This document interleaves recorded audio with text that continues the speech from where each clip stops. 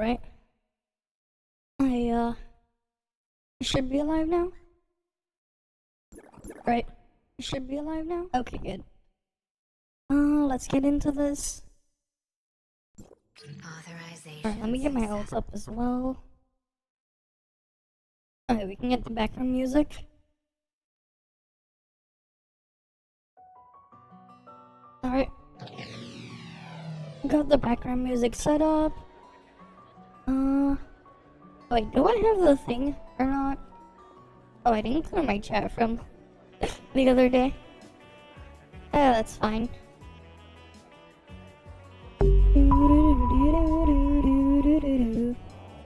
Alright, give me a moment.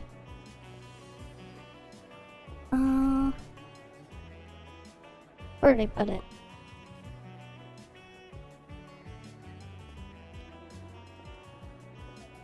Alright, there we go.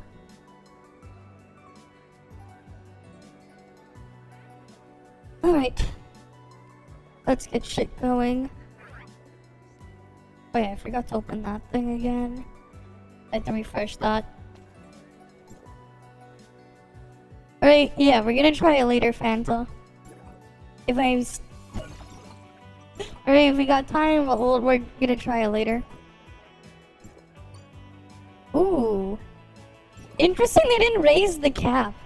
I think I didn't spend my, my currency.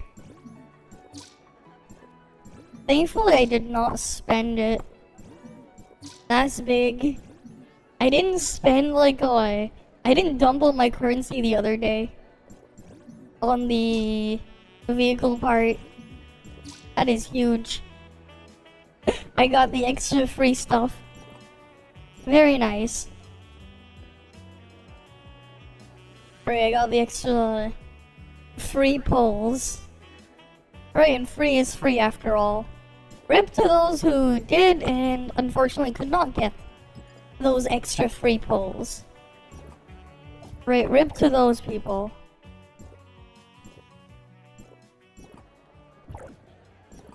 Let me... Mia's kitchen.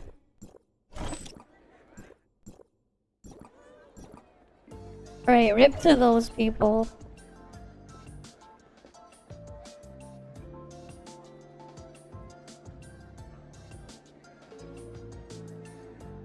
Alright, rip to those.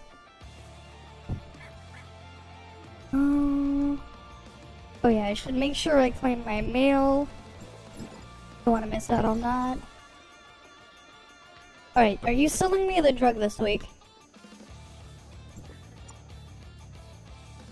Ooh, Pog! Finally I get enhancement shot! And it's a double enhancement shot week. Very, very nice. I haven't seen an enhancement shot for a while. Really wish they would just sell the enhancement shot like every day. But hey, at least it's there now.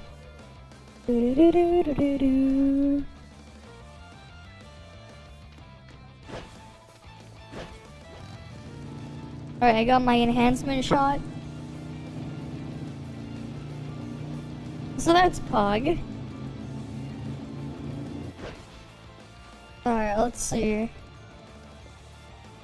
What do you got for me, Master Kang? Core control module. Yeah, I don't need these.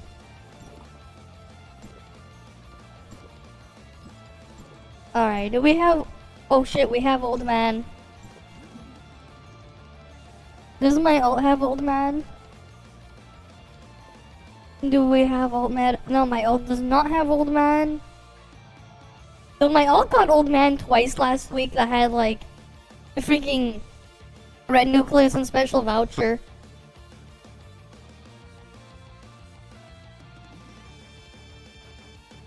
So like there was that. Alright.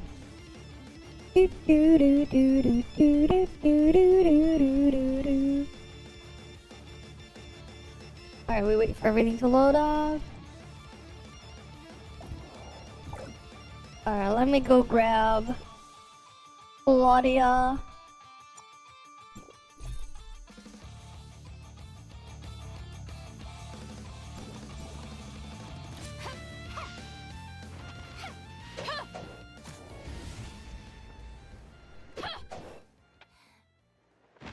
Alright. Oh, what's over here? Anything? Anything?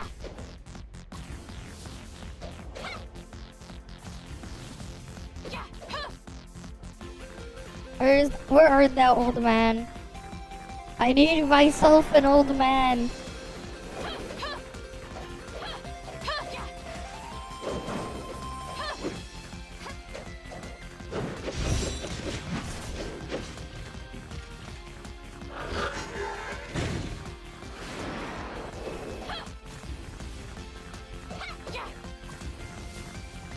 Nope, no old man.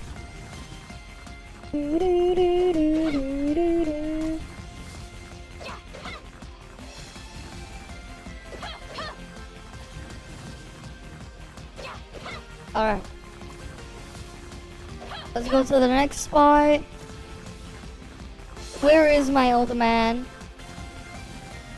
There is no old man there.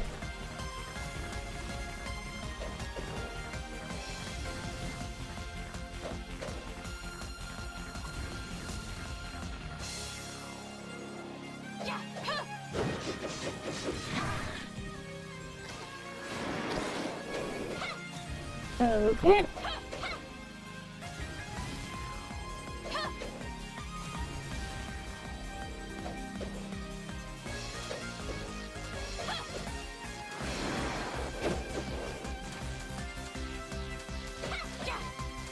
Come on.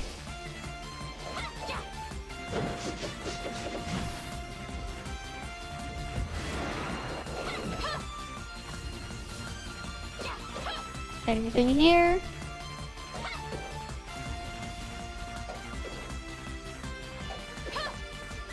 Nope.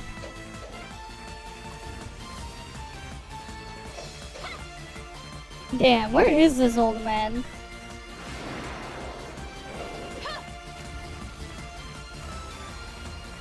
I wonder where he is.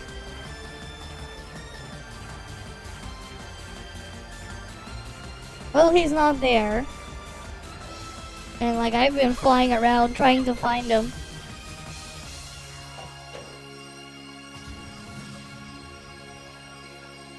This is just a pain. Where the hell he go?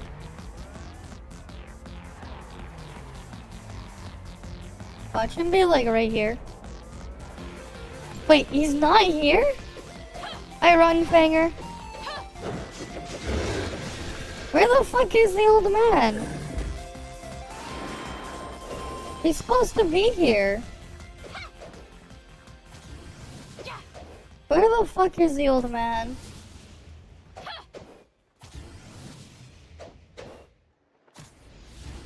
Cause it says like he's on my island.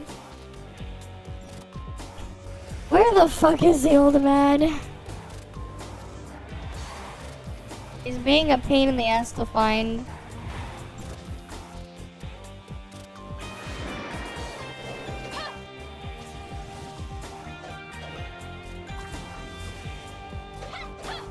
Alright, come on.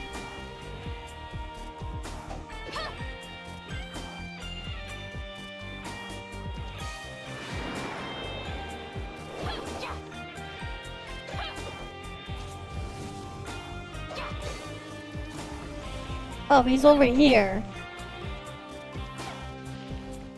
God damn it. Wait, no? I thought he was over there, wait.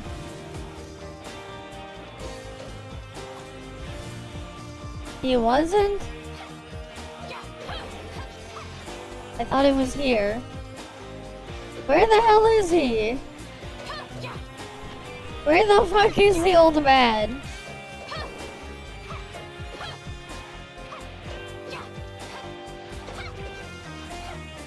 Yeah, we're gonna look at it later, maybe. Because I did say I kind of wanted to look at it as like a joke before. Out of just curiosity's sake. If there's time later. Where the fuck is the old man?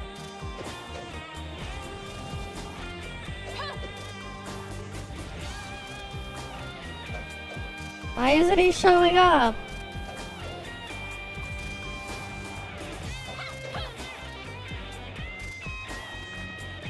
fuck? Where the fuck is he? He's supposed to be on here somewhere. But for some reason I can't find him.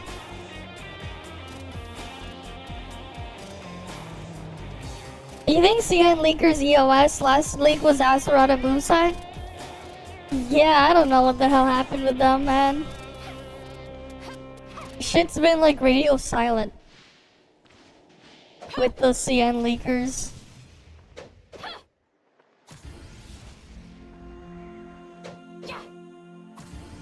Right, before we used to get all sorts of information from them. Now it's just radio silence. They all went EOS. Yeah, they finally got him.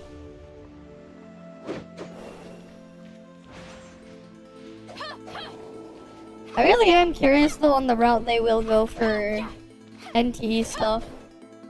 Hopefully they figure out that they don't need to have all the bullshit in their game. Right? Somehow Rockstar managed to keep GTA 5, you know, for how many years? Like 11 plus years? Without a lot of the bullshit? Right? I wonder why. Because it's not needed in the first place. Well, yeah. They're all just dead. The CN leakers. And they at least are aware of what GTA 5 and stuff in there is.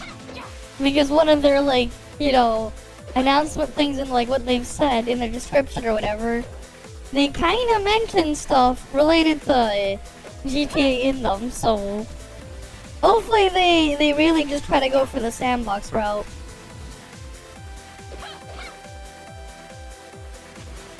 God damn it, where the fuck is it?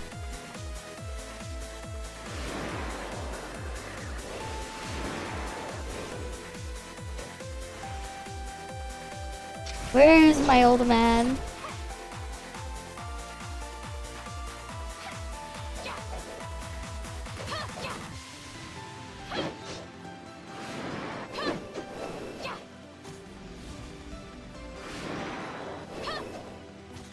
You want your yokai city sim? Yeah, fair enough.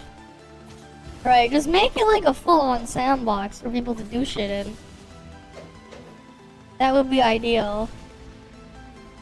Also, don't do the thing the other freaking games do and kill momentum.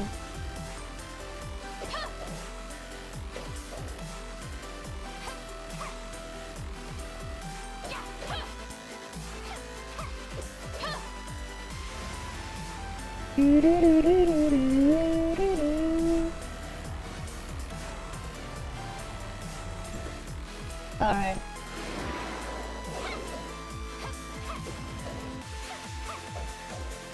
Just retire if you're shit, man. Just retire.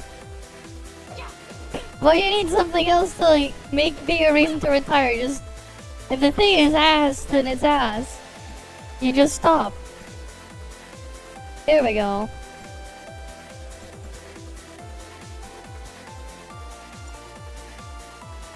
Alright. To be honest, I do want to make like a clickbait video.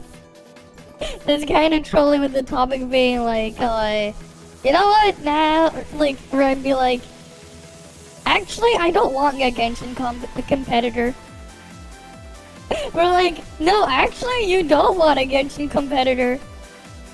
Because it's just like, do you want, is it really what you wanted again?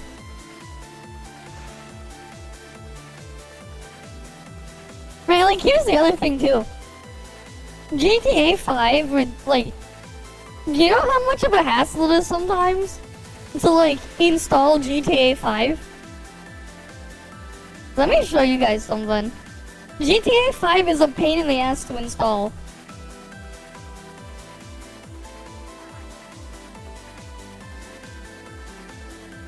Let me see if I can find it.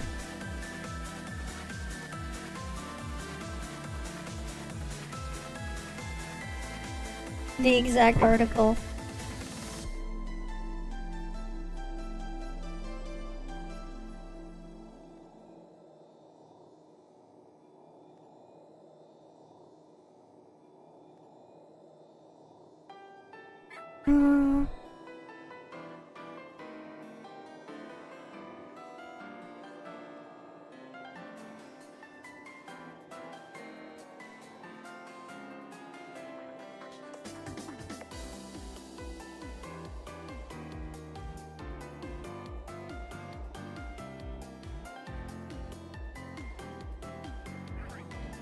Let me just double check.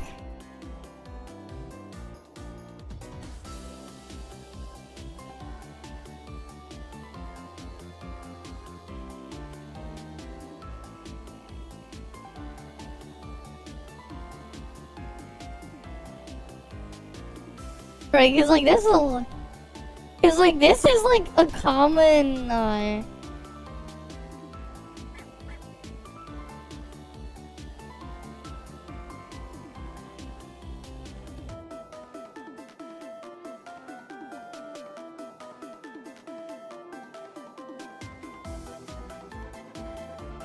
let me get my browser.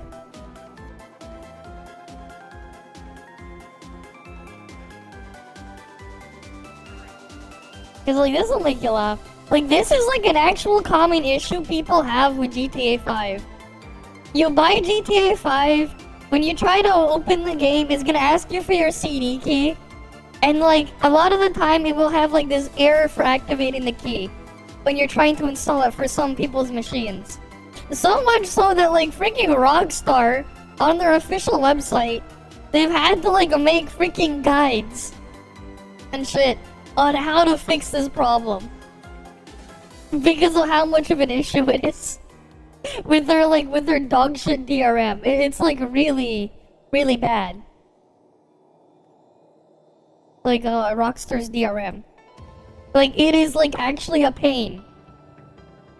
Like it is actually pure pain to like get GTA 5 installed and working sometimes. Especially if you're taking your thing to a new machine. Right, it'll just like deactivate itself and you have to go through like this massive ass ordeal just to get it to work. Right, like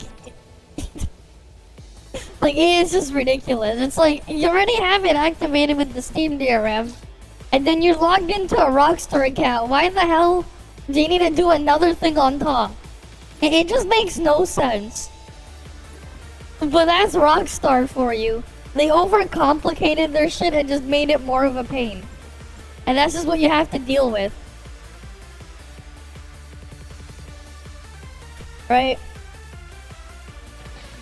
Like, that's just how it is, unfortunately.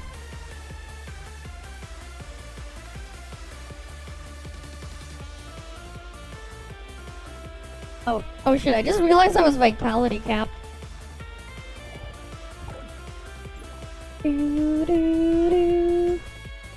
I've been vitality capped for a while.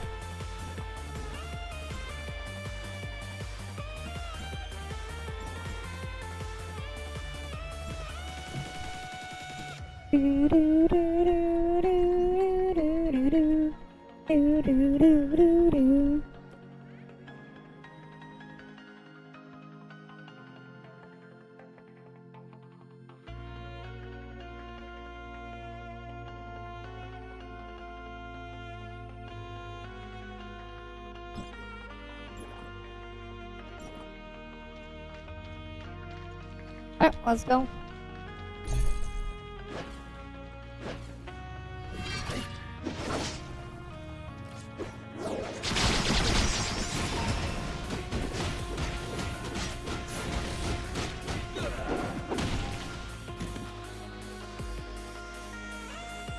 Alright, let me get my ult to the end first.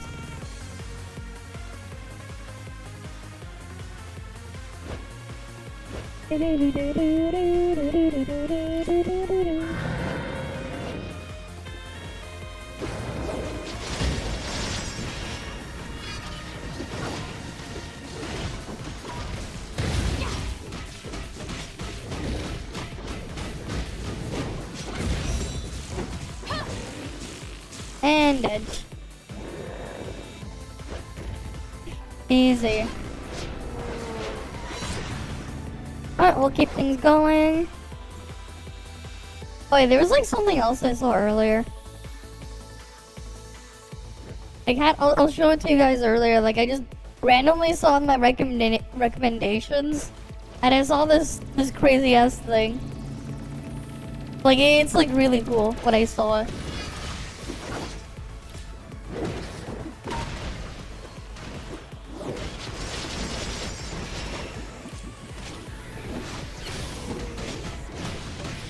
Alright, we'll kill Nonyan first.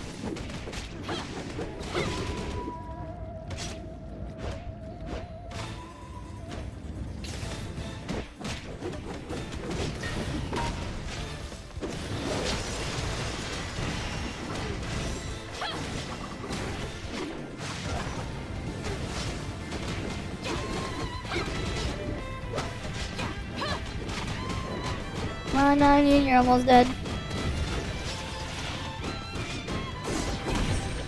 Alright, Nonyan's dead.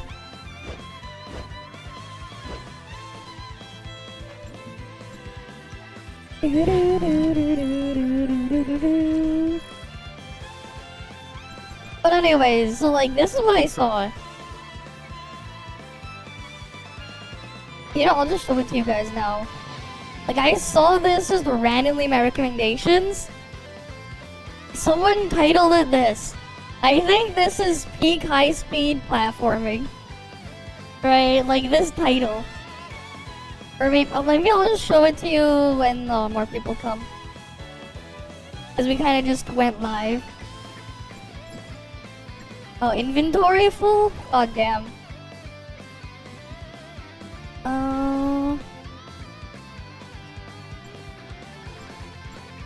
Alright, we got lots of junk to sift through. Really hope that we can eventually just have the junk gear auto-recycled. Because, like, it's just getting ridiculously just the sheer amount that we just have in there.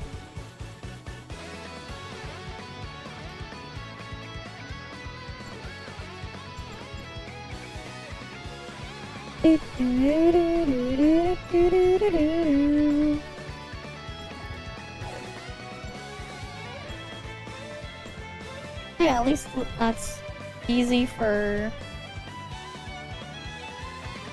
weekly missions. Right, at least those are some easy things to go and do.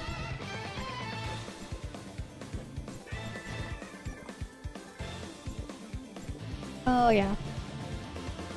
I'm gonna go get the thing done. Oh wait, no, that's not my old account. I just want to grab these. And then my alt, I do more of the same.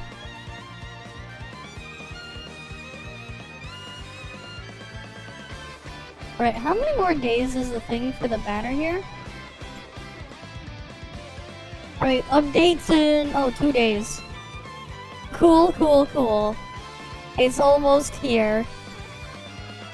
Just a little bit longer. And then we'll get the update. Right, very, very soon.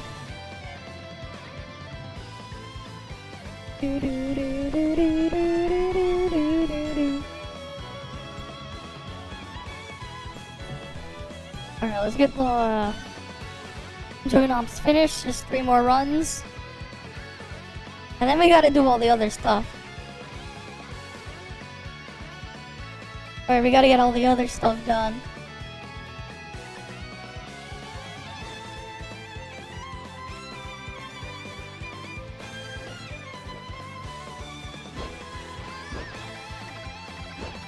Alright.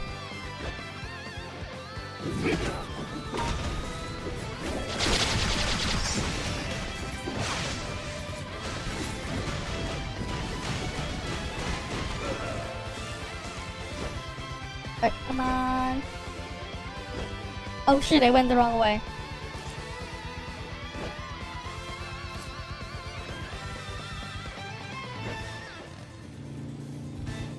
Of course not. Dying from what, man? It's the only one of these that actually has stuff. I got other videos to look through and react to later as well.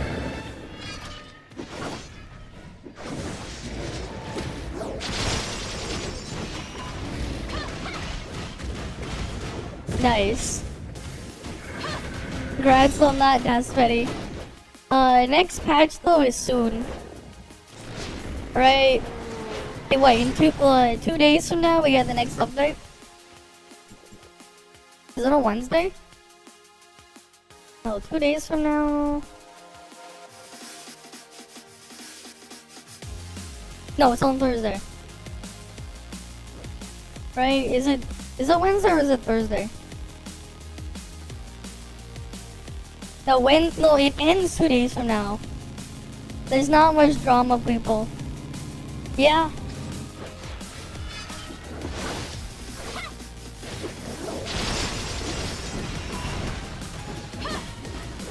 To be honest though, I think it'd be fun to like get some drama shit going.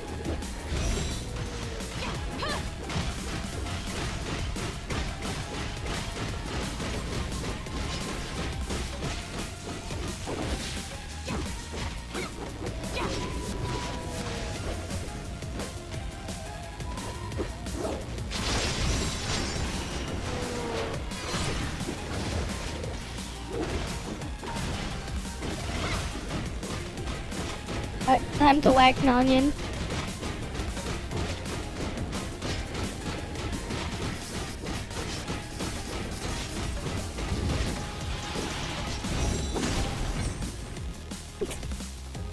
Bonk.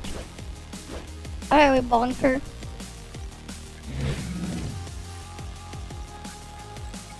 Got even more vitality to dump. Got lots of vitality to dump.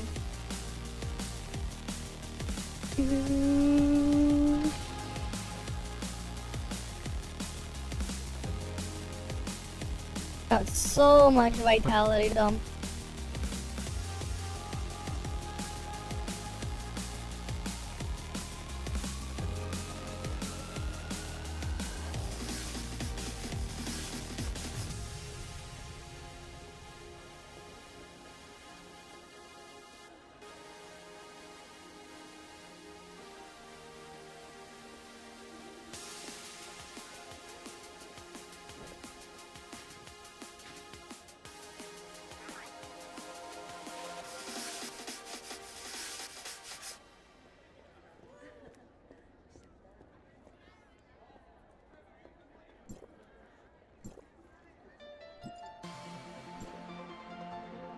Wait, there's something I'm gonna double check. I just wanna double check something.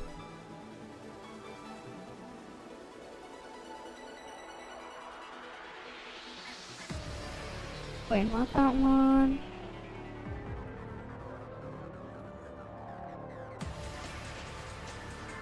Okay.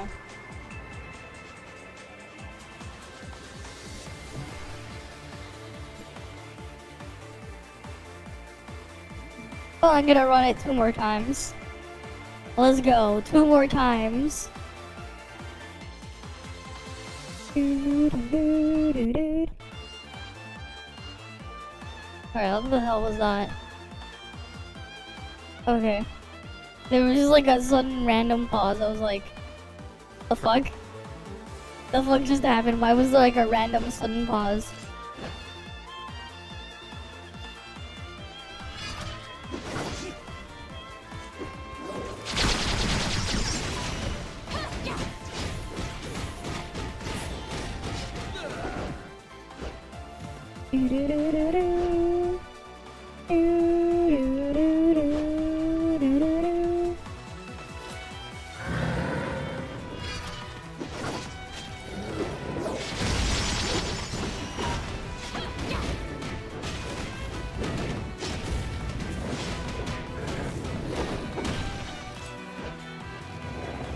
Alright, now to hit the onion. Very fast turn off.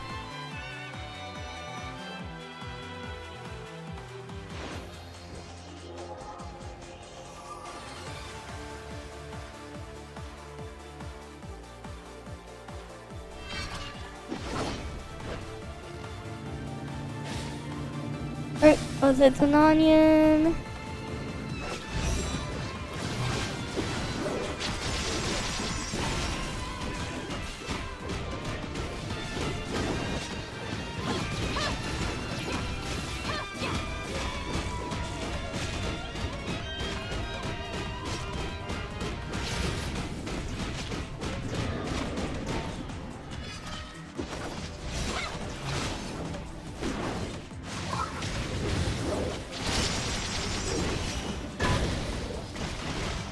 And there we go, bonker again. Look how fast this is. Very, very quick.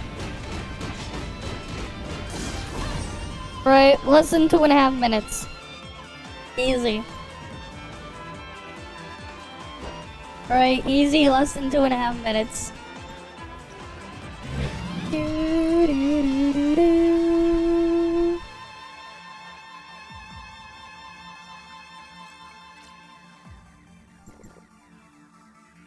Ooh, what's this? Devs are controlling. Oh, what the hell is this? Tower. Oh, someone made a video like they're trolling here. Really now? Why are they thinking they're trolling with nerfing? Why would that be? Meryl is like really strong on the test server. She's really strong. So yeah, I don't know. Why did they say like final numbers and shit on Meryl? Already?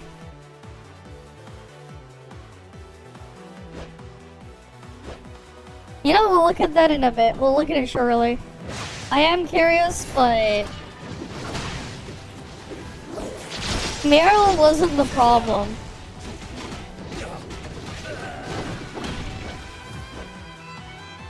Vault situation is just more of a weird thing because of where they are. Noah is just really bad for Vault.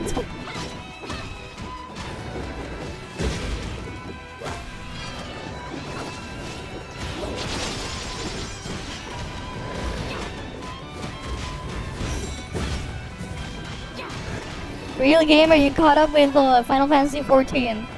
Ooh, nice. Nice, Nason. Nice.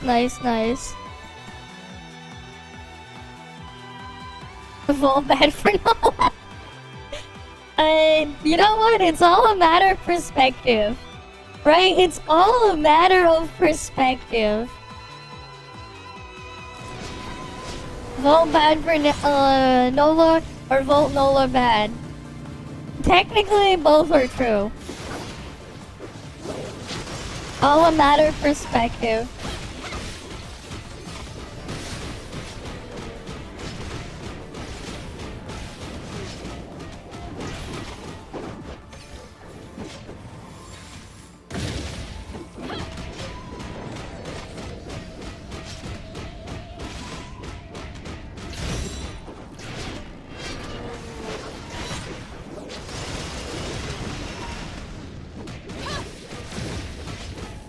This is how you fight an onion.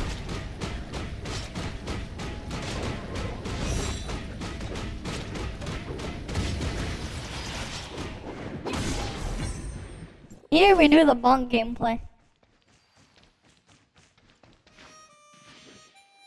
Right. We give the bonk.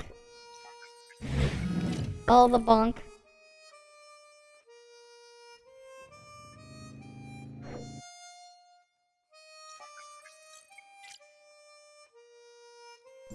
But you know, here, well, let me open the video link.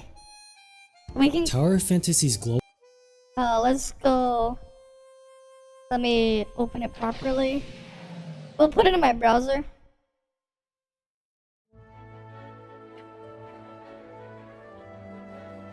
Tower Fantasy's global devs are trolling tank mains by nerfing Ironheart Meryl. Brevi and Asuka had no changes. 1-to-1 numbers in their healer and tanking kits when they came over from CN to global. Welcome. Maybe this meant that they were finally done with their constant nerfs on tanks, and Meryl will turn out great, and they actually nerfed her party-wide.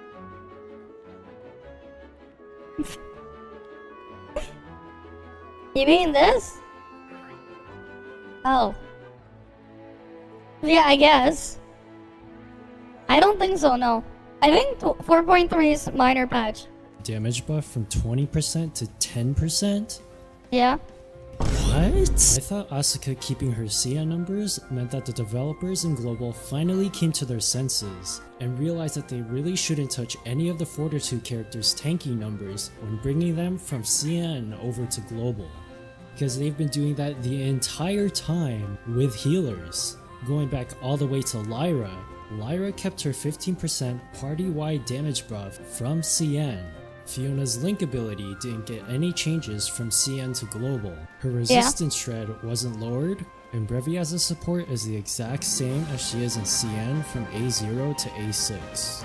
If the CN numbers for healers is already an established trend in Global, then there is zero reason for the global devs to nerf tanks below CN numbers. But Mimi got her 15% resistance shred nerfed down all the way to 0, and Meryl's 20% resistance shred is nerfed to 10. Does the guy know that, like, you cannot go over 50%? Does this guy know that you cannot go over 50%? So it doesn't matter? Like, utility-wise, like, in practice, it doesn't really matter. Because they cannot go below 50% anyways. You cannot lower it below 50%. The game will check. If it's above 50%, it will reduce that number to below 50% from all your sources. People are already going over the cap to begin with. Like, in practice, they're not gonna notice. And on CN, everyone was already at just constantly a cap. Yeah, I don't know why they reduced this thing, but... And my guess is just so they don't get people playing Fortitude Meryl as DPS. For some reason, that's probably the only reason why this is done. They don't want people using Fortitude Meryl and Bygone, I guess. That's probably the only reason why this is a thing. Purely for Bygone reasons.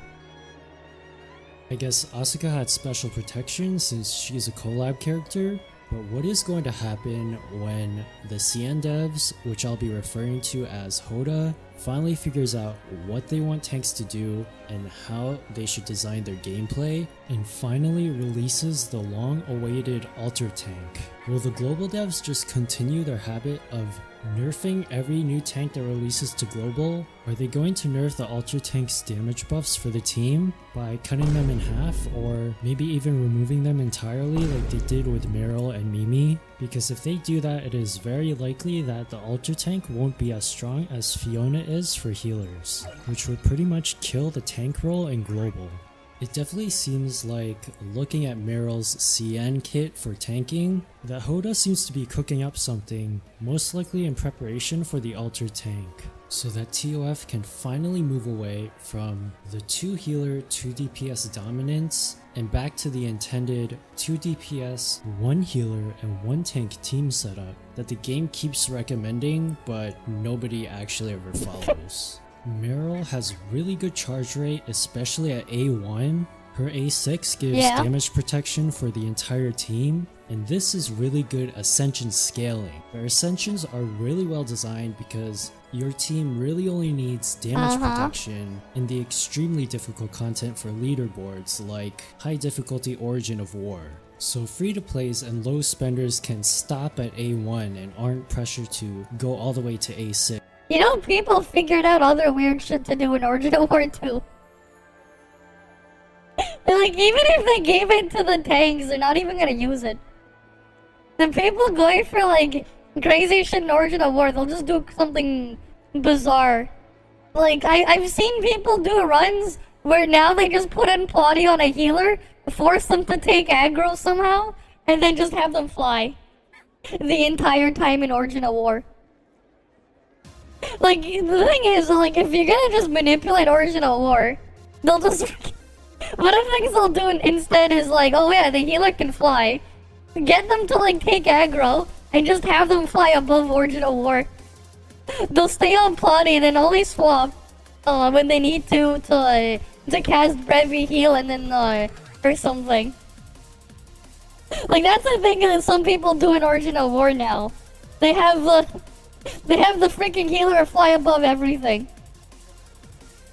Because, like, they'll come up with weird strats to break the game. The intention, I feel like, has just gone out the window. Heck, the same time, right? You can do, if you're gonna do the thing as a tank, right? You do Plotty plus Oscar and then another Fortitude filler in the last slot. Again, you just fly above the entire arena. The freaking enemies can't get you up in the air sometimes. You just fly above everything. You just fly above everything. Right? Like, they'll do shit like that. Because they can. Right? Like, they'll just stay up in the air. Like, it's just a thing. Probably got from CN Classic version, maybe. Like with Brevi, who definitely needs A6 to function as a proper healer. Meryl's trait allows her to become the main taunt character by giving full charge at the start of a fight, allowing her to keep enemies permanently taunted with her discharge ability. As an added bonus, her trait gives her 50% more shatter, which is really good for people who missed out or skipped A3 Asuka. And finally, the most important part of a character, how much damage they can contribute to a team. Lyra's 15% damage buff is the lowest out of any of the other healers. I'm pretty sure she did more than just 15%. Which is why I consider this number to be the bare minimum of any support or fortitude character to buff their team with.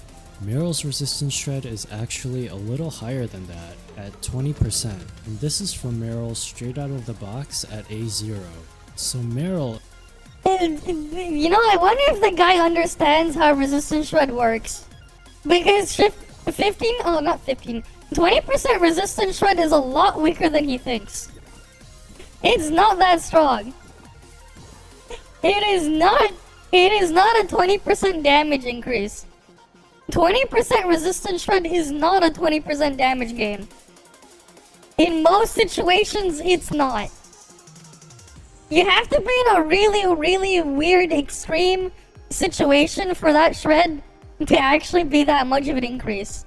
And if you're in that situation, then you might as well have everyone playing altered comp with Nova, because once that starts happening, you're gonna be doing no damage anyways. Oh yeah, probably we'll do, what, in like, next week? In like 10 days or so. They should release some new news for NTE.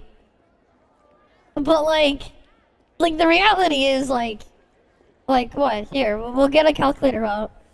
Most enemies have 30 or 40% resistance. Right? So like your damage calc would be 1 times, right? Let's say you do 1 damage. It would then be in brackets, where are my brackets? Why aren't there brackets in here? Here. 1 times, and then 1 minus, and then you would have, if you have 30% resistance shred, it'd be 30% resistance, right? It'd be 0.3, and then you multiply that again by 1 minus, and then your resistance shred value, right? So if you have 0% resistance shred, then that's a 0. There you go, your damage is multiplied by 0.7, because they have 30% resistance. Now, the damage formula instead, if you have, let's say, 20% resistance shred, well, this is what it's gonna look like now. 1 minus, and then again, 0.3 times 1 minus, let's say we have 20% resistance shred, 0.2, And there you go. You're doing 0.76% damage instead of 0.7. So the amount of damage you'll be gaining in this scenario is 10% from 20% resistance shred. And just so you know, the amount you're getting from here will only get the increase will only increment by even less the higher that number is. So like, let's say you went from 20% to 30% resistance shred. Well, then you go 1 times, right? 1 minus, again, 0.3 times 1 minus 0.3, because we're now at, right now we're at 0.79. Right, so our damage increase over having no resistance shred is 12 and almost 12 and a half, almost 13%. 13% damage increase from 30% resistance shred. Right, and that's assuming the enemy has 30% resistance. If they have like 40% resistance, then you'll have this situation, right? 1 times, right, 1 minus. This is like your base damage. It's 0.6 when they have 40% resistance shred. Now, if not 40% resistance shred, 40% resistance, right? But let's say you had 20% resistance shred on that target. Right? 0.4, multiply that, 1 minus 0.2. Well, now you're doing 0.68 damage, right? Divide that by 0.6, and you're gaining 13.3% damage, right? From having 20% resistance shred on the target. You are not gaining 20% damage, and this is in fact less than 15%. Right? That is just the reality of resistance shred. That this guy doesn't understand. And you're hard capped at 50% from all sources. So, like, if a healer puts stuff like the shred that you get from Fiona, the 8%, and then you as the player, you have, let's say they have Asuka's is like 12% on them. That's already 20%. But then let's say you as the player, you already have Nola. Well, now you're at 35%. But let's say you're playing a Volt comp, right? You also have Ray with her 4-set. Now you're at 50%. Any more resistance shred you have on top, like let's say you get resistance shred from Meryl, even 10%, 20%, you hit the cap, so you're still at 50%. Same thing, you go to Frost, right? Frost comp, right? Like, again, let's say we go to Frost. Right, you have that stuff already on the target, but let's say you have Frost comp. Right, we get 20% resistance shred from Nonyan. Right? We get Nola 15% resistance shred. Right? And then we have what's it called again? Rosalind's 15% resistance shred. Right? Oh wait, we already have 50% resistance shred. So any resistance shred provided by someone else will do nothing. Because we're already at the cap, we cannot go over the cap. Like, that's just the reality. It's not as significant as he thinks it is in practice. Because you cannot go over the cap. They just made it harder to hit the cap, because the thing is, on CN, everyone is already at the cap. Like, the regular resistance shred thing on, like, a regular weapon on CN is already 30% resistance shred. Unlike most things. So you're, like, once you have 2 weapons that have resistance shred on CN, you're already at the cap. Any shred that's provided by a tank does nothing. Because you're already at the cap. Like, that's the thing that, that's like the thing with that. It's not as impactful as he thinks it is. It's not. Is actually an amazing tank in CN. All of the tanks since Mimi's release have very good long-term potential in CN. If they release a healer not that's really. so good that it replaces Lyra, well, Mimi can still activate 4-piece Zero with her team shielding, together with her 15% resistance shred, Meryl, and the altar tank, and the Fortitude role has a very free-to-play friendly setup that can contribute to a party's overall damage to the same level as healers do. That is not how it works. Well, like, we already did the math on that. Like, it doesn't work that way. It is not a buff. It is a debuff on the target. But the way the resistance is calculated, you cannot go over the cap regardless. So it doesn't actually work the way he thinks it does.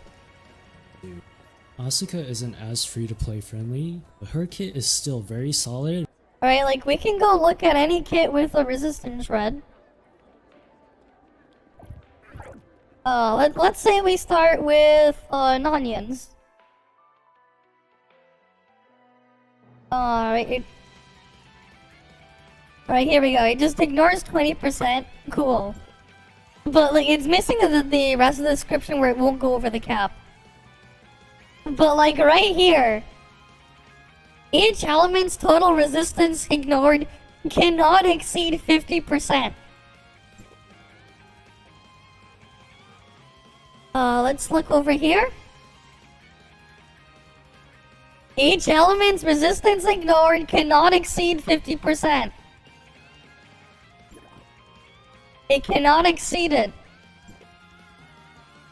Oh! Each element's total resistance ignored cannot exceed 50%. Oh, don't worry, Alunka has it too. Each element resistance ignored cannot exceed 50%. I believe you have it on a passive and the skill. Oh, it doesn't tell it. The cap isn't shown there. I don't know why they didn't show it on everything, but it still applies. They just eventually, once people started like actually hitting like large numbers, they started to report the fact that you cannot exceed it. Then we go over here. Each element cannot exceed 50%. She has it too, right? Or was it on her skill? Right? Ignores this one. Each element cannot exceed 50%. It's right there.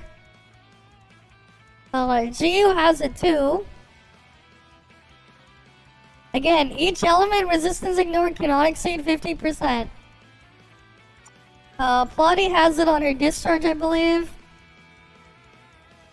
Again, each element's total resistance ignored cannot exceed 50%.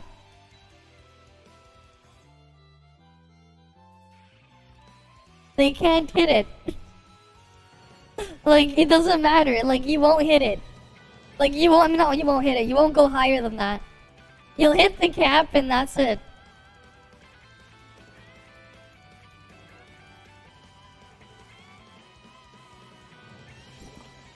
So again, like, it's not a damage increase by that amount. Like, it doesn't work that way. It doesn't.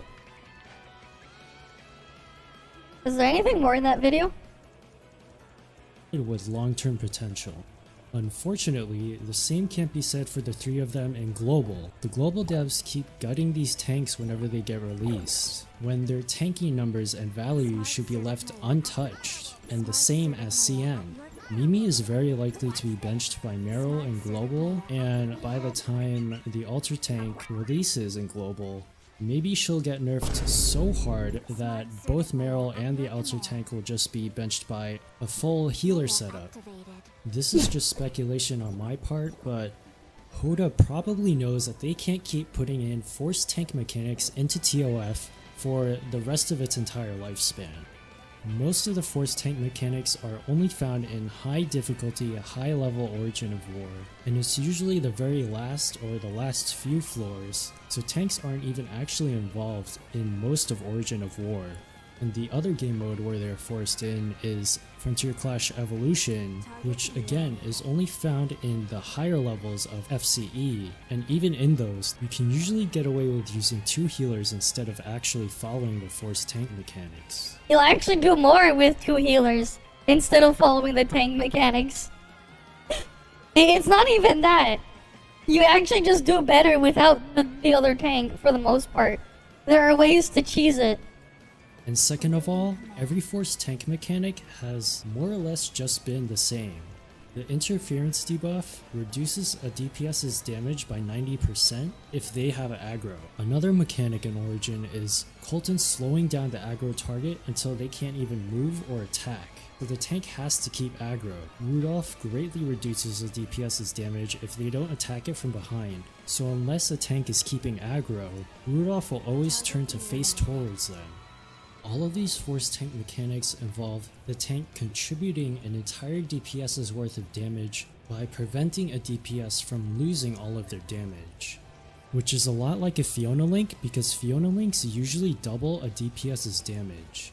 So instead of the tank It doesn't getting an double a indirect DPS's Fiona damage buff anymore. in just a small part of content, it's definitely possible that Hodo wants to release an Ultra Tank that's as strong as Fiona in terms of giving a really powerful damage buff for teammates, so that tanks can just exist naturally in the game and they'll be good in any content, not They're not gonna make a tank altered for a long time. just in content where they're only forced into. Unfortunately, with the way things are going for Global Fortitude characters, tanking will probably just end up being a role that's played just for fun and not because it's good. I am very certain that the global devs will nerf any party-wide damage buffs that the Ultra Tank will have, and I wouldn't even be surprised if they just outright remove the damage buffs altogether. About a year ago in my Mimi video, I showed that Fortitude characters' constant nerfs would make the Fortitude Resonance role too weak to be a meaningful role by the time the altered Fortitude character released. Well, it turns out this really might end up becoming true.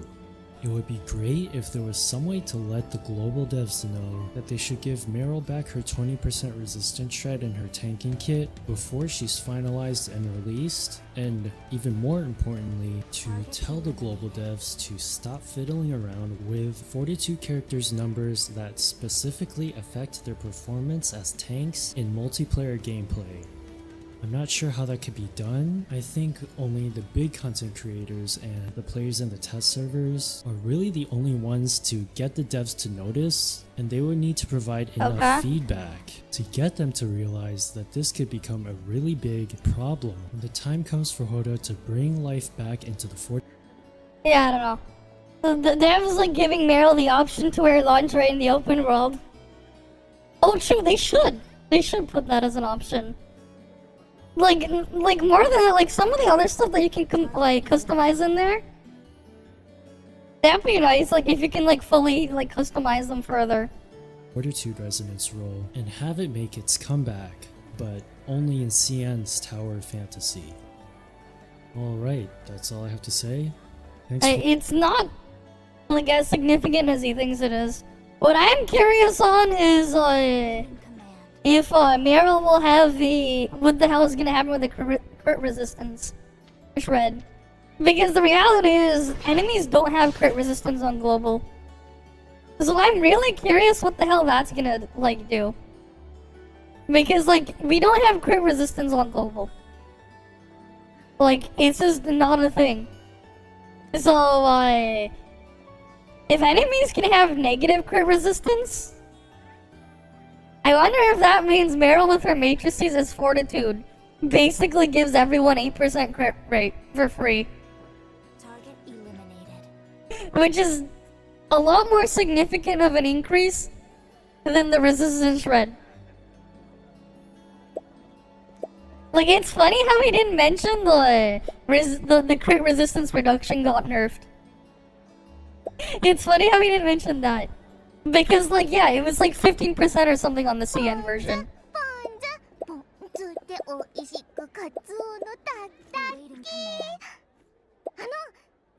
I just need to check something. Because, like, yeah, the global number got reduced all the way to 8% for resistance, not resistance. the crit resistance reduction. But like, we don't really use crit resistance on global. Because nothing has crit resistance on global. So like, I wonder what like that's actually gonna do. Because enemies have 0% crit resist on global. Target eliminated. For some reason. They just don't have any.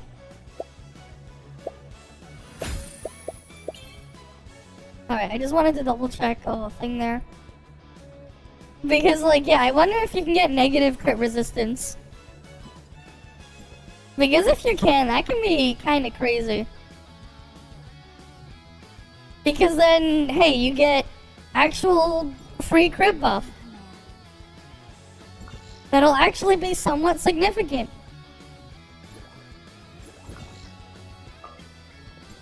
Especially because of how good Altered Nola is.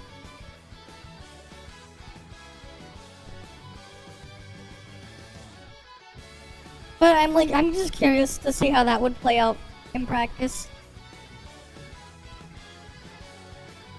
Because it would be quite significant if that is the case. Oh yeah, what is the raid this week?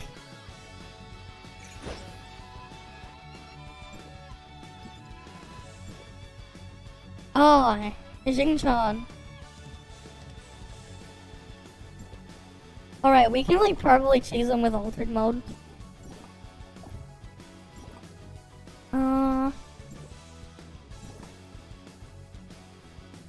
I'm gonna bring my alt over to the same channel I'm in. Oh, let's go buy our stuff in the shop. Because, like, the reality is, it's not as crazy as he thinks it is.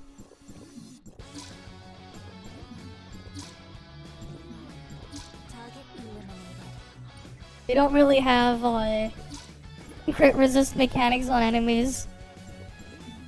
They probably did that to, like, balance that part. It's like, if she does reduce crit resistance, and it can go into the negative values, like, I am, like, really curious if that does happen.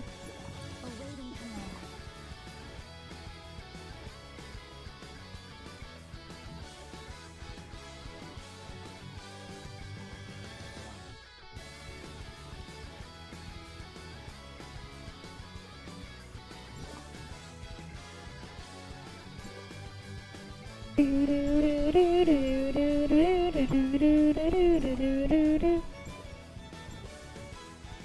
There we go. All completed.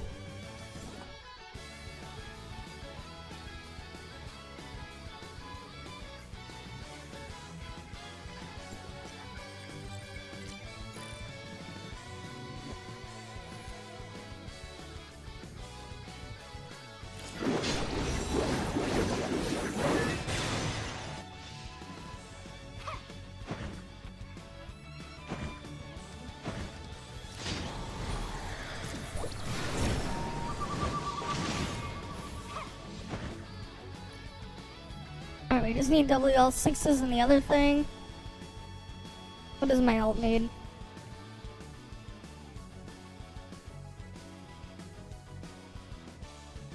Oh, my alt has the exact same dailies.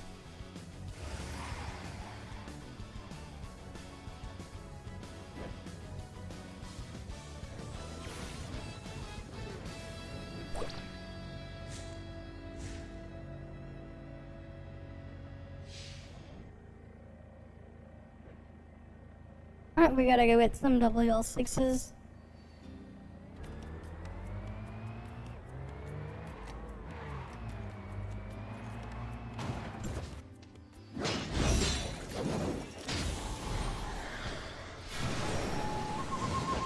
That's one WL6. I need another one.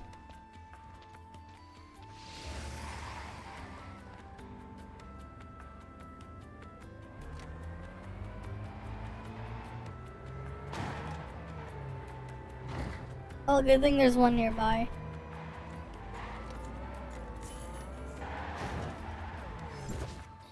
Hey, it's right there.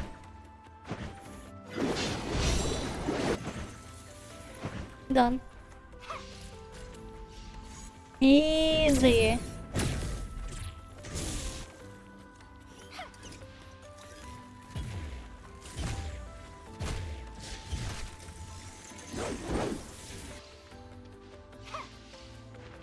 Cool, I'm not in combat anymore.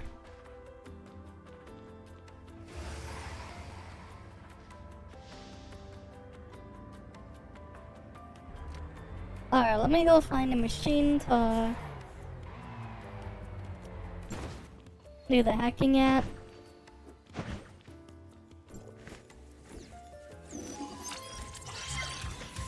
Can I get a lucky strike, please? I want a lucky strike. God damn it, no lucky strike.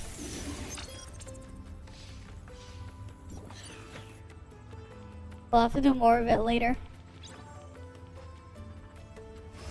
You uploaded a video on Afro's Discord? Really?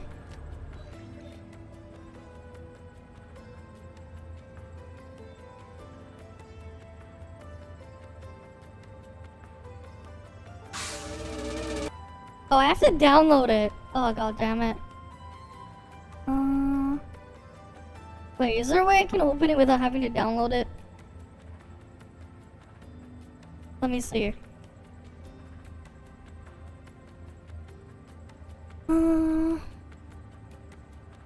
Yeah, this will work. Good enough.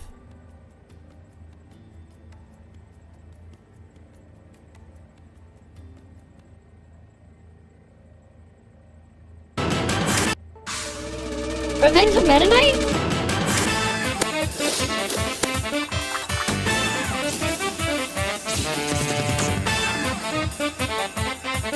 Alright. Wait a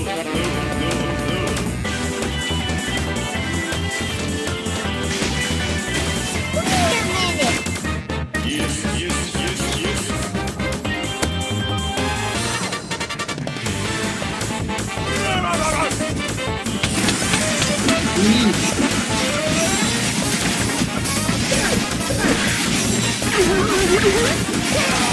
Nope.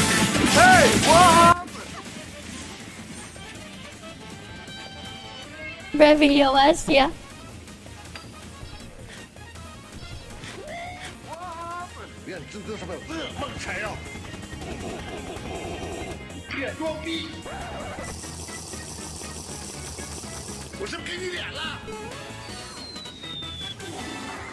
Dead. Huh?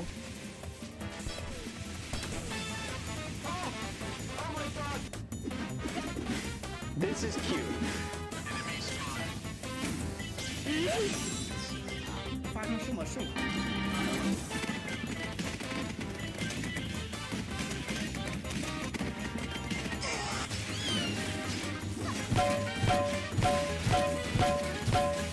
Okay, this is the open world boss.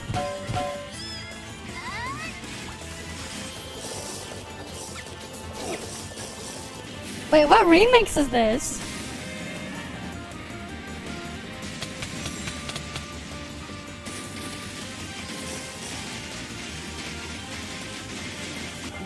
Alright.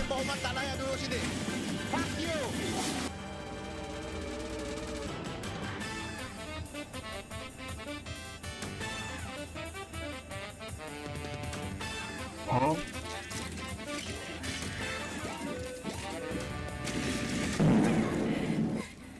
Dead. Wait, was that the one? Was that the one you wanted? They soar despite haters. What? The fuck? That did not happen. That definitely did not happen.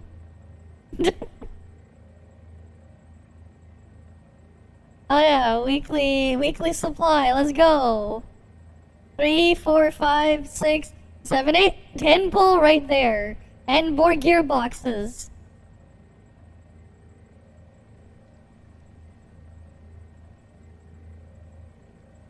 Right.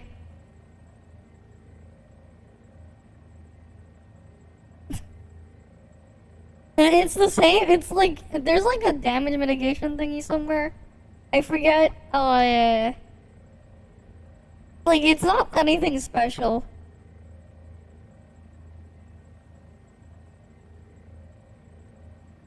But like yeah. Wait, there's like this thing I just saw like randomly, in my recommendations. Like this thing is like pretty neat. I was like I was just like looking around, and then I just saw this. Didn't tell me anything about it, but like it just says this is peak high speed platforming. But look at this shit. It's just like at like the speed and like how quickly everything's moving here. Right, they just keep moving.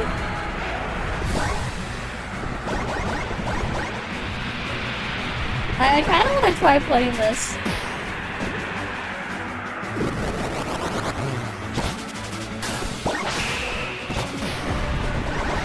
This does look like pretty fun to go through.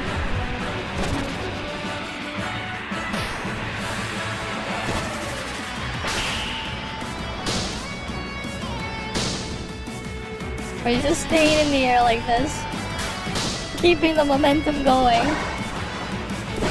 And he keeps going. Right, they just keep the momentum up.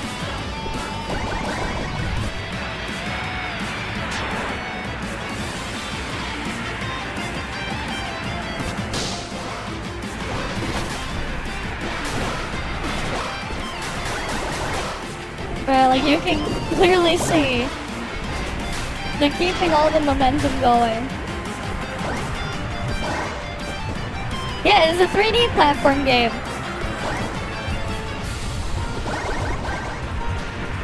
Right, it's a 3D platform game. Eliminated.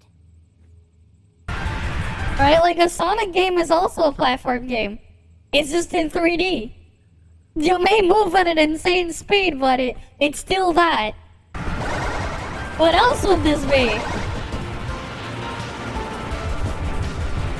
Right, what else would this be?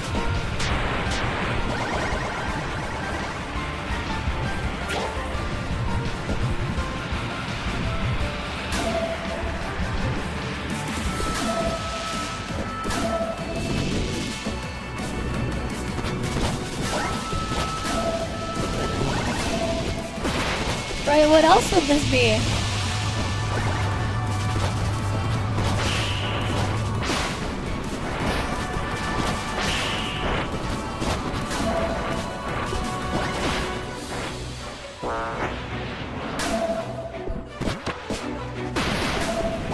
Right, what else would this be?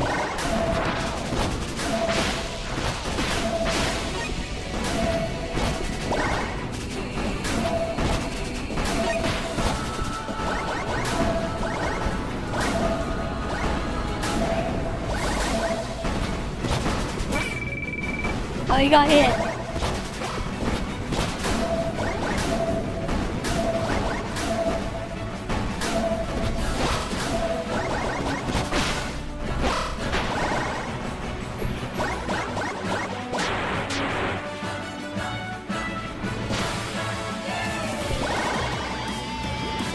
But like, yeah. Pretty sick though, just like how fast everything's moving.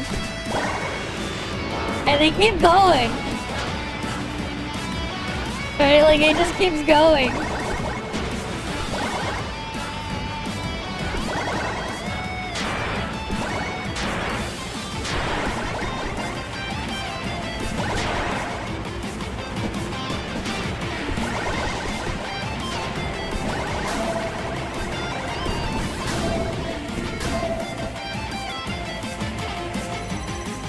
Alright, there's still more.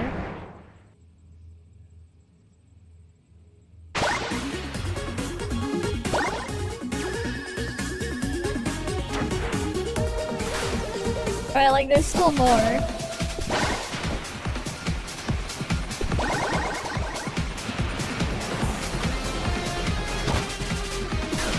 But like, yeah, this shit goes is just kind of crazy.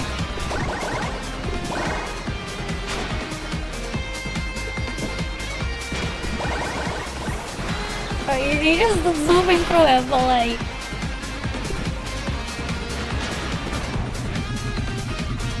Right, he just launched himself in the air.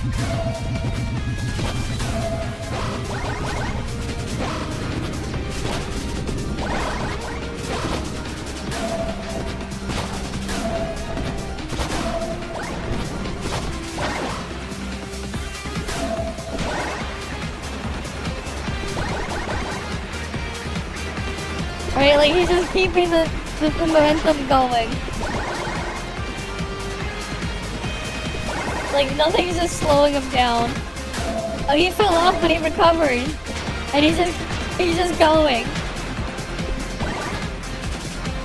He's just going.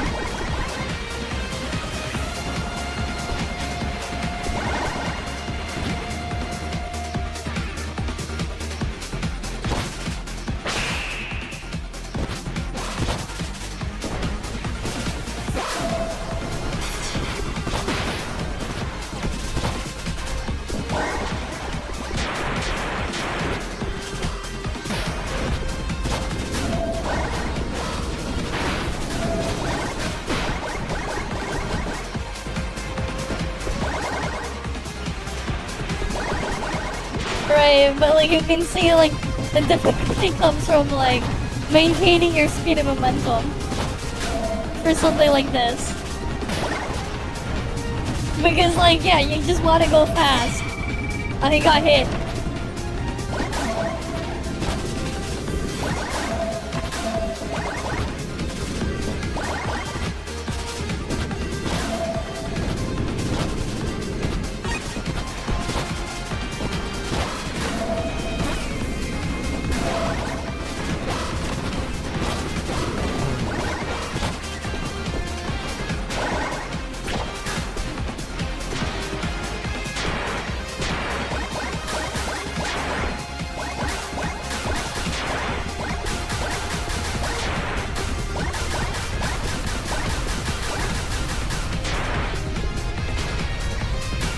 I think he's almost at the end.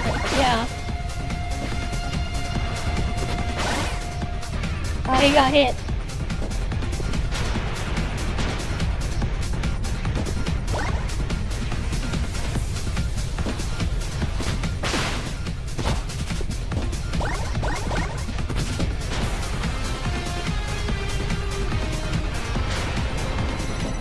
Right, it's like you just want to keep going.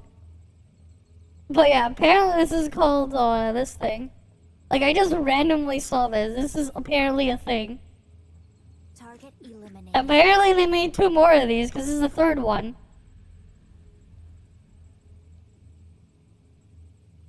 Yeah, they made like 2 more of them. They got 3 of them. Oh, this one's like, the first one they did was like, it's like a 2D thing. Okay. Awaiting command. And then like the second one is what? This one's also in 3D. That's neat. Right, but like yeah, it's a 3D. Like even you can even see here, a 3D platformer.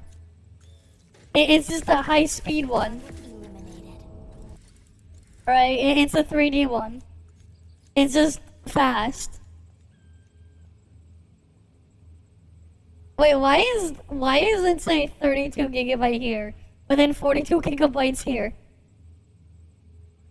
Weird, but it's pretty neat. I wanna like try playing it one day. Awaiting command. But like yeah, like it's just crazy just how well like they're just maintaining speed and shit and that. Right, it just looks fun.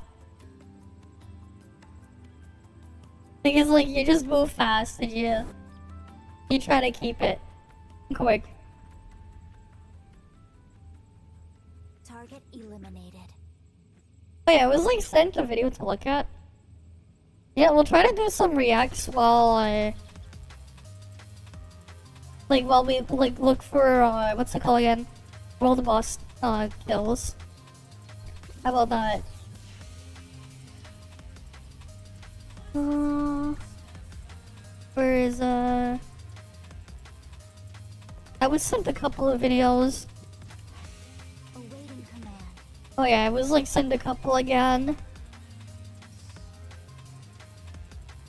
Okay, let's look at this one. Premium currency to be banned. Well, just when I thought it was going to be a slow news day in the gaming world, Alright. we actually have some very, very, very good news today. That has got to be leaving all the major AAA studios feeling pretty nervous today. So in order to not bury the lead on this, let me break it down for you real quickly. The European Consumer Organization, or the VEUC, has filed a report complaining to the European Commission about monetization within in-game app premium currencies and purchases. They make a series of recommendations, all of which, if upheld by the European Commission, will radically change the face of monetization in gaming for the better dramatically. And if you're an American, as most of the viewers on this channel are, and you're thinking, well, what can the European Commission do here? Well, the answer is quite a lot. Apple and Google over recent years have fallen afoul of the European Commission to the tune of billions of euros, as well as needing to change various products that they sell within the Eurozone to meet the European Commission's regulations. And if these regulations were passed in Europe and became the new norm, it is very, very likely, I think, that the rest of the world would begin to follow suit, because I think you'll agree what we've all needed from politicians is a little bit of clarity on this issue so that we can stop living in a world where a 5-year-old can spend his parents' entire bank account on FIFA due to one misclick. I mean, as a gaming channel, we're probably mostly thinking about microtransactions, but this affects society on a much broader level than just how bad the latest Ubisoft games have been. So again, just to be clear on the structure of this, the European Consumer Protection Group is suggesting European legislation make several changes to how these monetization systems can be run within Europe. It's quite a long document, so I've broken down what I think are the 4 most relevant points to discuss in this video. First of all, their number one suggestion is that in-game currency purchase, that's the thing where you exchange your real money for some fictional money and then make purchases with that. That entire practice is designed to make the money abstract so that the person spends more. The European Union already has rules about trying to deceive a customer about how much they're spending on a purchase, and that this clearly, in their view, runs afoul of these rules, and thus in-game currencies should be banned, full stop. Yeah, I'll just mute the game audio. Over. However, they acknowledge in the report that this might not be possible with all games out there. And when it isn't suitable, they then break down several other situations that are kind of subsidiary, more nuanced situations that definitely should be restricted. The first of these is that intentionally obstructing the nature of the currency should be more strictly enforced in situations where it can be. The type of thing they seem to be suggesting is, say there is a gacha game that does involve multiple currencies. If you are making a in-game purchase, that purchase's value should be clearly stated in the in-game currency as well as in the currency relative to you in the country where you live. Ooh, wait, that's huge. If this gets forced, right? If this gets forced, then, right? Then shit like this, they'll actually have to tell you how many whatever you get. That's huge. That is really big.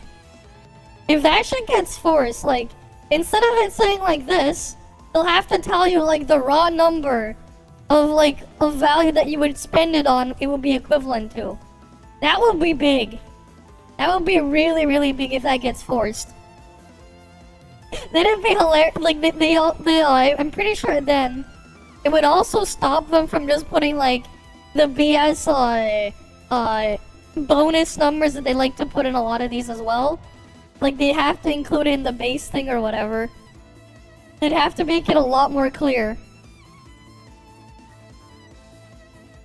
Alright. That would actually be very huge if they did that. In my experience, some games have already adopted this, but it would definitely be good to see it enforced as a universal standard. Overall, though, I think this is sort of the most milquetoast suggestion they make. Obviously, they've got to make some adjustments, but I think we've already seen this, and it wouldn't make too much of a difference. But Yep. the next ones they've made, I think, are a little bit more dramatic. The next suggestion they make is that even if you are going to allow in-game currencies in certain situations, one of those certainly cannot be in the case of children or games that are available to be played by minors. They say that in this regard, our Swedish member Sveriges Konsumenter published That a is report big. in 2019 looking at in-app purchases marketed towards children. Among 240 of the most popular apps tested, 145 were marketed towards children. Only Yeah. 26 did not include in-app purchases, highlighting the scale of children's exposure to in-game and in-app purchases. And they're pretty clear in the report they want this stopped, as it is consumer exploitation of vulnerable people. And finally, the fourth and last point they make is, I think, by far the most interesting. I think the one that dives down the most into the real problem here and will do the most in improving the lives of ordinary Yeah, that'll gamers. be big. And that is, they want these games and their pricing models to have to deal with something called GDPR. GDPR is the European Data Protection Act. In Okay. short, what they want to stop these companies from doing is using the data they have on you to change the way the game is played in order to encourage you to spend money. Ooh. In my view, this is possibly one of the most sinister things about gaming. I mean, I think we're all aware of the whole phenomenon that you might get if you play something like a gacha game, where the very first time you spend a tiny bit of money, you suddenly get this amazing, 6-star pull that's like 1 out of 100,000. You're like, oh my God, that's so amazing. Oh, That yeah. kind of exploitation, I think we're all aware of, happens now. But if you think about it, there's a lot of other incredibly seedy things these companies can do to try to get you to spend money if they have enough data about you. If they're aware that you're likely a very poor person, they can advertise a lot of very cheap packs to you or give you a lot of things on sale in order to get you addicted. They can do the exact opposite of this if you're well off, give you absolutely no sales on anything. But worst of all, they can change things about the game that have nothing to do with in-game purchases to make you want to spend money. Whether that's putting you in some ridiculous Hey, hopefully this goes through, though. Call of Duty so that you get a nuke to drop, so that you're more inclined to keep paying for that Xbox Game Pass, or make the armor upgrades in the latest Assassin's Creed game just take way too much time to collect all the resources for in your silly little mini games, so that you head on over to that store and pull out your... Man, I wonder what that sounds like. Gee, I wonder. Right? Right, like, I wonder. But yeah, that's good that, like, they're like, something is finally being done. It might be in early stages, but it's good overall that something is finally being done on this shit. your credit card. Because remember, they can just check the data on how long people are willing to farm resources for, and then use that data to set things just a little bit too high to achieve that end. The response to this by Video Games Europe, which is a central... Oh wait, isn't that like the whole point of like the Genshin and the WoW Battle Pass? Right? The materials you need to upgrade your characters are so absurd that you basically need to get the Battle Pass to make it a little bit less shit. It's still shit, but like I remember from what I remember like seeing from the thing. Like what was like the stuff in them?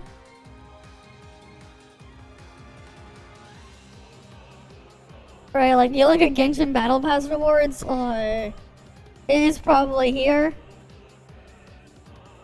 Where's the total amount outside of the weapon? Right, you get purchasing it, you get 5 of this resin. Whatever these things are, 2 boxes of those. Right, items value are as follows. 519 original resins worth of experience books. 540 resins worth of ores. 540 resin worth of Mora. 610 resin worth of artifact experience. 816 resin worth of Okay, no, the Primo Gem thing you ignore, because that does not make sense. 300 resin worth of fragile resin, yeah. 768, no, we're not counting the fates. And then 383 resin worth of talent bucks. Oh, because like they're converting it as like how much Primo Gem converts to thing. That's where they got the Primo Gem equals resin thing. That's a weird, bizarre thing here. Right, like you pay for the thing. That's 22 days of your grinding basically removed. Right, 22 days is basically the value of the Genshin Battle Pass when you go spend the money. It's 22 days. Thanks Wiki for telling me. Right, we can look at why.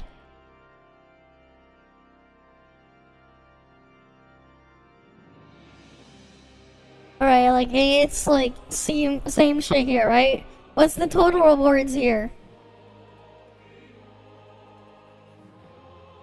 Does this one even tell me? No, this website shit. They don't... Well, the thing is so dead, they don't even tell me the exact value of all the shit I get inside. But like... There's a lot of mats in here. It's mostly materials. Alright, and those are like 60 wave plates each. These casket things. Essentially a lobbying group that represents companies like Microsoft and Epic Games within the European region came out with what has got to be one of the worst responses to this for them. I'll quote it here. The purchase of in-game currencies is a well-established practice and well understood by players. Our members always respect European consumer laws and how they offer these purchases. Our industry offers a wide range of games that enable players to access a huge variety of genres and innovative new experiences across different servers. Players can experience entire games without spending any money, giving them the opportunity to try games without any upfront commitment. I mean, it's so bad. It's so bad. I mean, it really shows you how much of a threat they feel from this because they're not even responding to the substance of the concern. Moreover, the European Trade Commission is going to know that their comment is a lie because the very data that these companies use, that we are aware they use, that the European Trade Commission is aware they use, to create these systems is created by psychologists with the explicit intent of creating a situation where people are going to be more willing to part with their money because they are unaware of how much they are spending. I really don't think the hear no evil, see no evil attitude that these companies are taking is going to last. And due to Europe having stricter laws on things like lobbying, they don't have the level of influence they do over something like the United States Congress. Probably also helps that there's a lot less people who are in their 80s in the European Commission than in Congress as well. Overall, I don't think anything is going to change overnight. What I expect to happen is the European Commission to get back with some recommendations, some stricter regulation on how all of this is done within games, and then I expect all of these game companies to try to break those rules to see how much they will be punished for breaking them. That's my opinion. They better actually punish them. What do you guys think? If they break the rule. Section below. If you they better the video, actually punish them. I upload gaming news on the day it comes out, 5 days a week at least. They better. And if you do, I'll see you in the next video. They better actually get fucked over. They better. Oh, is this the players of smoking gacha games have come full circle? This is the forbidden topic. Yeah, well, we'll look at this after. There were other videos I was sent. Well, just do this. Here's what I'll do. Right. While I wait for more world boss runs, we can go do the React stuff. Alright, this way we can get 2 things done at the same time. Right, efficiency. Alright, we can do the Reacts while I look for world boss runs. DEI, companies are finally dying. A war between... Oh, here's the full video. Ubisoft is fucked. A war between... No, we'll just look at the short one. Between Ubisoft shareholders has begun, demanding that Ubisoft go private and replace CEO Yves Guillemot. I don't know how to say it, but I tried. They claim that the company's share price is being allowed to plummet so the CEO can buy more shares at low price. The AAA Western gaming industry is collapsing. Nice. He's Good. actually being a scumbag. Ubisoft values why we believe Ubisoft is a great and a valued company and should be worth between 40 to 45 euros a share. They're rigging the system, chat. Total silence from IGN and other gaming journalism outlets that coincidentally did everything to try and make Star Wars Outlaws a big seller. The CEO's priorities. He might be trying to destroy the company, but at least he's diverse. Yep, at least he's diverse. I guess. It's like a fucking cutout. It's not actually him, too. It's a freaking cutout. It's not him. Are you allowed to buy your own at least they're stonks? diverse, Yes, right? You can. You are allowed to buy your own stonks. It's a psyop. I think this is very serious, chat. I really do think so. I hope this is real and it's not just like conjecture or like made up or exaggerated. Dear fellow shareholders, a significant minority shareholder in Ubisoft, we're writing to express our deep dissatisfaction. This is like an actual lawsuit. All right, let's see. How are the stonks doing though? Like for real? I was sent this clip. That is not looking too hot, chat. Does that look Oh, good to you? Would you buy that's something those Buy me that, Ubisoft chat. shares. Buy stuff. This today. This is I mean, why would you buy Ooh. Ubisoft share? This is 5 days. That's not good. That is. They're still falling. Oh, 6 months. Oh my god. Let me do 5 years. They fell by a massive amount.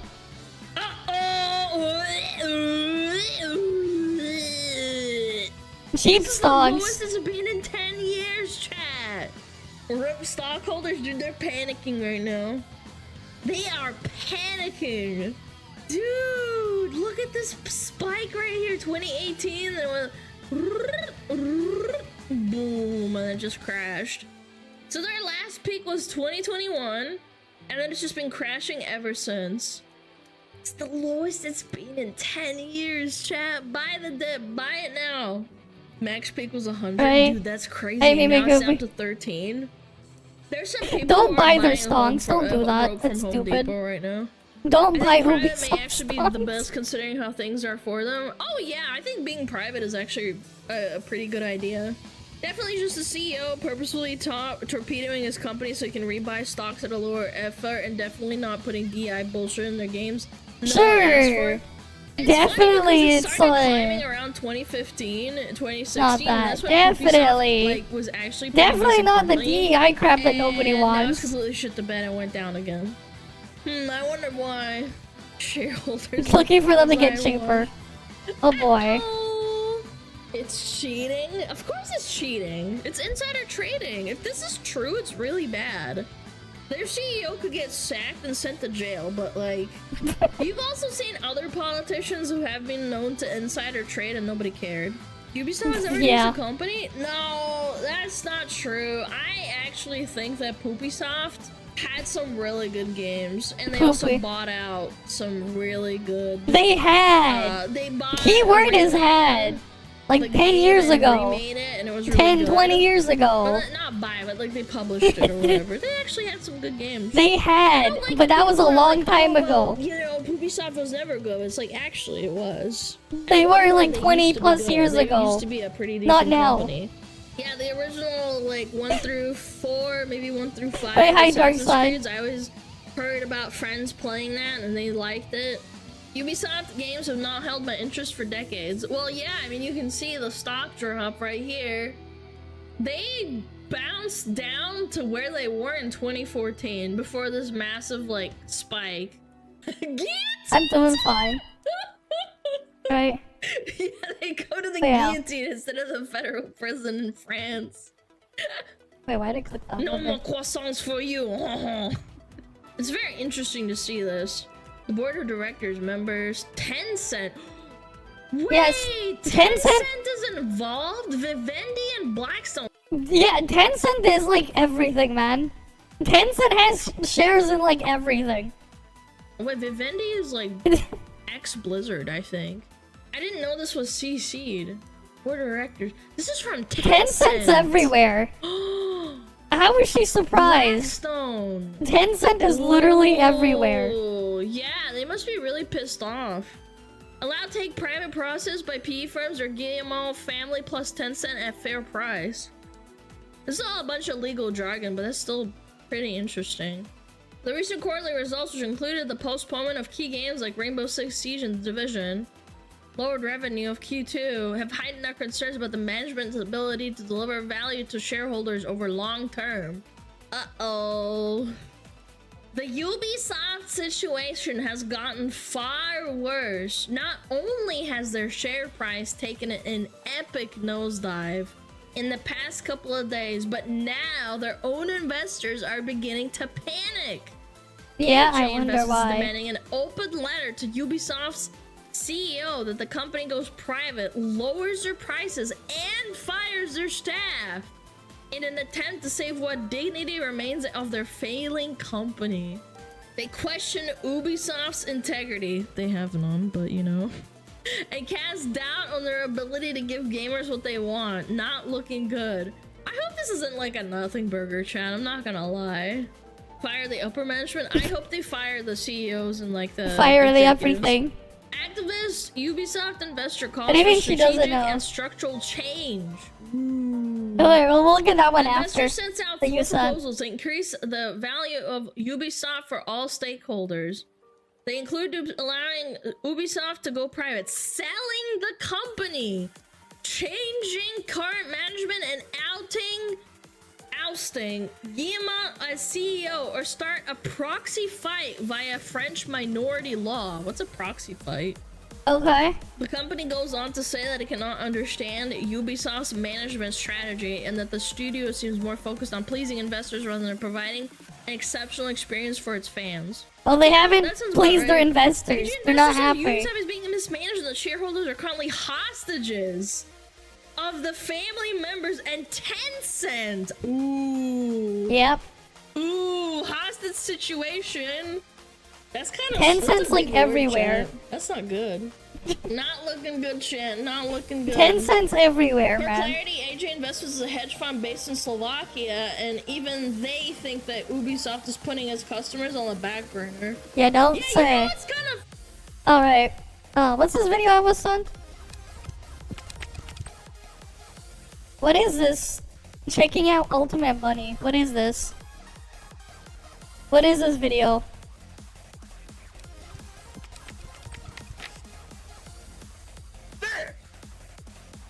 Okay. Wait a minute.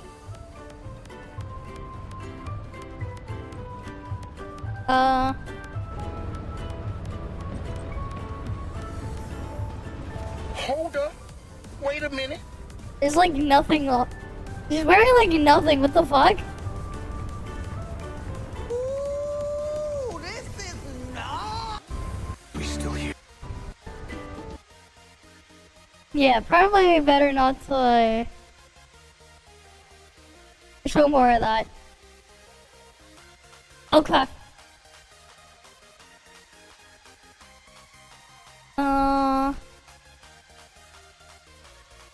The real reason why people are leaving Wuthering Waves.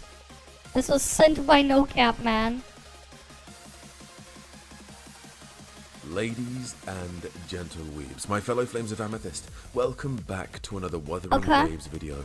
My name is the Amethyst Abrams, and today I'm here to talk about a topic I've wanted to talk about for a little while now, and with the release of 1.3 right around the corner and the announcement of 1.4, it's given me a little bit more motivation to talk about this topic. So if you Okay. enjoy this video, leave a like and subscribe, and leave a No. comment down below. And without further ado, guys, let's get into this. So, if you look I back think in the so, track yeah, I was record sent of this. Wuthering Waves and all of the characters released from 1.0 to now, we've had Jian and Yinlin in 1.0. Yeah. We've had Jinshi and Changli in 1.1. We've had Gigi and Oh yeah, speaking of Changli, you know what's funny? You know what's the first thing that pops up when you search for Changli on Google?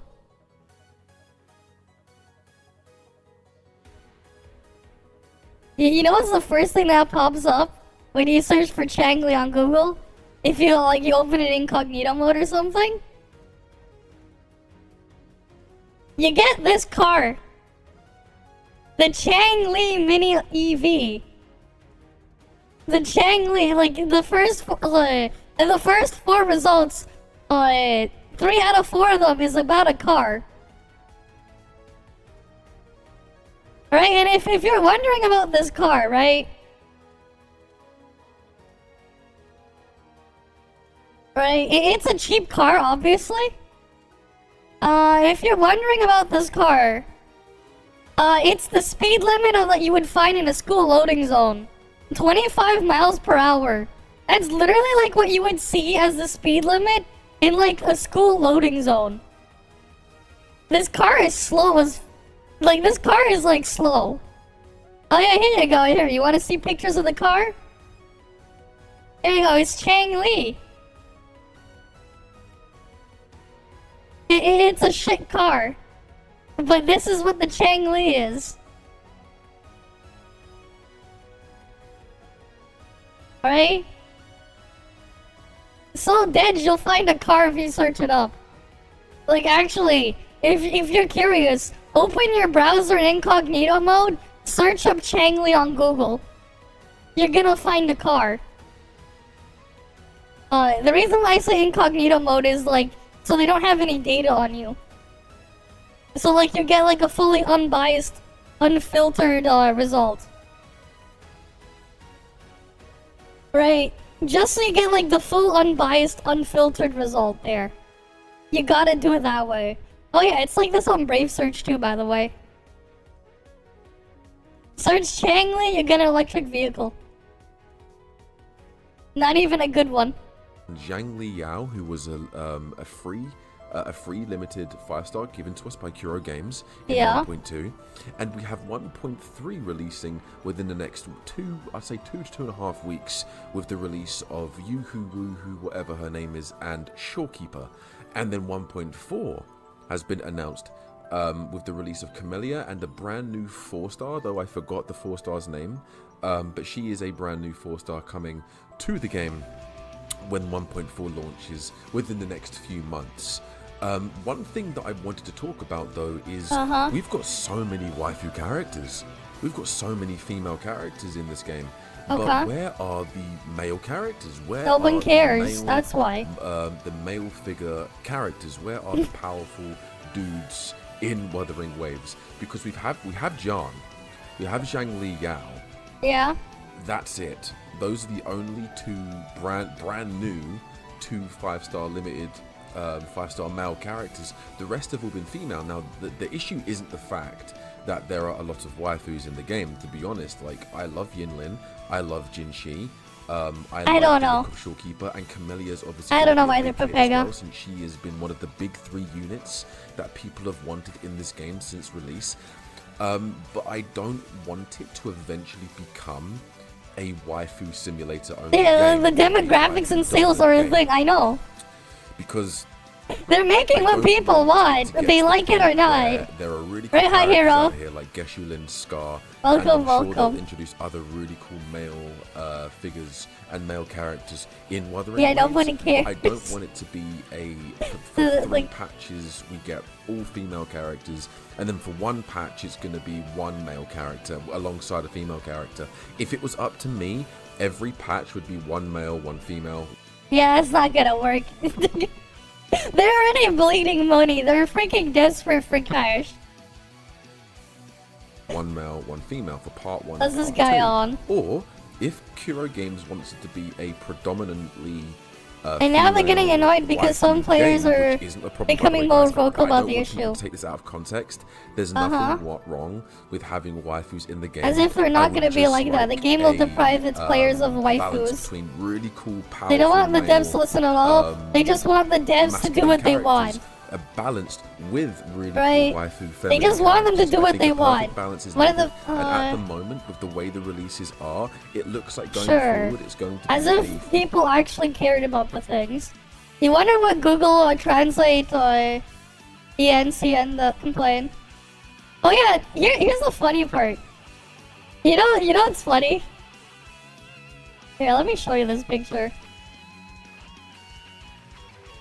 You know what was doing so well? The first thing that pops up when you search for Changli is a car. The first thing that pops up is a fucking car.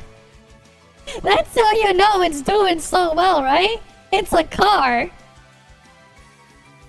it's not even a good car. Like look how slow this car is. 25 miles per hour is its top speed, with a range of 27 miles. Like, this car is like, it's cheap as all hell, but it's a shit car.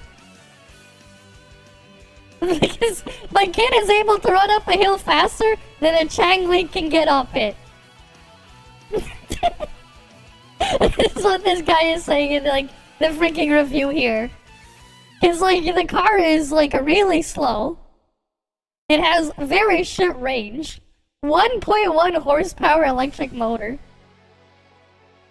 Right, like 25 miles per hour is literally the speed limit you would see in like a school loading zone. Right, like that's just like how low that is. Like what? That's like what, 30, 40 kilometers per hour or something? If you convert it, probably.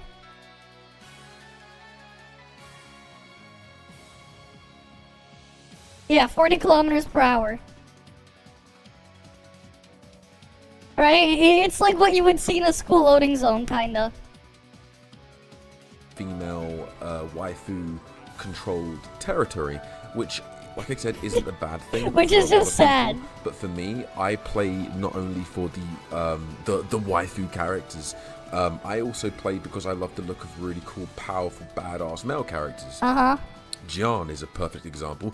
Geshu Lin is a prime example. Geshu Lin, in my opinion, is one of the best looking characters. You get an electric scooter for 600 that goes same speed. His look is I know, it's not even a good car. Very well. I love the vibe he gives off. Right, it's not even a good car. The silver hair, the golden yellow eyes, the black flame. Like, it's just slow. Flame which he possesses. And Scar. Scar's another right, like, really imagine. popular character that people are in high demand of. That I think is going to be a really cool addition to the rest Are of people really in high demand of? Or is he just in an echo chamber that's exaggerating it? We have Zhang Li Yao and Jian as the two... Because they know what people actually want. People didn't really give a fuck about what was the John or whatever. Right? Like, they didn't care. Right? They were so desperate with like how badly he flopped. They rushed out the next banner like immediately. Well, they had other disasters going on too at the same time. It's an echo chamber, yeah. Like, the thing is, like, the amount of people you hear, like, screaming for the thing that they're asking for is an extremely small minority. They don't really care. The average person just doesn't care. Brand new release. But it gets exaggerated male 5-star because they're in the echo Every chamber. other character, 4-star and 5, has been female.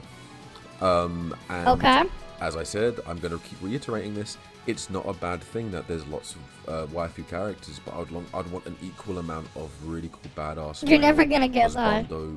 Alpha characters like that. He's never gonna get that. Right? Because I don't want there to be a balance tip in the scale of there's no male characters in the game other than the ones we've got, other than Scar, Geshelin, which are definitely coming in the future. And alongside, other than that, we've got Jian and Zhang Liao. The rest are just going to be female characters until they finally decide to announce another male character. There is no need. Down the road. They shouldn't make them. It's stupid. Why make a 4-star character?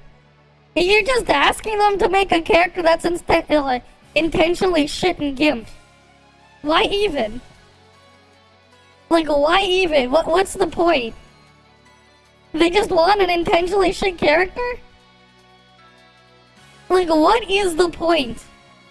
Why even make 4-star characters? They're kind of just unnecessary. Yeah, I never understood. You just want a shit character then. At some point, I Do you know just it's want them not to be just only shit? going to be female characters. That's from just this how point onward, how I but see it. looks like Like it's going to be when people female ask, waifu dominated.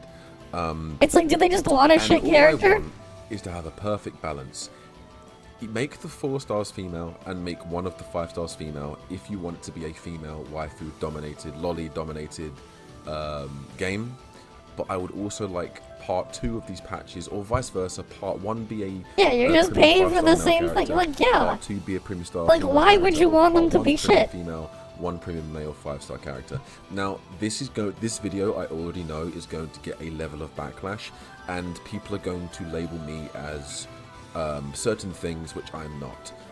Okay. I love Yinlin. Yinlin's one of my favorite characters. Jinshi is my favorite character in the entire game of Wuthering Waves thus far. And one of my other favorite characters in this entire game looks like it's going to be Geshu Lin when he eventually releases. He's not released at the moment, but from what I've seen, characters that I've currently seen, that is already my predetermined favorite character. Number 1 favorite character is Geshu Lin. Okay. They're my top 3 units. They are my top 3 like units that I will be playing on a team.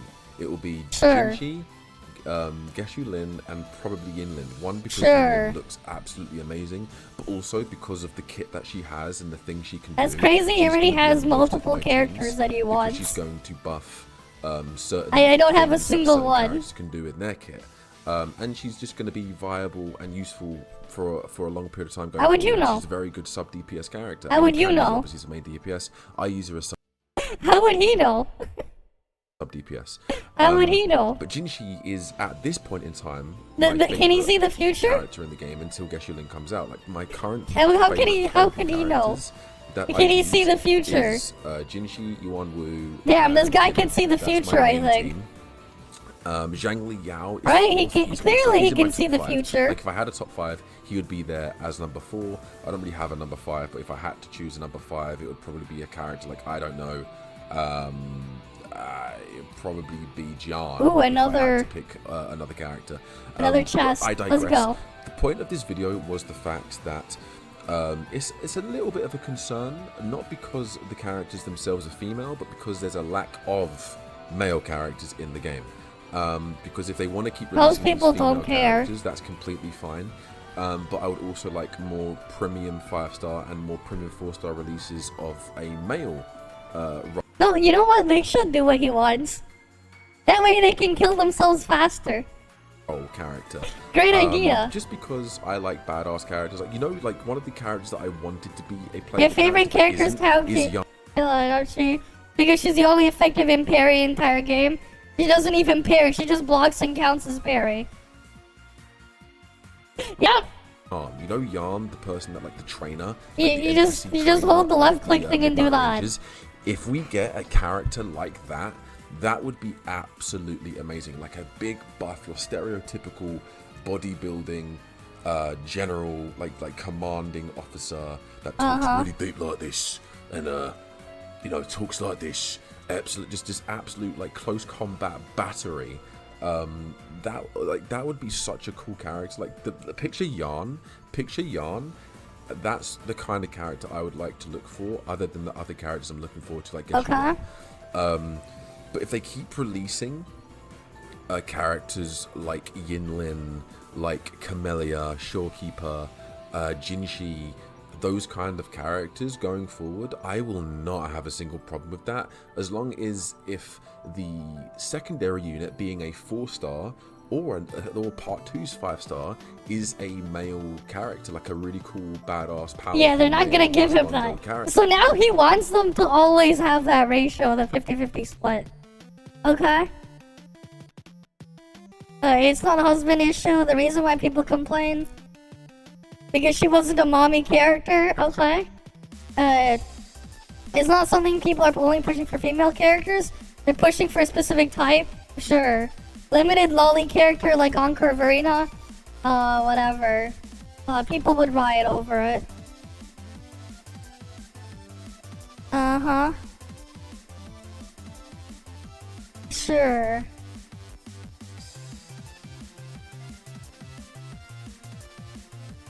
You like gender balance? Too many gotcha start with the diverse cast. I mean, they make what people actually want. They make for what people actually want, not for a very, very small minority. Listen, only a few male gamers don't want to simp for waifu characters, sure. We're the badass male characters in the game, they don't exist.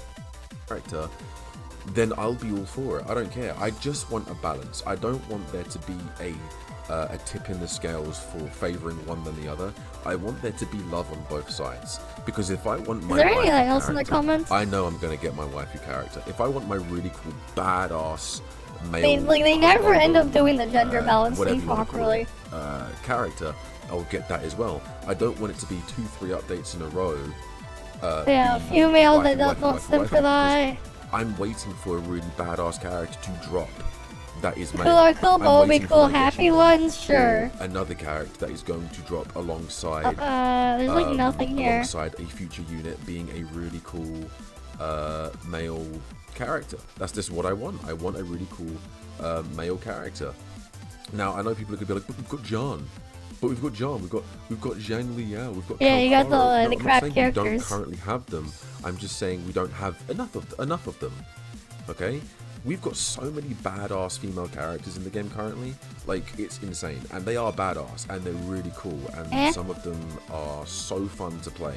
Like I It's just flashy animations, but that's those like two it. are an immense amount of fun to play. I might get Shorekeeper. I might summon for Shorekeeper since my next 5-star is guaranteed, and I've said this countless times. Shorekeeper is one of the best looking designed characters of Wuthering Waves currently. I think she looks absolutely amazing. And then obviously Camellia's coming out in 1.4, and Camellia looks just chef's kiss. She looks stunning. Oh, the washboard? But I'm waiting for them to release like a Oh, really he wants the muscular, washboard, okay. bodybuilding, like hench or lean or shredded kind of character that is male. Oh, cool! I got in the future. the world boss If it's not chest Geshin, done. and if it's not Scar, I would like a character. Like, give me like another character of Jan's or Kalkara's body type. Give me a Yarn. Give me the commanding officer body type. Give me a Yarn NPC built. They want an NPC now. Damn. Because I think it would be really He wants an cool to have a balance between NPC. female and male characters. He wants an NPC now. Damn. They don't even pull dupes on male characters. They're just for eye candy purposes. Yeah, exactly. They probably don't even care. They'll just grab it to have them there. Characters, because then you're pleasing both parties. You're not. Are they really you're not pleasing displeasing them? any parties at the moment, but the party that is demanding a male character, you can't really just let them dry out, hang up to dry. You can't. You can. You can't sort of like Most games do malnourish this. them, and then well nourish and just feed the other demographic, the other party in the game. Yes, you Just can. have a perfect balance.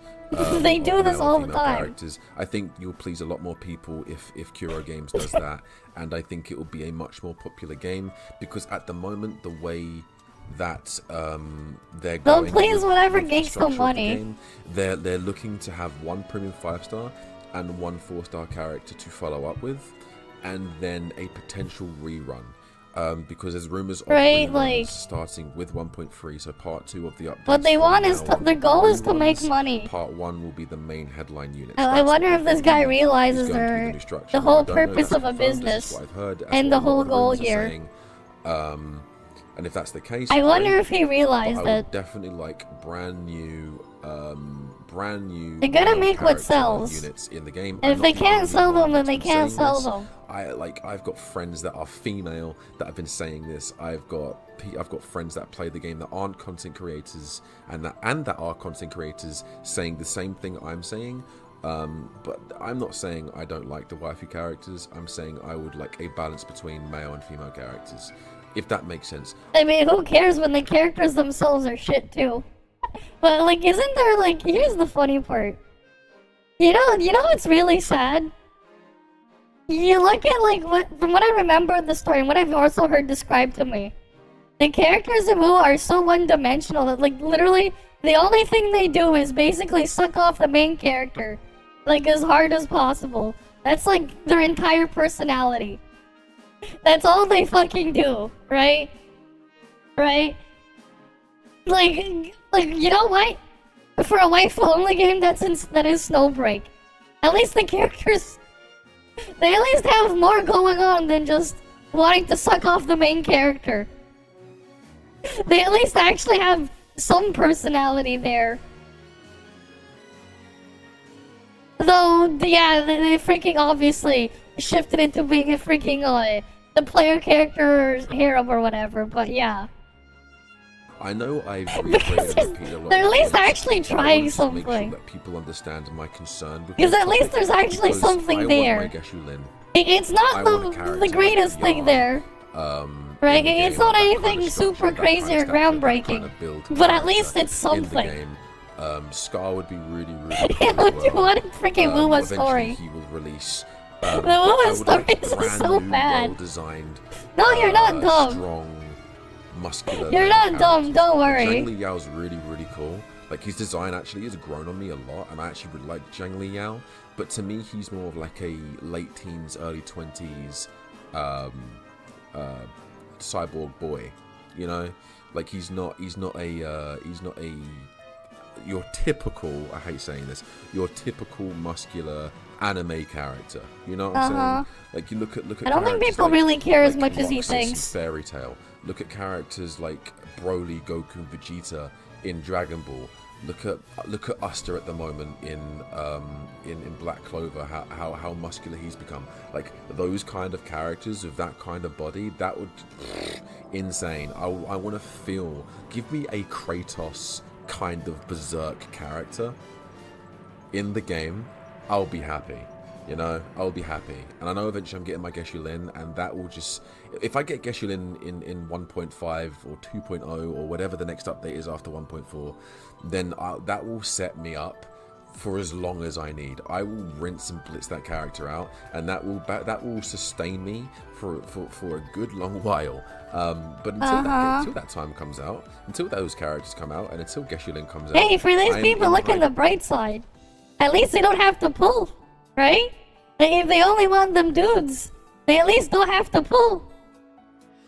And considering how expensive the pulls are, that's great for them, right? Male characters. That's the bright side. Waves. I think we're lacking. Right? They have nothing to That's what pull I'm talking for. about. I hope you guys understand where I'm coming from. Like, I hope who I'm not cares? alone in this, Sure. And I hope you guys Save money, Like and exactly. subscribe if you did, and leave a comment Right? down below Save to know what your money. thoughts are on this topic. And I'll see you guys in the next video. Save money. I'm doing a dream machine on my main right now. But like, you know what? He gets to save money. Isn't that great? He doesn't have to pull. He gets to save money. Why he complaining? He gets to save money.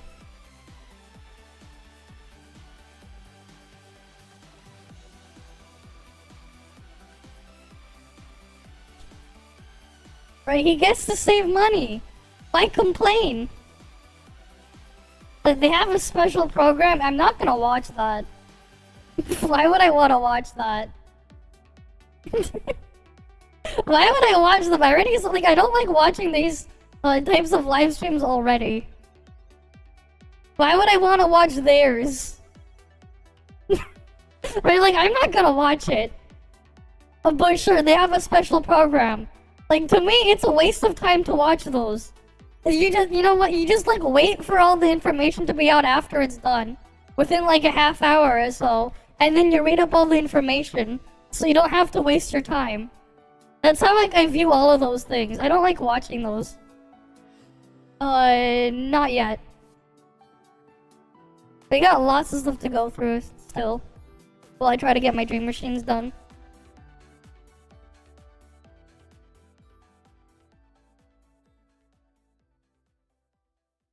Oh wait, there was the Homura thing. Oh, here we go. Driving up fast food prices? This has been like a big problem for a while. Wouldn't it be better I just watch the original video and go for that? Like, I had that Wendy's situation where it was $32 for a meal. Absolutely fucking insane. How the fuck is your food $32 at Wendy's? What the fuck? Like, I don't eat at fast food places. I didn't realize prices got that ridiculous. insane how much money it is now. It is crazy. I don't even think that was the tip. It didn't even include the tip. Why are you giving tips to a fast food place? Why is it giving tips to a fast food place? Oh, you want to give them a tip? Give them a leg sweep. Ask them if they had a nice trip. Right, because you tip them over. You had a McDonald's and had one burger for $15? That's too much, man. And the burger's probably shit, too. But for, like, McDonald's quality food, that's way too much. That's way too much for McDonald's quality food. Small AF, yeah. Like, I've seen the pictures, man, of, like, how thin the burger patties are. They'd be, like, thinner than the pickle slices. Video about a problem that is driving people absolutely insane. Yeah. Today we're talking about fast food pricing. Tell me if this has ever happened to you. It's You're nuts. hanging out with some friend and Yeah. really It craving fell some off quick for and real, easy food. exactly. Is You it pull into a Walmart? place I like can tell. McDonald's and place a simple order. Let's say 2 No Big longer, Macs, exactly. box of chicken nuggets, Yeah. 2 large fries, and 2 drinks. You Jesus, that's a lot of food. arrive at That's the a window lot of and food, the yeah. cashier looks at you and says, but you "Your get 2 total drinks is ordered for 2 people? $66." Okay. Now, some people For would probably 2 people? That's way too much. That's way too much. eat their meals and move on with their lives. Yeah, like, if we're talking, like, you might have, like, here's the thing. Once you start spending this much on food, you might as well go to a nice place. Like, no, like, well, like, I went to, like, last month. I went to eat at an all-you-can-eat sushi place. Guess how much it cost me to, guess how much it cost. So, we had 3 people there, right? Myself, my mother, and my brother, right? We ate all-you-can-eat sushi. Guess what the bill was? All-you-can-eat sushi, by the way. Guess how much we spent? And we did give them a tip. Guess how much we spent? Guess how much we spent, including tip? For the 3 of us to eat all-you-can-eat sushi. Right? We had all sorts of stuff. No. Just guess how much. Just guess how much. We paid in cash, so they gave us a little bit of a slight discount, but guess how much we spent?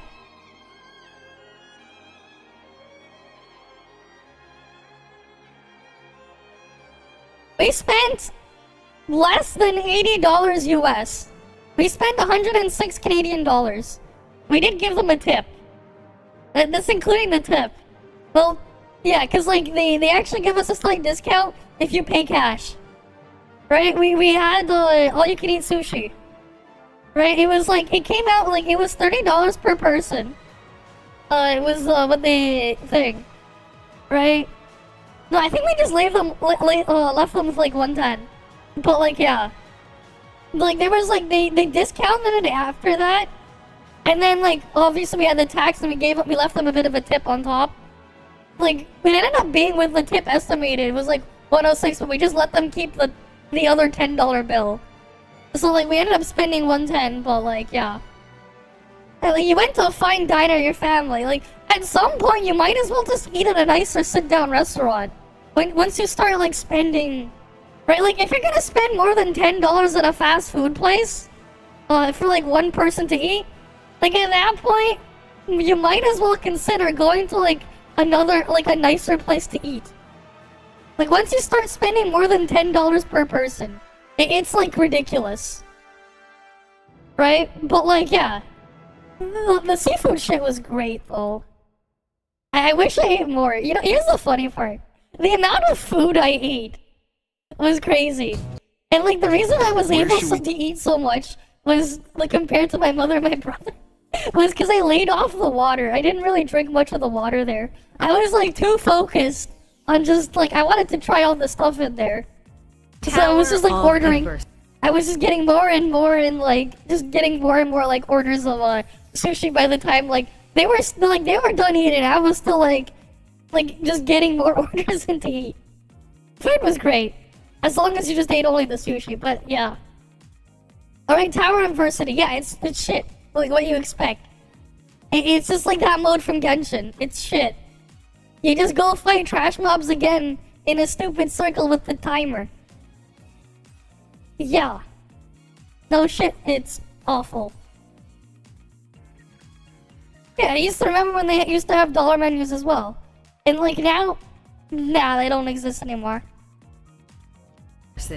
It's an okay game mode. It's definitely not. something that will improve over time as players gain access not only to more characters, but also to more resources not to level really. up the characters they currently have. The limited nature of early Tower of Adversity is definitely part of the charm for some people.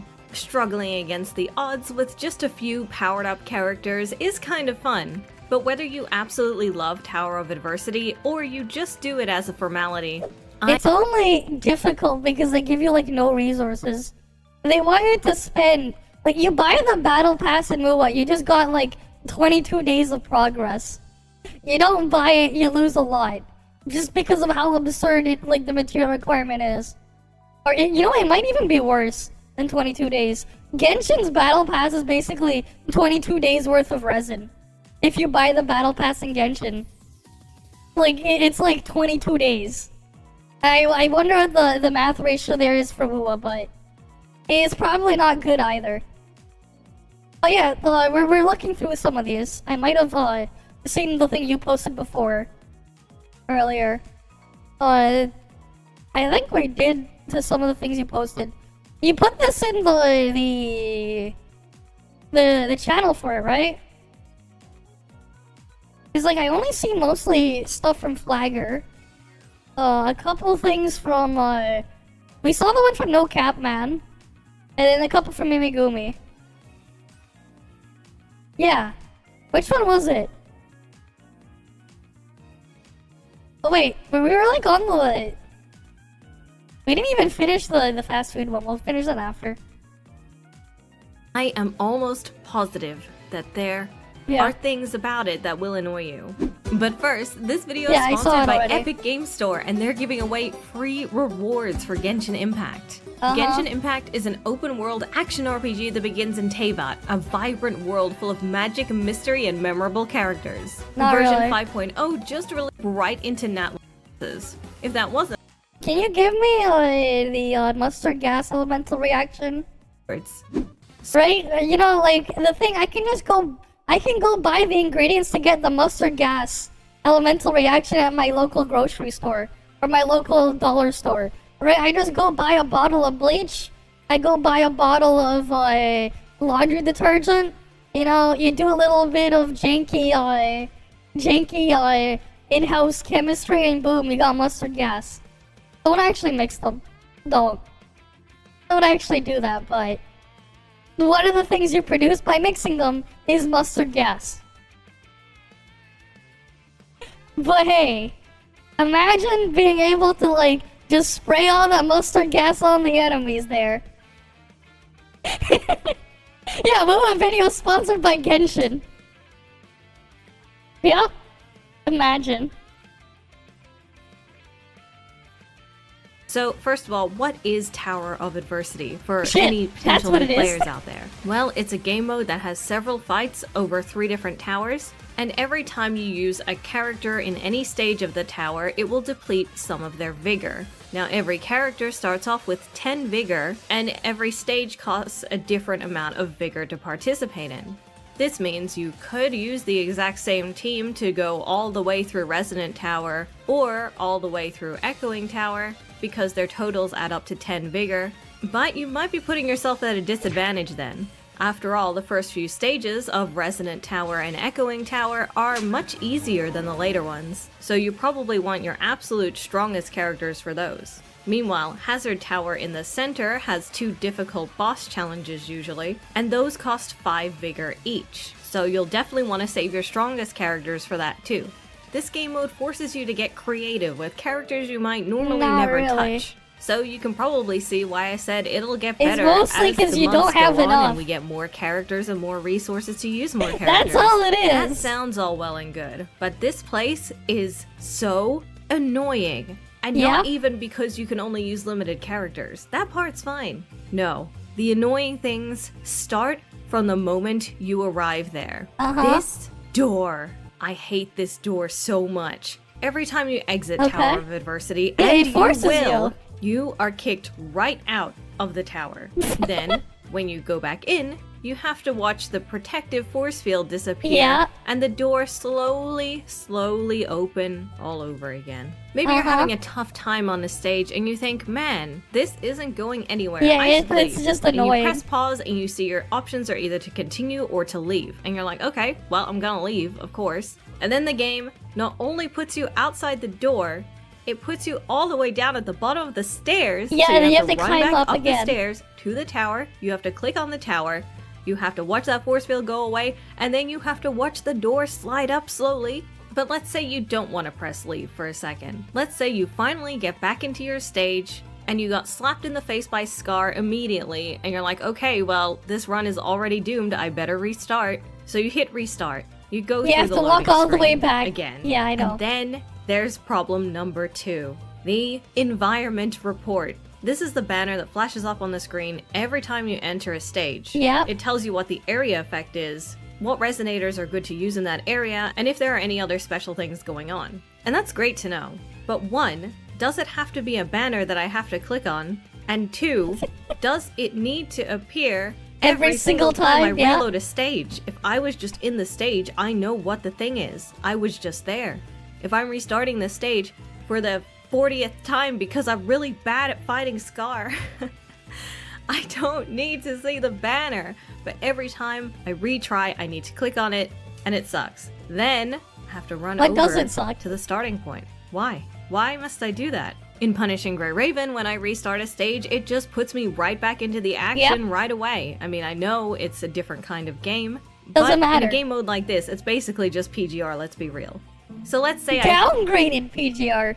finally start the challenge, but I'm having a Downgraded. bad time. The boss is strong, I get absolutely demolished, and before I know it, here's the challenge failed screen. Here I have what initially looks like 2 options, but is technically 3. We've got leave, we've got challenge again, and of course challenge again is just a retry. Leave will put you all the way back outside down the stairs and Yeah, I force don't you know. to run in I mean, you copy everything from Genshin and then you make it worse.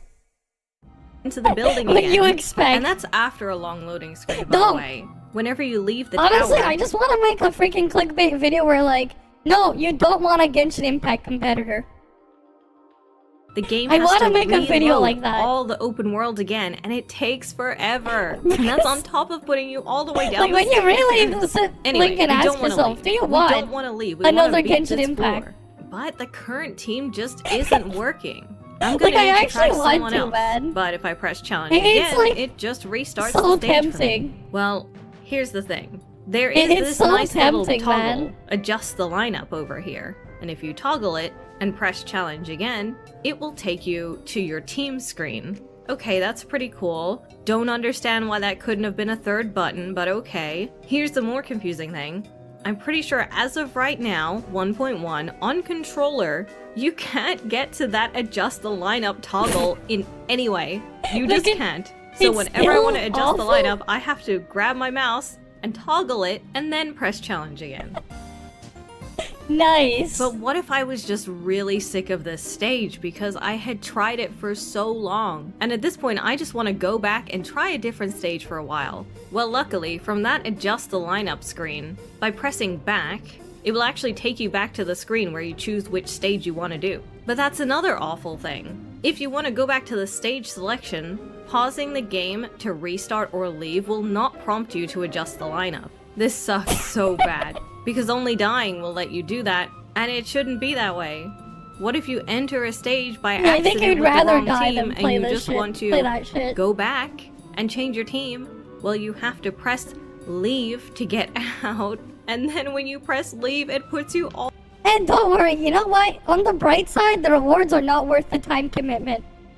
the way back at the bottom of Hey, the if stairs. they only care for After the that long rewards, loading it's screen, of not course. worth it. More times than I can It's count, not worth I've it. accidentally left the entire tower when all I wanted to do was change my team or leave the stage or something. And it's just so infuriating. It makes me not want to try.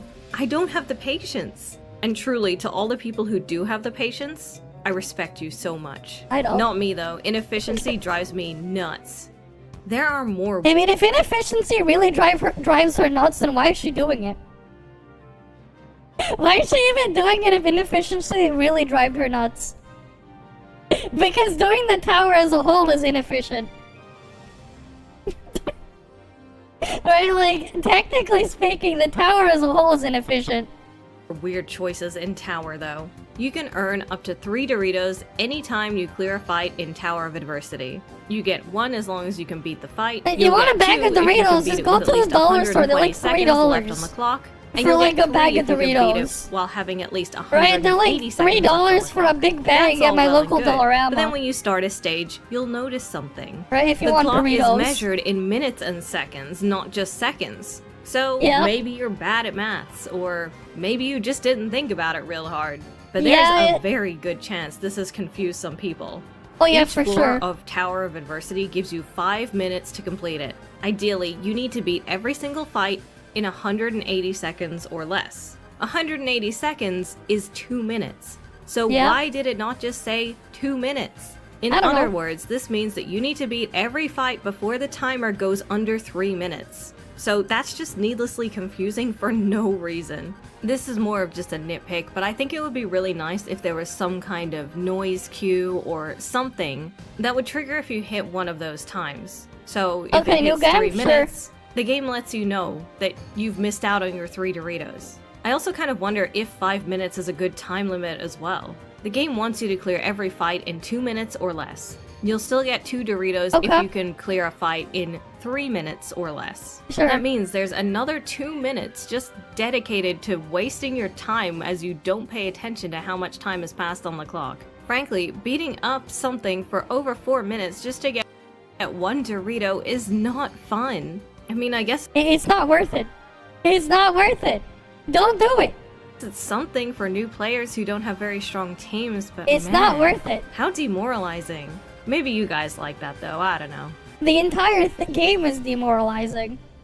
Do let me know in the comments if you enjoy this 5-minute time limit though. Of course, the easiest fix for these confusing times is to show every single time in the same format. If what highlight would it be? What highlight would you get from a Genshin Abyss clone? What would be the highlight? Seconds on the challenge goals. What would be the highlight? Though it's probably easier if you just use minutes. Have one say, clear the challenge with at least 2 minutes left, and the other one say, clear the challenge with at least 3 minutes left. Easy. Sorted.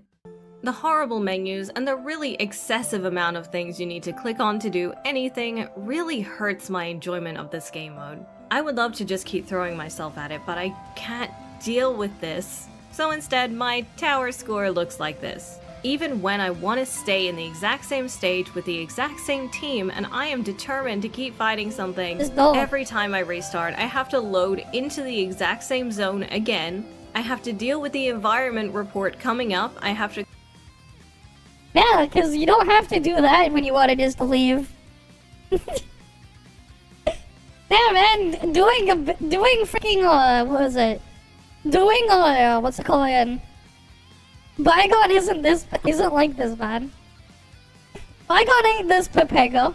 To click through that, I have to walk up to the start challenge thing, and inevitably I'm going to have to retry it, either because I got sniped by the boss early, or because there just wasn't enough time left. So I either die or I restart, and load in again, and I click on the challenge thing again. But here's the thing. If something goes wrong immediately and I want to restart, bringing up the pause menu on controller will immediately... You can change weapons in VA. What are you talking about? You can. You just need to be out of combat. As long as you don't teleport to the boss, you can change your weapons as much as you want in VA.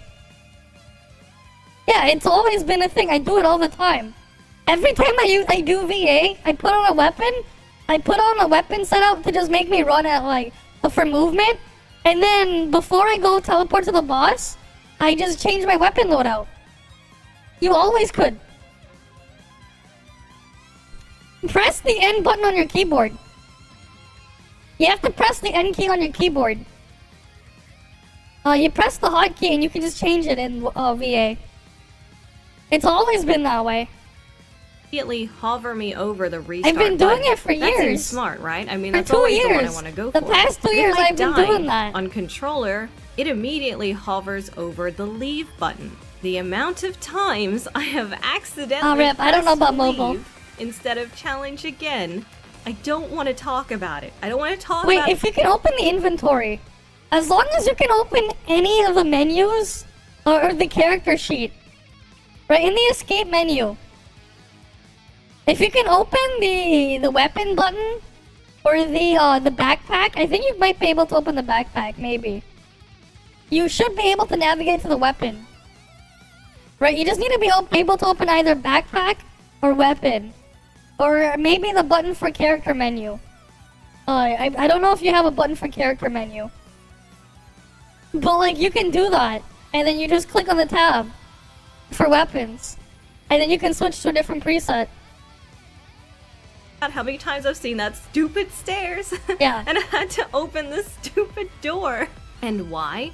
Because pausing it to restart makes you hovered over the right option, and dying makes you hovered over the leave option. So anytime I get killed instead, I have to go across and press challenge again. This is so confusing and unnecessary. It's like the game is encouraging you to have a certain muscle memory and then betraying you and kicking you out and making you go through that loading screen again. At least if you're playing on mouse and keyboard, the challenge again and retry are always in roughly the same place, so you at least know what side you're putting your mouse. And again, this is a really easy fix for controller players. Just make it hover over challenge again by default. Leaving should be the last resort if it's going to kick you all the way back out. Also, adjust the lineup being a toggle is really silly. Just make it a third button. And you know what, while you're at it, put another option in either the pause menu or the challenge failed menu, or both, that lets you return back to the stage selection. You shouldn't have to go to adjust the lineup when you die only, and then go back from there to get back to the stage select, because otherwise the only way is exiting the tower and re-entering, which seems like the more obvious way to do it, yet you have to jump through all these hoops to do basic things. You can't skip the animation either. That trying to do tower recently has driven me mad. I've spent a lot of time ignoring Tower of Adversity. Screw the rewards, because the rewards aren't... That's your reward? For every 3 stars you get 75 asteroids? So your total is what?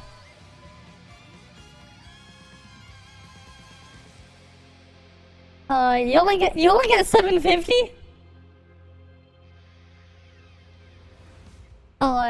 Okay. So how much is the conversion there? You know what? Let's see.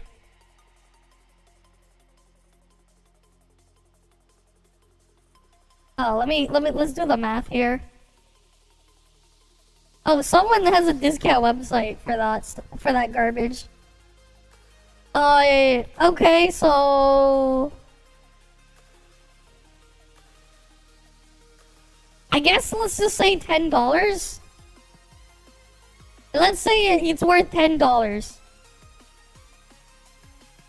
Okay. If your time is worth $20 an hour, if you spend more than half an hour to clear all these stages, you're wasting your time. Yeah, if it takes you longer than half an hour to clear every single one of these, get all of these Doritos, all 30 of them, if it takes you more than half an hour, you're wasting your time. If your time is worth $20 an hour. Right, like this is why it's kind of Pepega to put this here as your reward. Like, this is what you're basically after. This is what you're after, basically. I just can't take how annoying it is. This is the worst game mode in Wuthering Waves by a long shot, and it's not even because the content of the game mode itself is bad. It's because of all of this. It's not worth it. It's so unintuitive. It's so awkward. I mean, the content itself is just the same shit you already did. Only difference is now their stats are overly inflated and they slapped the timer on it. They didn't change anything other than just raise the stats to an absurd degree and put a timer on it. Wow. What actually works? Oh, repetitive in the stuff Oh, that makes you mean do. you tried the thing, yeah. The VA thing, yeah. You can do that. You've always been able to do that.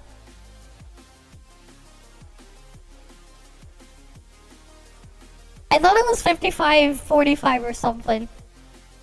But not like it changes things for me. I just want to get into the fight and hit things. But the game wants me to spend so much time clicking through menus and accidentally leaving. Lads, I am not Yeah, okay. now you can. Tower of Adversity made me a worse person. And I need Kuro Games to fix it so I can stop complaining about it. Please share with me if you have also felt the frustrations of Tower, because Yeah, I need to know it I'm is. not It was alone. that way, yeah. Depths of Elusive Realm is still the best game mode in Wuthering Waves, and it's not even close. Anyway, please subscribe.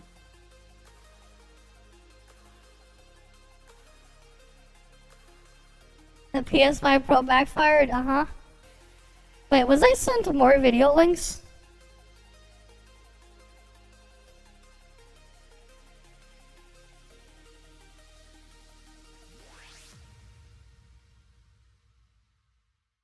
What was this other one?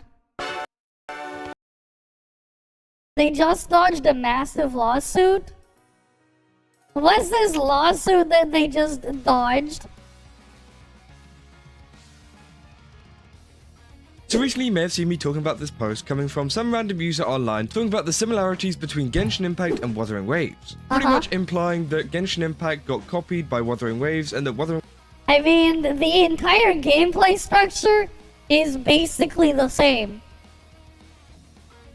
You don't even have to show visuals. The actual gameplay itself is the same. Waves was actually using a ton of stuff from Genshin Impact, which obviously isn't true, and I made a whole video on this. I don't know, man. They stole someone's fan art, and then they claimed it as their own the other day. Who knows what else they actually took and then traced over and copied. How does he know? How does he know? This kind of debunking it, and talking about the differences of Wuthering Waves and Genshin Impact, and kind of drawing the line between copying. I don't know exactly what the hell's going on with the Genshin thing. And just taking inspiration from a game. We recently actually shared a video on Twitter where it actually shows a deleted animation from Jinshi's liberation. Now, if you've seen the original one, I'll play it on screen right now. This is her original one.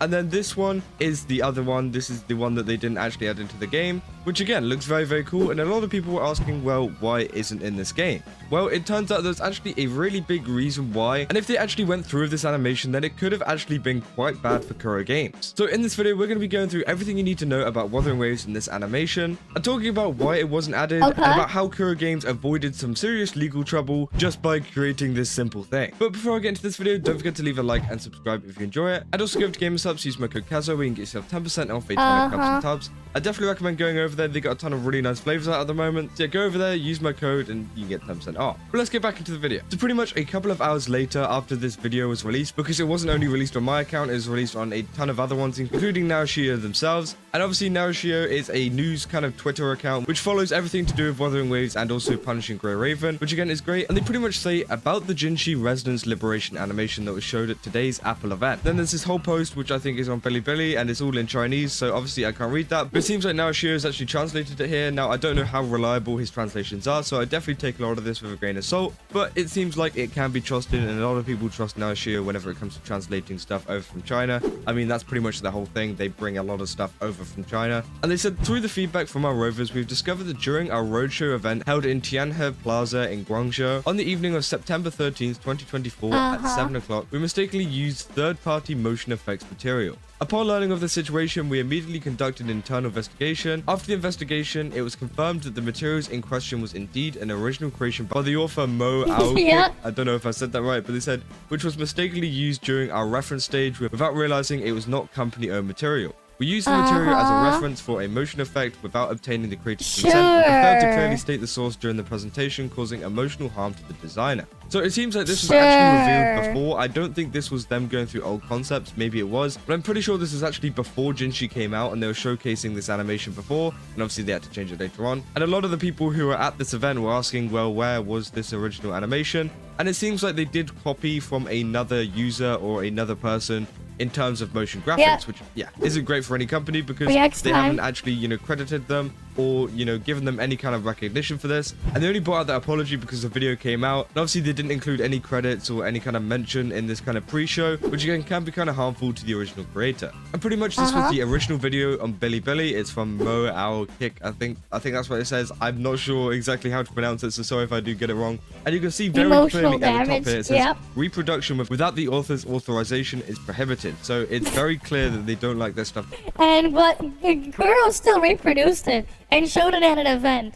Being copied, which again, you know, it's a little bit of an L from Kuro Games there, but let's just watch this animation and see how similar it is to the one that they showed. And yeah, as you can see, it is very, very similar to the one that they showed for Jinshi. Now, they did have those like kind of parting waves things, and they did add like quite a bit onto it. As we can see, you know, it had that kind of dragon effect, which they copied, and then that water bit. But apart from that, all of the other stuff is actually original. But again, it's kind of disappointing to see that they use that stuff. But as they said, they actually do use a lot of stuff for reference. Again, if you want to use someone else's stuff for reference just to help you out in like the creative process of this, then that's totally fine, and I can see why they did that. But it is good that Kuro Games actually picked up on this before anything bad could happen and before I think the release of Jinshi at all, and that they could change it so it was more original and that people were credited correctly. And then they continued to say, for this we extend our deepest apologies to moogold. Again, I may completely have butchered that one. And they said, as well as to the rovers who followed the event, we have already communicated properly with the person and are conducting a thorough and serious review of internal procedures to ensure that similar incidents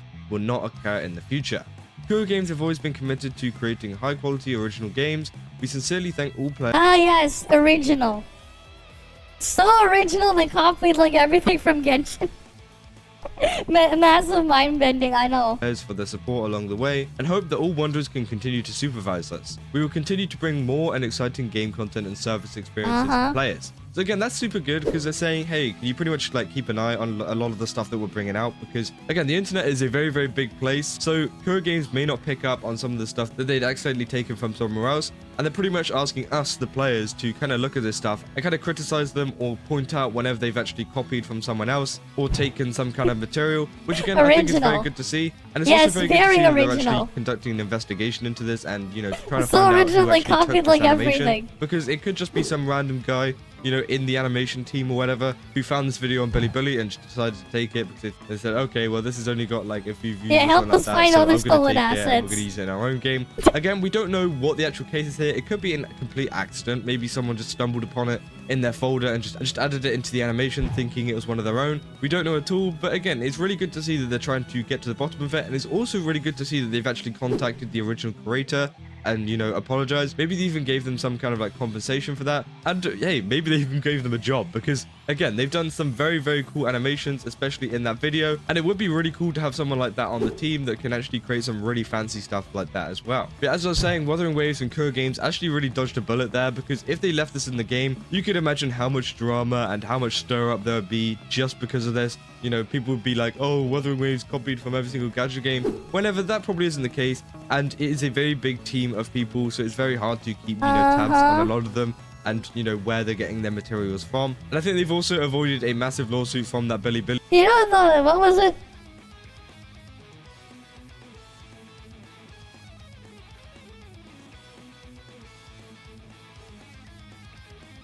Which one was it again?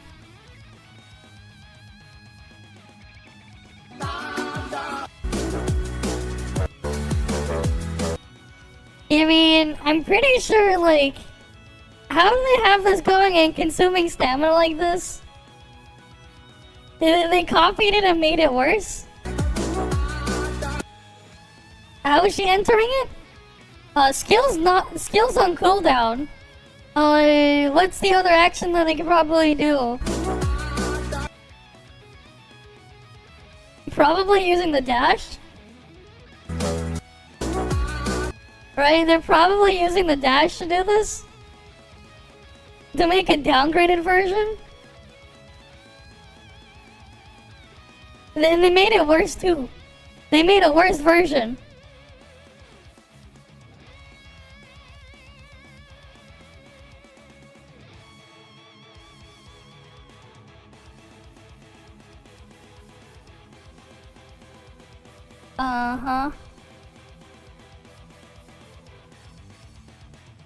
Like, they, like, out of all the things they could have done, they copy it like that.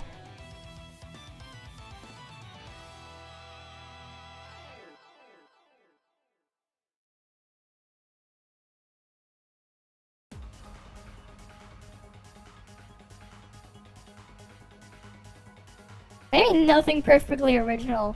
Well, they have some originality. You're just not gonna find it from Kuro.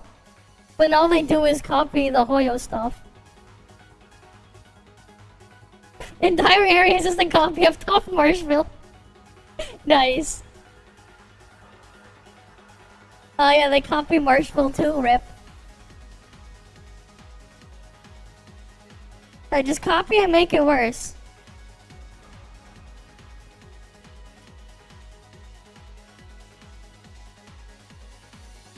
They can't even steal properly. Yeah, they make it, they downgrade it. They can't even make it, like, good.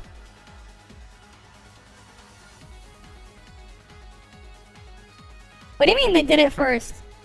This is 2 weeks ago. What do you mean they did it first? Alice is like... When did Alice come out again?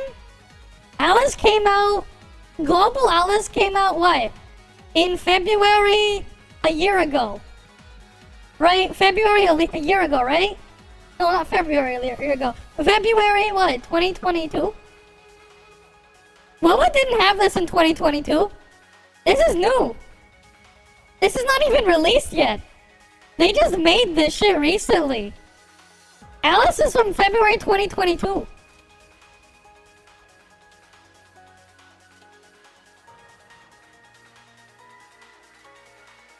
Let's see. This thing has barely been updated. This shit's like super. They didn't have it in the beta back then. No. The beta for Moa that they're looking for is the recent one. They didn't have the character back then. It wasn't one of the original characters they had in the beta. They already released everything they had that was originally in an older beta.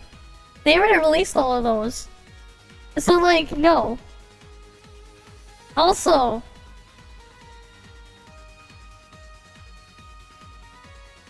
if we're talking about Alice right here, this is Global 2023 February 2nd. CN though. CN was earlier. Do we not have that here? Oh, these are global banners. Do we not have the filter for CN anymore? Because the .info used to show CN banners too. Crap, we don't have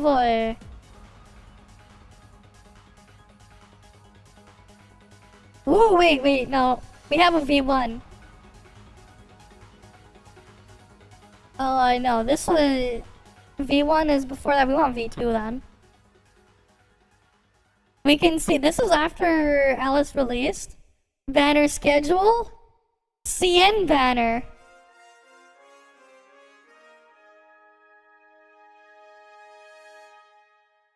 October 1st, 2022. What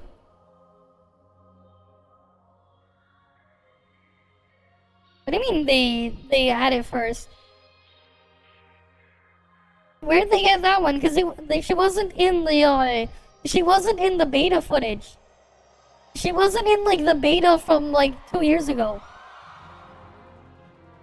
Right, this is ToF 2 years ago. Already had Alice released. Right, this was ToF 2 years ago. Right, like if we want to go further. If we want to go further, right? Maybe he got dates mixed up. Keep in mind, I'm gonna blow your mind now. Really 2 years ago?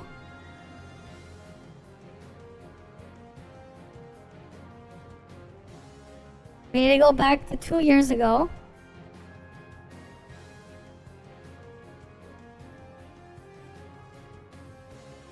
This is before then too.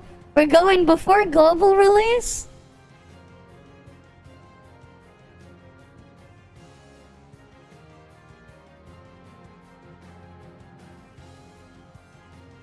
4K Tower of Fantasy underwater development.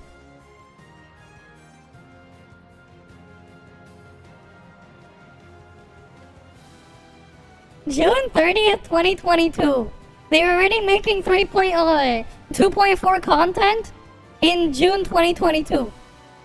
Keep in mind, Global ToF didn't even come out until August 10th of that year. This is when they were already working on the... They already started work on the 2.4. Right, this is like actual footage, early footage of inners. This is before global release, mind you. Before global release.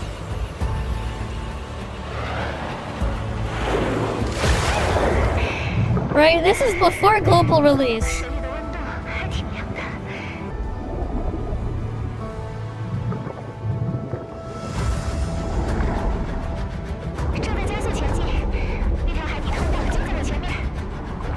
Right, this is before global release.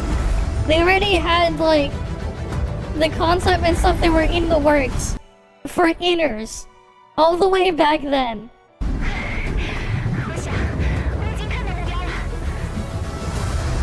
Okay, we didn't get a place that looked like that, but like some of the stuff in here looking like this we didn't get. Right, this specific building like that is not in our inners. But at least I don't think it is. Right, but keep in mind, June 30th, 2022. Right? This was still 2 months before Global ToF released. 2 months before Global ToF. Right, let that sink in.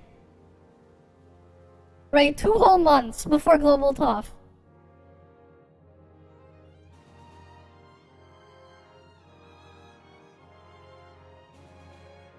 Yeah, I guess that might be the Sill Island, yeah. Maybe. It could be. It could be. Right, it could be. First to Somero, first to Fontaine. I mean, yeah, sure. People thought this was gonna be 3.0, but that was just 2.4. Yeah, just not underwater. Right, like, if you want to put things into comparison, yeah.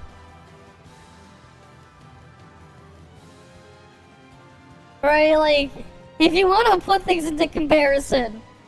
Right, this was 2 years, right? 2 years before a thing.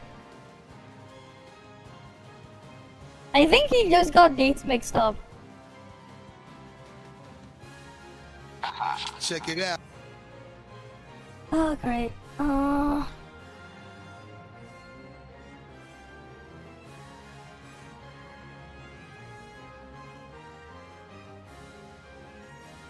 Wow, we got the same fucking... Okay.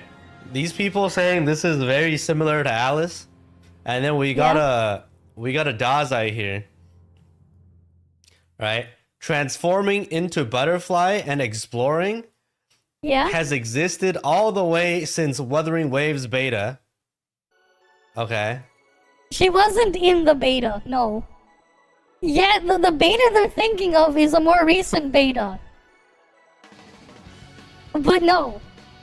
It didn't exist back then. Actually, we actually did look at Wuthering Waves alpha footage.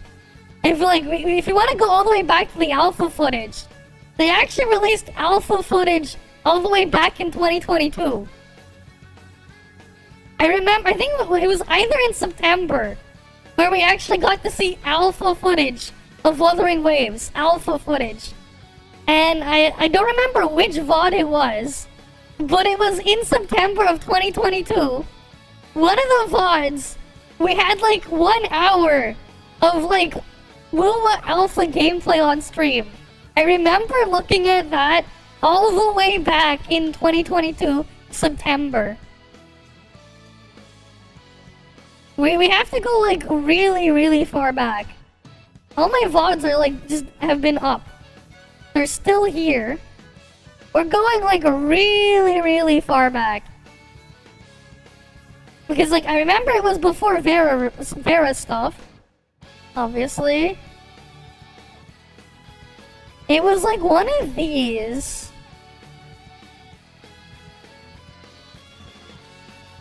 We're gonna have to like... This is when I hit 1K subs on YouTube. This is like the vent before Vera, we had that. Level 66 cap. I don't remember which VOD it was.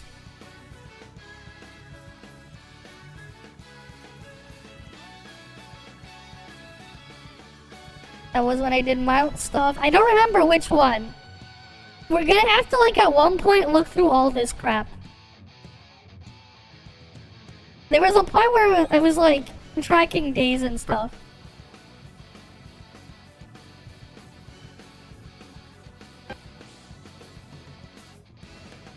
But I remember looking at the actual footage of Wuthering Waves. And like I don't remember where I had the thing. It's in one of these really early VODs. When we saw alpha footage. It also showed how echoes worked before, where they were just an item that you would equip. Like that's how far back. Yeah, I definitely need help to find the link. It's in like one of my early VODs. But I remember like reacting to it. It was a really, really old footage there and from alpha gameplay. And that came out. This was like alpha is like 2022.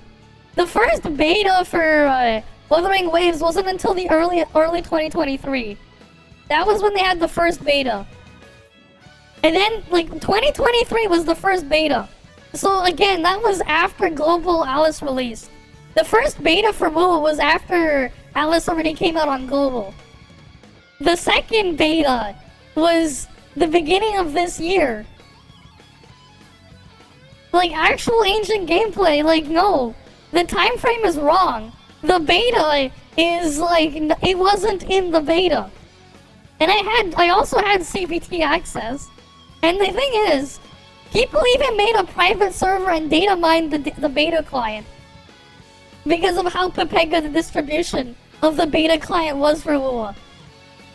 So, like, they would have found any breadcrumbs of it if it was in there. It was not in there. Otherwise, you would have heard information on it months ago. You would have heard information on that character all the way back in March if it was actually in there. You would have had information all the way back then because it was extremely easy. I don't know if Hero is still watching, but Hero was like messing around with WoW on a private server during the closed beta too. Cause like he even has a video on his channel on how to do it.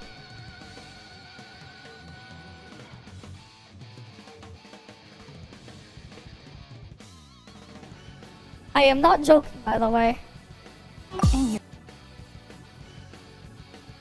We're gonna go back months, but I'm pretty sure that he has these mod videos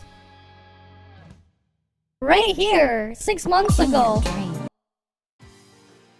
February 20th, 2024. He literally made a guide on how to make a private server. There's even a download link and a patch to all the stuff in there. So that shit would have been data mined if it was in CBT too. Because anyone could have just grabbed it. Right? Like, it would have been data mined.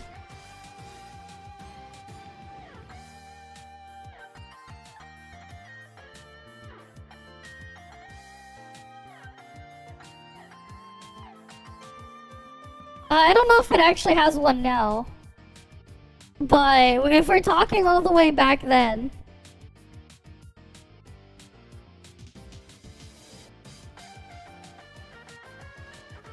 Let me see if I can go like the first mention of it.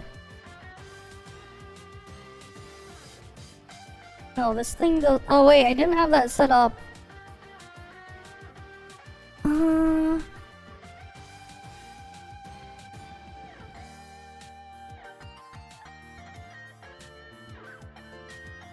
Right, no, so it definitely is before the end of September. It might be after the 1.5 patch. I might have reacted to something. It's in one of these earlier VODs. I think the final last day is here. What date is this?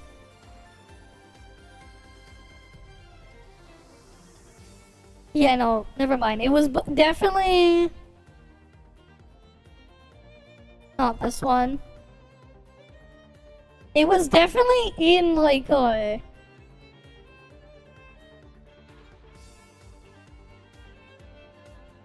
around here or earlier. Between day 53 and like maybe here. It's somewhere in this time frame. In one of these early VODs. You're gonna have to like scrub through to find it. But it should be in one of them. I had gameplay of a thing.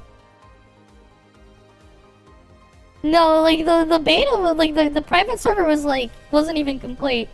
Like you had all the assets and the data for it, but like nothing would like really be functional. This was earlier than Tower of Fantasy. It was not. It was not. Tower of Fantasy was already fully released. They already had Alice before they even had their first beta. On Global. Alice released on ToF Global before the first WUWA beta. The first WUWA beta came out after Umi's after Umi. It was around Fenrir banner release. That was when they had the first WUWA beta. These people saying no. Tower of Fantasy Alice has been earlier than September 2022. Yeah.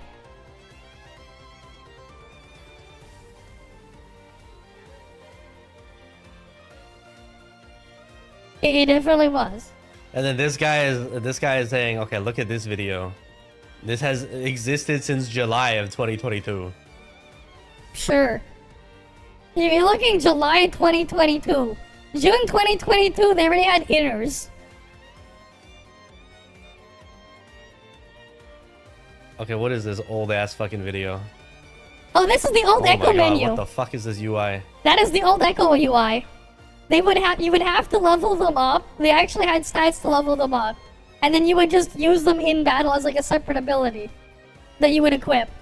They weren't your equipment. They weren't your gear. This is not beta. This is alpha footage. Transforming into butterfly. Where? I don't see any butterfly transformation. Is this guy just lying? Yeah. Is he just talking about echo transformations? Bruh. Yeah, they're just talking about echo transformations. There's nothing. Yeah, they had that all the way back then, but this wasn't your gear. You didn't equip this as your gear. It was just an item there.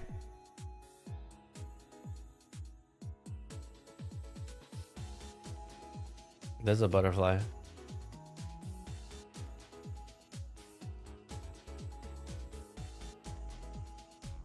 Oh, this is what this guy is claiming.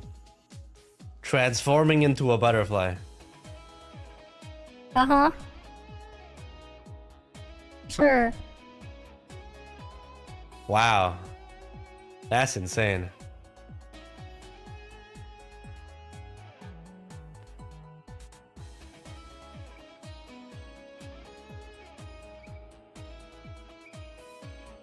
So when did Alice first drop in Tower of Fantasy? Do we have this ToF info website? You have to go to V1. Where was the timeline? Did they remove that? They did. Wasn't there a timeline? That was before that. V1 does not have it. It's in V2. That's only for global banners. That's global. It used to track CN, right? Yeah, that is global, not CN. It used to track CN. Let's go back to V2.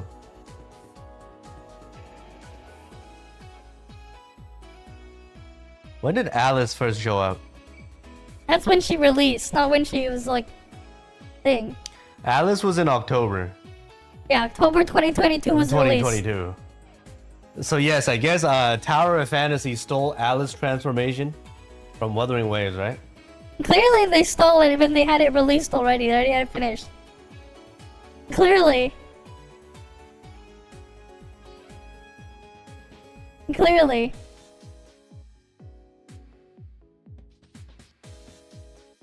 Clearly. Right? Clearly. That there's a difference when they had it already. I mean, fully I can released. literally just go in global, she was in February. That's 2023. That was I global. can just go to my YouTube channel. He had eaters already in freaking. I can just go to my own YouTube channel, find out when I posted the PV. That's when he posted And the we'll PV. figure that out immediately. But then as well, like I wonder why no one mentioned. He already had That eaters. is accurate. He already had eaters shown like months before global even released. Alright, but yeah, I'll have Alice PV in September.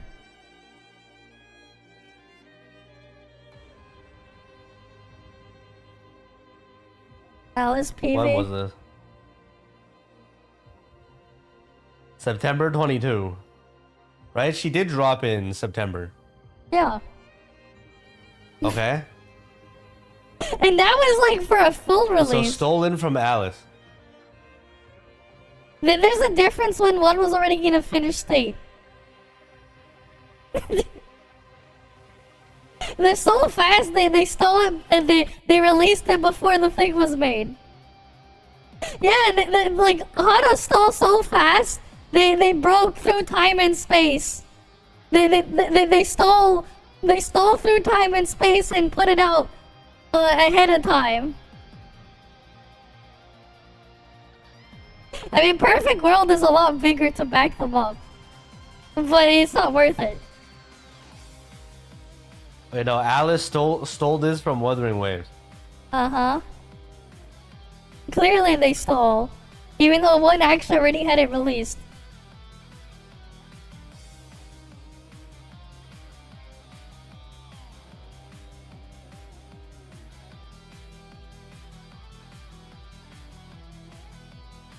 Yeah, they use the retracement to put stuff ahead of time. Right? They use the time retracement.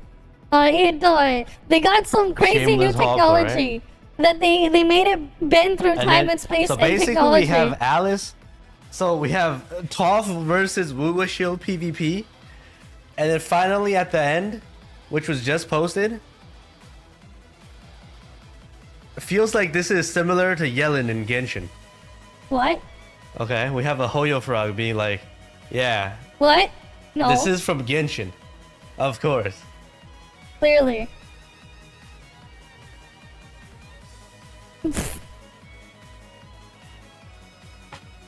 I hope we're joking. This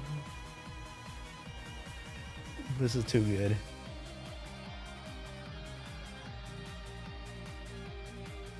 Like, we already know what really happened, the time frame.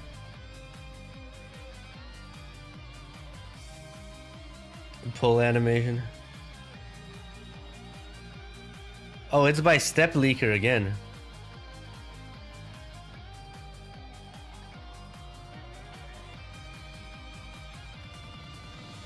Oh, that's the end? Okay.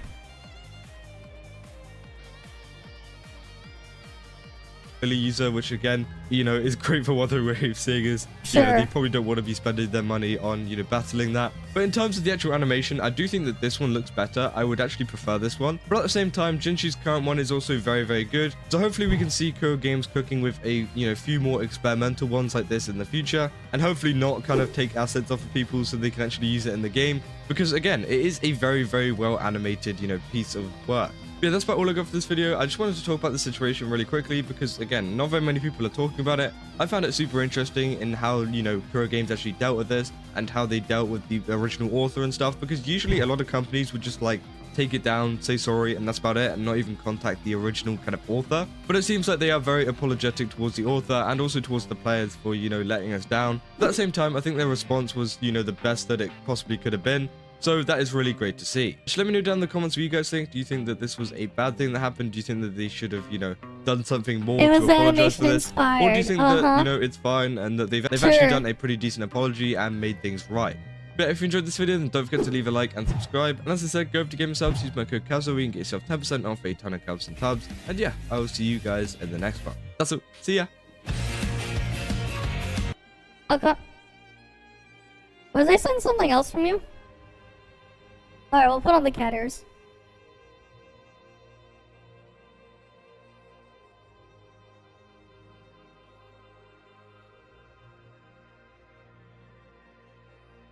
Alright, now we got the cat ears. Yeah, Stick's not talking about it. I wonder why. Imagine not talking about it. Okay, no, it's not there. Yep, imagine.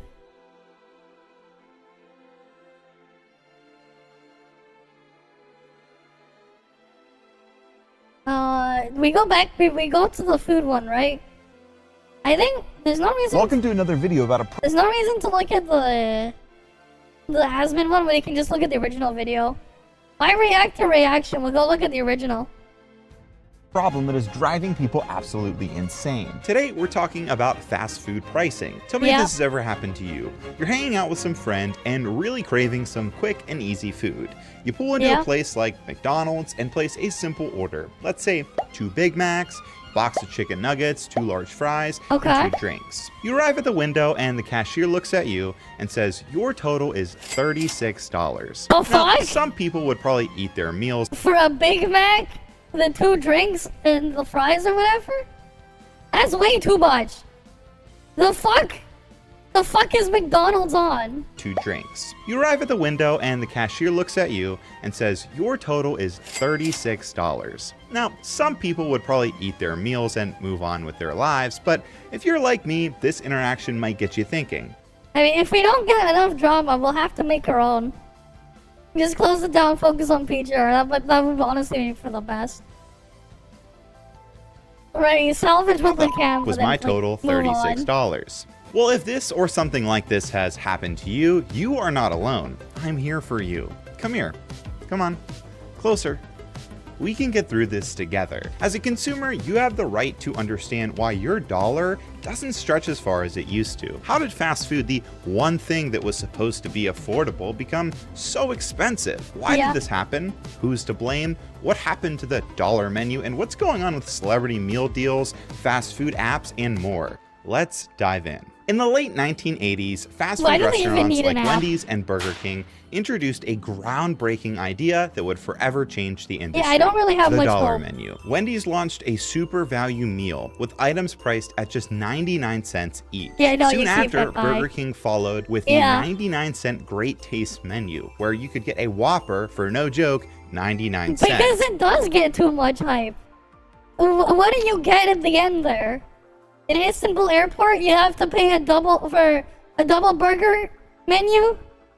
More than $100? What the fuck is in that burger that makes it cost more than $100? The strategy was simple. The fuck is Give in that customers burger? more for less. It allowed people to enjoy a variety of foods without breaking the bank. The concept was a hit, and by 2002, McDonald's introduced its own game-changing dollar menu, featuring items like the McChicken and the McValue fries, both for just $1 each. With just a few dollars, you could eat like a king. But as the years progressed, things changed. Dollar menus became value menus. Whoppers are most definitely no longer $1, and now for a few bucks, you might be lucky if you can get a single item from a fast food restaurant. And it's not just value menu items that have seen price increases. Fast food prices overall have surged dramatically, especially in recent years. According to the Consumer Price Index, fast food prices has nearly risen 28% from 2019 to 2023.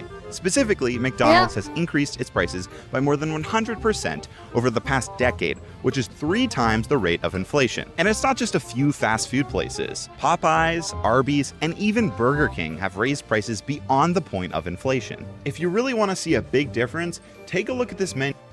Right, so you work, like, yes, you're a coworker who worked from there and he said the place is full of scams? Of course. Menu from McDonald's in 1999 of course. And compare it to the current menu. Look at this, it's insane. We are now at the point where prices have increased so much that nearly 80% of Americans say fast food is now a luxury because it's so expensive. Yeah, that's right, a luxury. You heard it from when you're spending this much on food. Alright, let's, like, this is the point where prices have increased so much that nearly 80% of Americans say fast food is. Take a look at this menu from McDonald's in 1999 and compare it to the current menu. Oh, where's the price here? I can't even see it.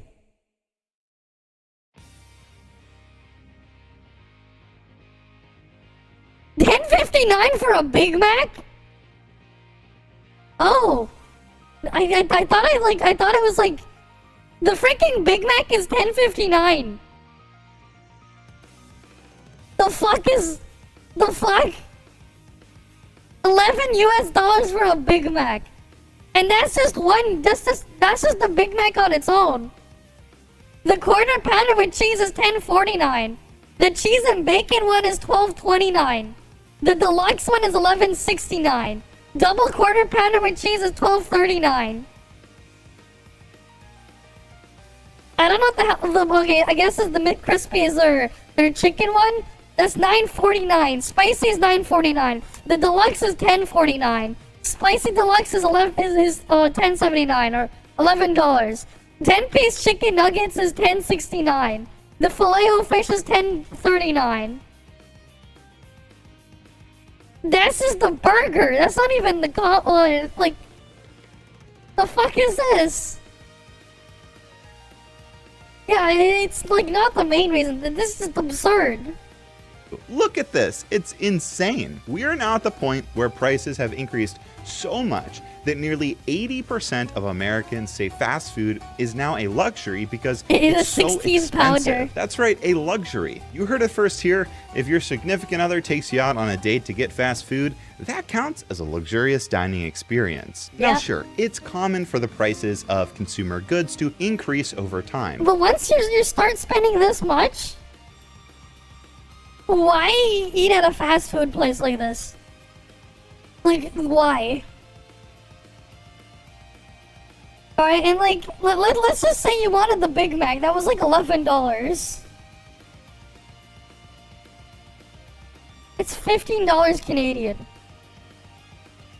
Alright, this is just the Big Mac, like, that, like, wherever that is. Literally half the price of just eating all-you-can-eat sushi. Or going to an all-you-can-eat place. Which is just crazy. Considering, like, the quality of the stuff there. Like, when the gap is like this, when the gap is like only, like, it's only a 2x gap to go to, like, all-you-can-eat place.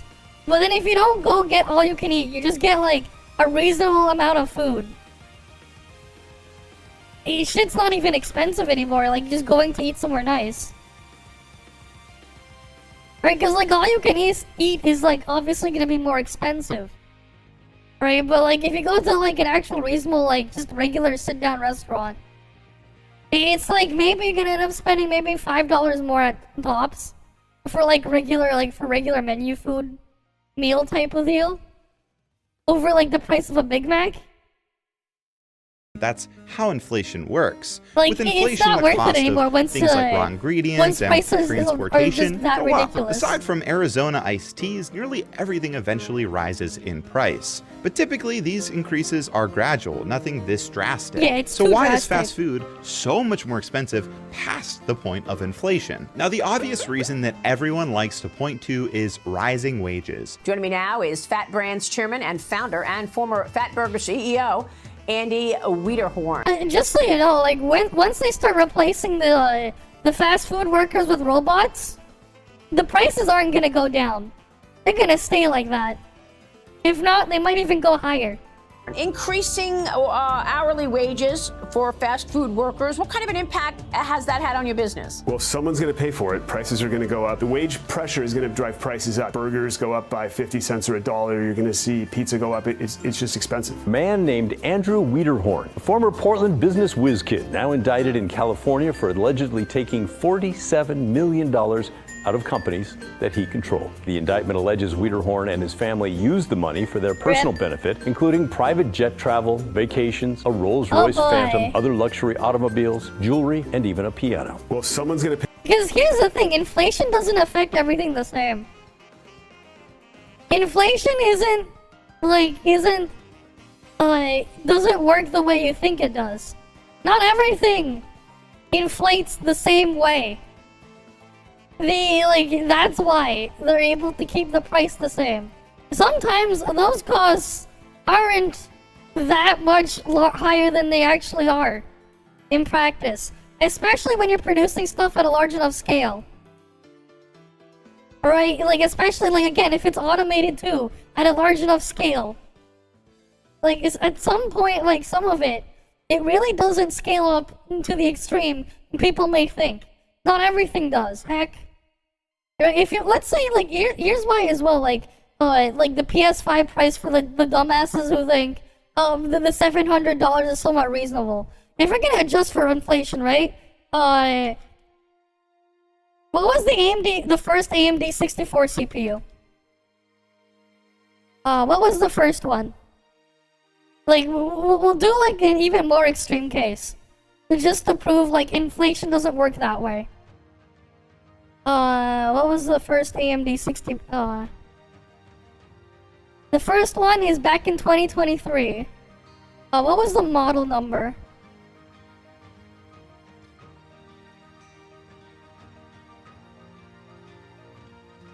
It was the Opteron, what was the first one? Okay, here we go. Opteron Sledgehammer.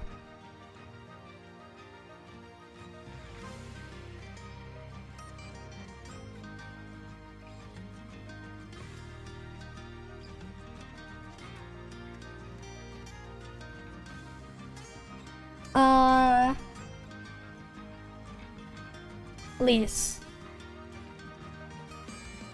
So the cheapest one, this was back in 2003. The first 64-bit x86 CPU, it released. If we're gonna go for the 1.8 gigahertz model number, the release price is one of these. Right? We'll do the crazy shit here. Oh, here. Oh, you know what? We'll go for the cheapest, the freaking defective one. We'll be nice. We'll go for the most defective product model. Oh, wait, no, here. We'll go for the first one. This is on DDR. Not even DDR2. Not even DDR3. Alright, $230. We had one CPU core at 1.4 gigahertz. Just so you know, you can't just compare frequency like this between CPUs, right?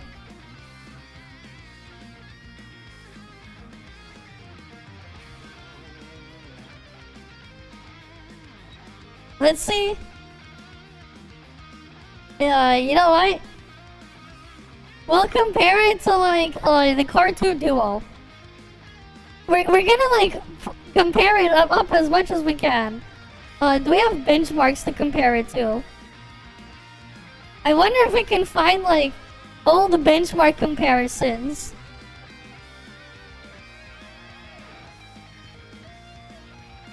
Oh, that's specs. No, we don't have benchmarks that go that far.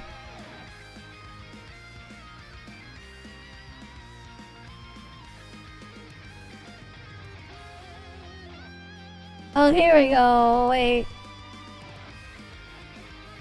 Let me see if we can find one. I want to take it to the extreme. to prove a point why inflation doesn't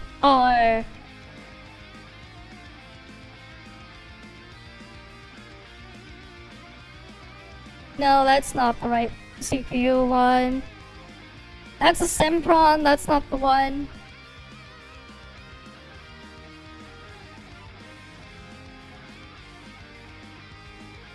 But the Core 2, it was basically a 2-core one. Let's say the Core 2 was a doubling. Right? So, let's say the Core 2 doubled the performance.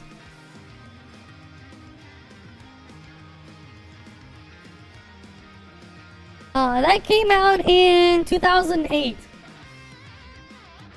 Right?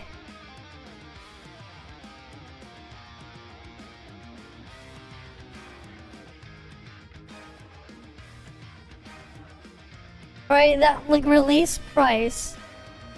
Let me see if we can find a release price.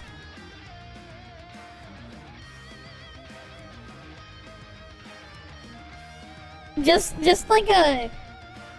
And we're gonna scale up. Oh, Arc Intel has old info here.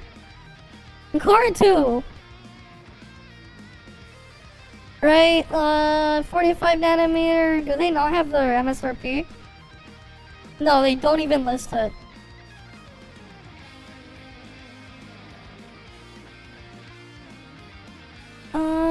Here we go. The model we're looking at here, $163. So in the span of what, 5 years, they doubled they more than, wait, no, that's not even, that's more than double. Technically, you'd be, no, this would be like 4 times. They 4x'd it in the span of 5 years, and the price went down. Is like the closest thing you can compare to. Right? But like, you know, if we're comparing bottom of the barrel model, or shouldn't we just gone for the higher end extreme one, where they were like around 2 gigahertz? I guess we could technically go for like 2 gigahertz and then just we multiply it by 1.3. Right, and then like that one was like over $1,000. And then something that's literally more than it's like 3 times faster. 5 years later is $163. Right? Yeah. I know how expensive ground beef is, I know. Actually, no, this thing has way more cash. Right, this is a Core 2 Duo, by the way. Like, you can go like, all the way at the freaking Extreme Edition if you wanted to. And like, this pricing is if you bought 1,000 of them. Per 1,000 units you buy is how much Intel would charge you. Right, but let's say we go scale it up. Right? And then like, how much was the Extreme?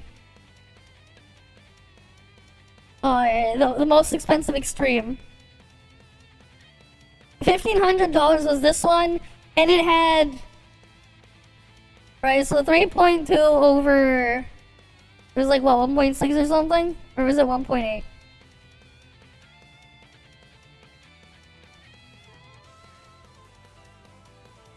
Alright, then we multiply this by 4. So a 7x performance increase. And like, for let's say 1,500, right? And this was over, what, 5 years? Right, so like, let's say we divide that by 5. So we're looking at least a 42% increase per year. Right, we're not even going for like the extreme end of Moore's Law. So if the first one was, let's say, $1,500, right? And then we went, if we scaled this linearly, we definitely had things improve at a way better rate than this linearly. But, you know, first year then, like, you adjust for inflation, the next year's product should be over $2,000. Like, this is before adjusting for inflation, if you're gonna scale it based on that performance. The year after, you know, 3,000. Year after that, now it's $42.94. Year after that, right? This thing should have been like almost $10,000 if you adjusted this for inflation. If you were to compare it to that, this thing would be worth $10,000 clearly. But inflation don't work that way. Not everything is scaled that way with inflation. Not everything is affected the same. Right? But like, yeah, you go again. Right? And we can keep... You can keep going further, right? So this is now what? 2009 era. You know, 2010. Right? The first i7 should have been like $25,000, but definitely not. Year after, second gen i7, right? So this would have been like the 2600. The i7 2600, you know, it should have been $35,000.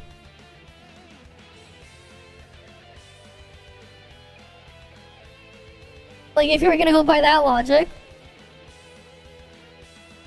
And this is when we started the TikTok cycle. So, like, we don't go as crazy anymore because this is when Intel was, like, dominating once we get to this point. Where, like, it was only, like, 15% increase per year for the next, like, 7 years. 6-7 years.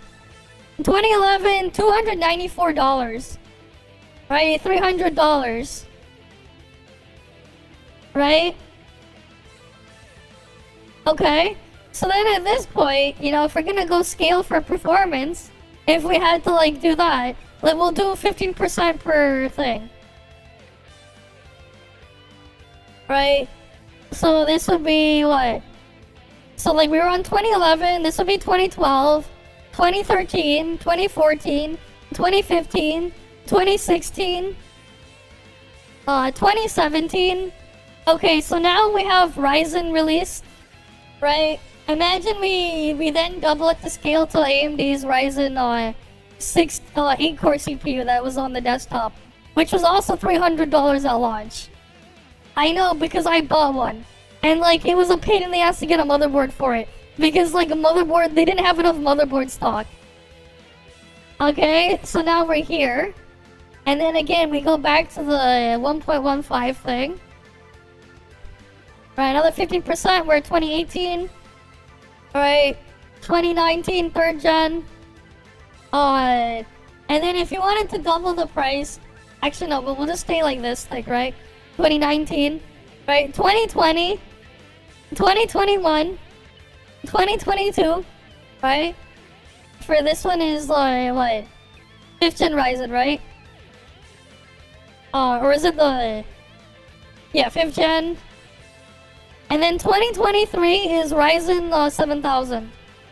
And if we, like, Ryzen 7000. Right, so that's 376, it would have been that one. And if you bought the 16 core, right, if we scaled it up, then it would have been, what? 753,000. Right, if you bought that one. Right? And then, let's say we adjusted that for inflation.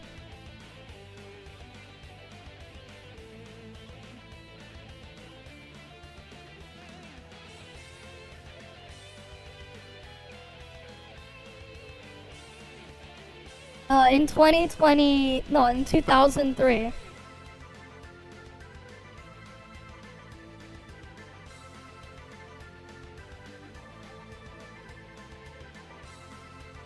Alright, we want 750, oh wait, no, that's a 0. My keyboard's almost out of battery. So it would be worth, it should have been worth, you know, if we were to adjust for inflation, right? Let's go to...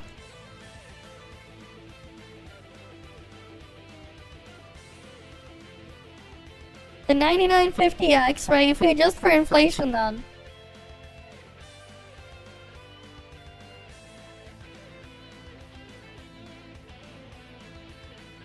Price. US. Right? So... Let's just round it up. Let's assume this is discounted. Wait, let's assume that they really wanted to sell for $650 US.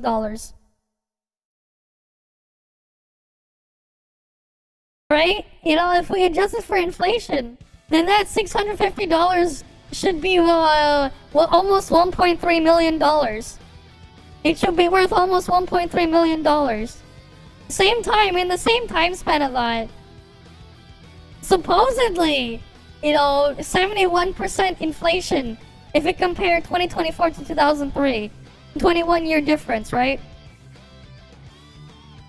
Like, inflation doesn't affect everything the same. Right? Like, inflation does not affect everything the same. It really doesn't. It really doesn't work that way. It shouldn't affect everything the same. Right? Sure, that is like a very, very extreme example. But like imagine if that's how things scaled. Right? Imagine if things actually scaled that way. Pay for it. Many people argue that rising wages are the factor for driving up prices, but I don't think that fully paints the whole picture. For example, McDonald's workers in Denmark make more than $20 an hour, yet their Big Macs, on average, are 3 cents cheaper than in the US. The people in Denmark are making more money. How is theirs cheaper? So, despite higher wages, their Big Macs actually cost less. If you look hard enough, you can find plenty of these examples across the world, and even in the US, where despite higher wages, prices are the same or lower. On top of all this, there have been many studies that have found that increasing the minimum wage at places like fast food restaurants or even supermarkets doesn't increase prices. The University of Washington completed a study that found despite Seattle's minimum wage hike, it didn't boost supermarket prices. So I don't really think it's fair to blame fast food price increases on rising wages. In fact, I kind of think that's a cop-out. Fast food pricing isn't limited to one variable. Multiple things have impacted pricing over the last 5 years. And I feel like I'm going crazy here because almost no one is talking about the other more significant parts of this puzzle, like companies running inefficiently, businesses blowing money on ludicrous things, and massive corporate leadership failure. For example, in 2019, Chris Kazemski became CEO of McDonald's. Unlike many of his predecessors who rose through the company ranks, Chris spent most of his career outside of McDonald's, with roles at Procter & Gamble and PepsiCo, before joining in 2015. This background is quite unconventional for McDonald's, where leadership often comes from within. Typically, McDonald's CEOs have been individuals with a strong understanding of the company's vast network of franchisees, who are essentially individual business owners running their own operations under the McDonald's brand. When Chris took over in 2019, it stirred up controversy. He implemented major changes, including large-scale corporate rebranding and store renovations, which demanded significant capital. These changes, driven by the goal of boosting profits and strengthening the company's position for shareholders, led to the rising costs we started to see then, and we continue to see today. But where is this money going? What even is McDonald's and these fast food companies investing in? What is costing companies so much that they need to increase their prices? Well, let me introduce you to advertising. The Chief Marketing Officer of Taco Bell, Taylor Montgomery. Live Moss Live, how we feeling? This is the finale. Live Moss Live, how are we feeling? That's more like it. Next week in every single Taco Bell, next Thursday, go get your cheesy chicken crispinata. Oh, it's for real. One more? Behold, the Crunch Wrap. That is a Cheez-It inside. Why is there a Cheez-It in a Crunch Wrap? Why would you want a Cheez-It in a Crunch Wrap? The fuck? 16 times the size of a regular Cheez-It, I present to you the Cheez-It Crunch Wrap. Okay. The advertising industry is a billion-dollar behemoth. And despite rising costs, companies are consistently increasing their spending in this area. That's kinda Fast dumb. food is no exception. If you wanted a Cheez-It with a freaking wrap, just have a Cheez-It in a wrap. Like, why? In fact, according to the reports from 2021 to 2022, fast food companies increased their social media and digital advertising budget by 75%. If these fast food giants... I know, They relied on DoorDash's Uber Eats and the stuff. Now it's over, people are using it, but yeah. Doesn't matter, because like you go to the restaurant in person, you still get the ludicrous pricing. MC iPhone Galaxy Pro, I don't know, man.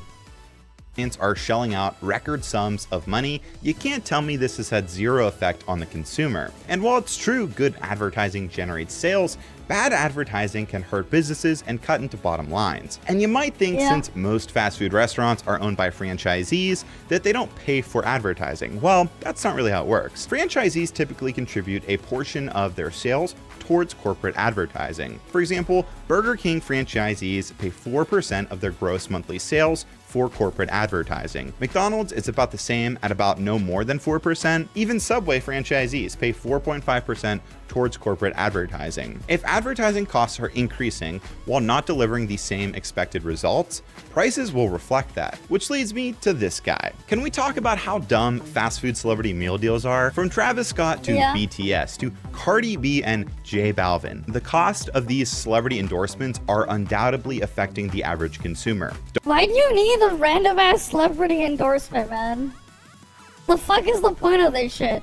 Don't believe me? Travis Scott admitted in a Forbes 30 Under 30 that he was paid $20 million for his McDonald's special meal endorsement. $20 million. That's actually more than what the McDonald's CEO and chairman makes, which is $19.2 million. He was paid more than the CEO's salary, damn. That's crazy. That is crazy. A year. What's fascinating about these sponsored celebrity meals is this is a recent thing. McDonald's never used to do this. Before 2020, they only ever had one major celebrity combo meal, and it was back in 1992 with Michael Jordan, which was at limited locations in Chicago. But now it seems like every year they're shelling out millions to have some random celebrity combo meal that isn't even a good deal for the consumer. With all the celebrity meal deals McDonald's has done over the last 5 years, this is undoubtedly costing McDonald's millions. Now sure, that's just McDonald's. Not every fast food company is doing this, but many are. And over the last 10 years, McDonald's has had the highest increase in price out of any other fast food company. And now all of a sudden they're giving celebrities millions of dollars for these meal deals?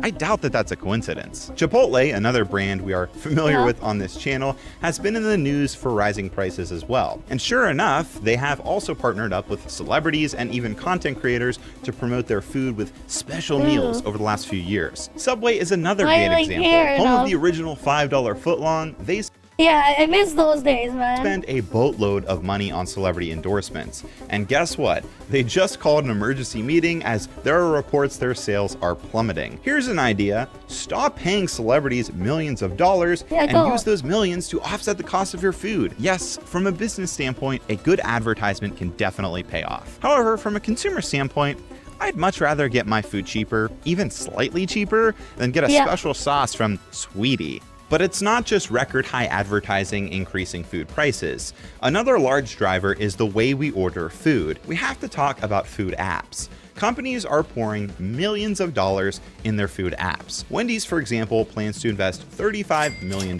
this year into their mobile and digital menu experiences. Just this past year, Burger King allocated $250 million towards a royal reset, with an additional $150 million to enhancing Burger King's mobile app. And in theory, I think investing in technology for these food apps is a good idea. People want easier ways to order food, organize their coupons, and have cool reward point systems.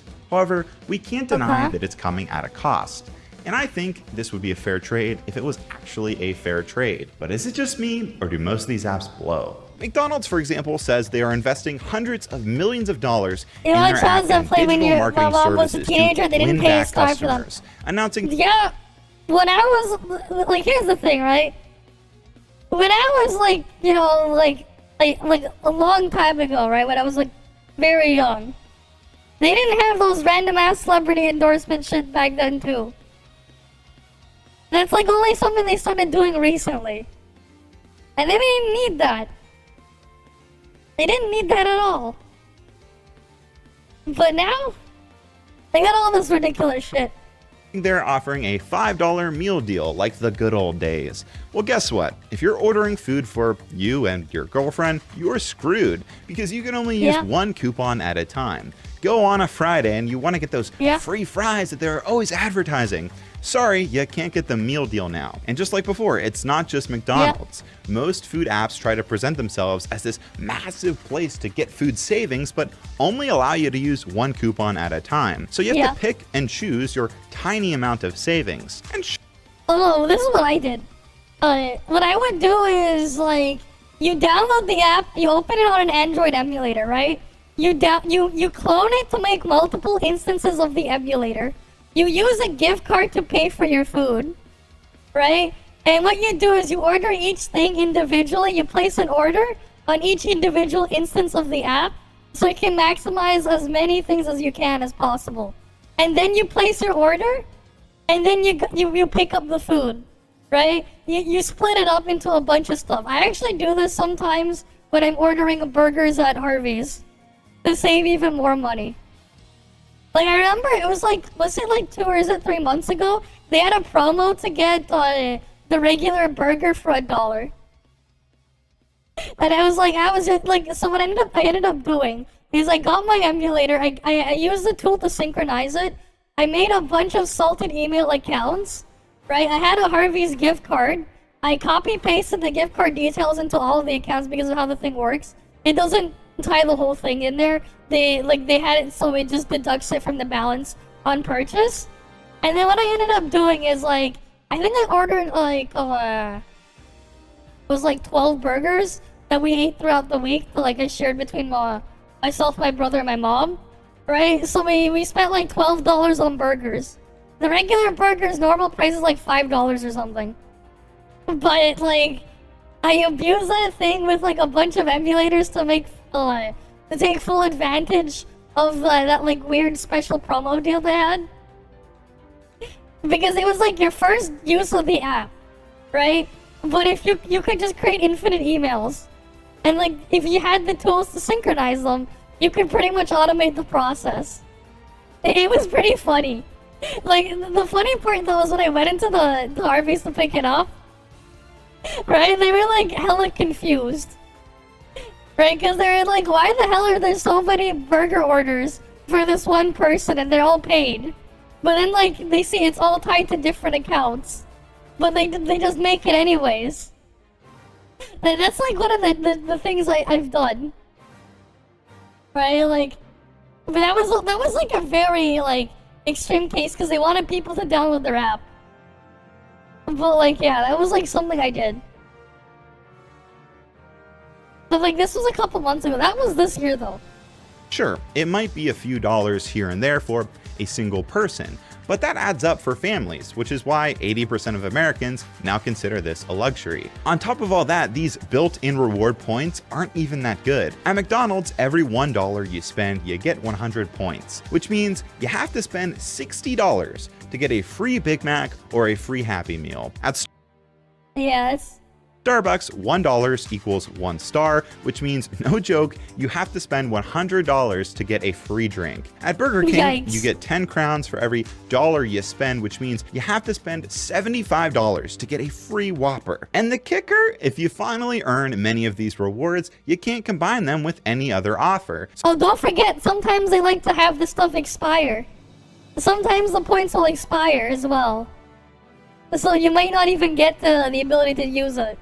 So just like before, you have to pick and choose your tiny amount of savings. So we've got a counterintuitive coupon system, lousy reward point programs, and I'm not trying to be that guy, but these apps also track everything you do. And I'm gonna be honest, that kind of makes me feel uncomfortable, especially when 2018 Panera Bread leaked thousands of customer records. Yikes. Sorry, but I don't trust these companies at all, and I'm tired of pretending that using these apps just for a little bit of savings isn't the most inconvenient thing ever. Between this, shelling out record sums of money on advertising like celebrity meal deals, and dealing with inflation, it's no wonder they're increasing the cost of their products. But clearly it's way past the point of, okay, this is fair for the consumer. And when corporations blame us, the average customer, or even wage increases for declined profits, it's pretty laughable. It's corporate negligence, if anything. It took me weighing 30 burritos over a month a TikTok army, numerous news articles, and a whole social media movement just to get Chipotle to acknowledge they were skimping people out on food.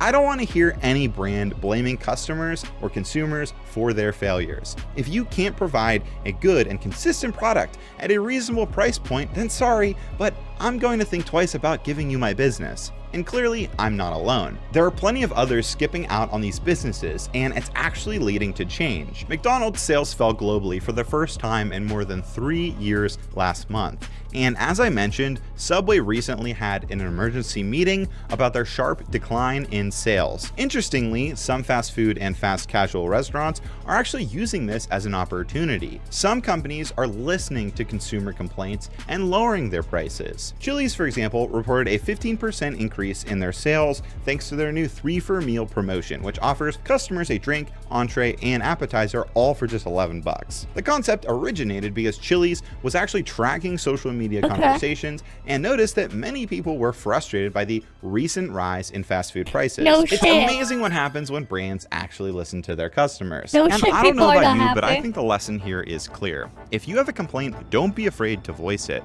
If you're noticing fast food prices are skyrocketing, consider checking out local restaurants or even cooking at home more often. A year ago, I lived in Tampa, Florida, and during that time, I didn't eat at McDonald's once. There were a few reasons for that, but primarily because there were so many good local restaurants around there that I really didn't want to eat fast food. But when I moved back— honestly, like, yeah, just, you're like, when the prices are like this absurd, why would you want to eat at a fast food place?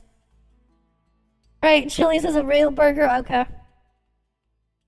Back to PA last fall. Not gonna lie, I was craving it one day, so I pulled into McDonald's, saw their prices, and I'm not kidding, I pulled off. Many people have done the same, and sure enough, McDonald's is feeling that impact. So yes, your voice matters, no matter how small. But that's everything you need to know about this fast food pricing situation.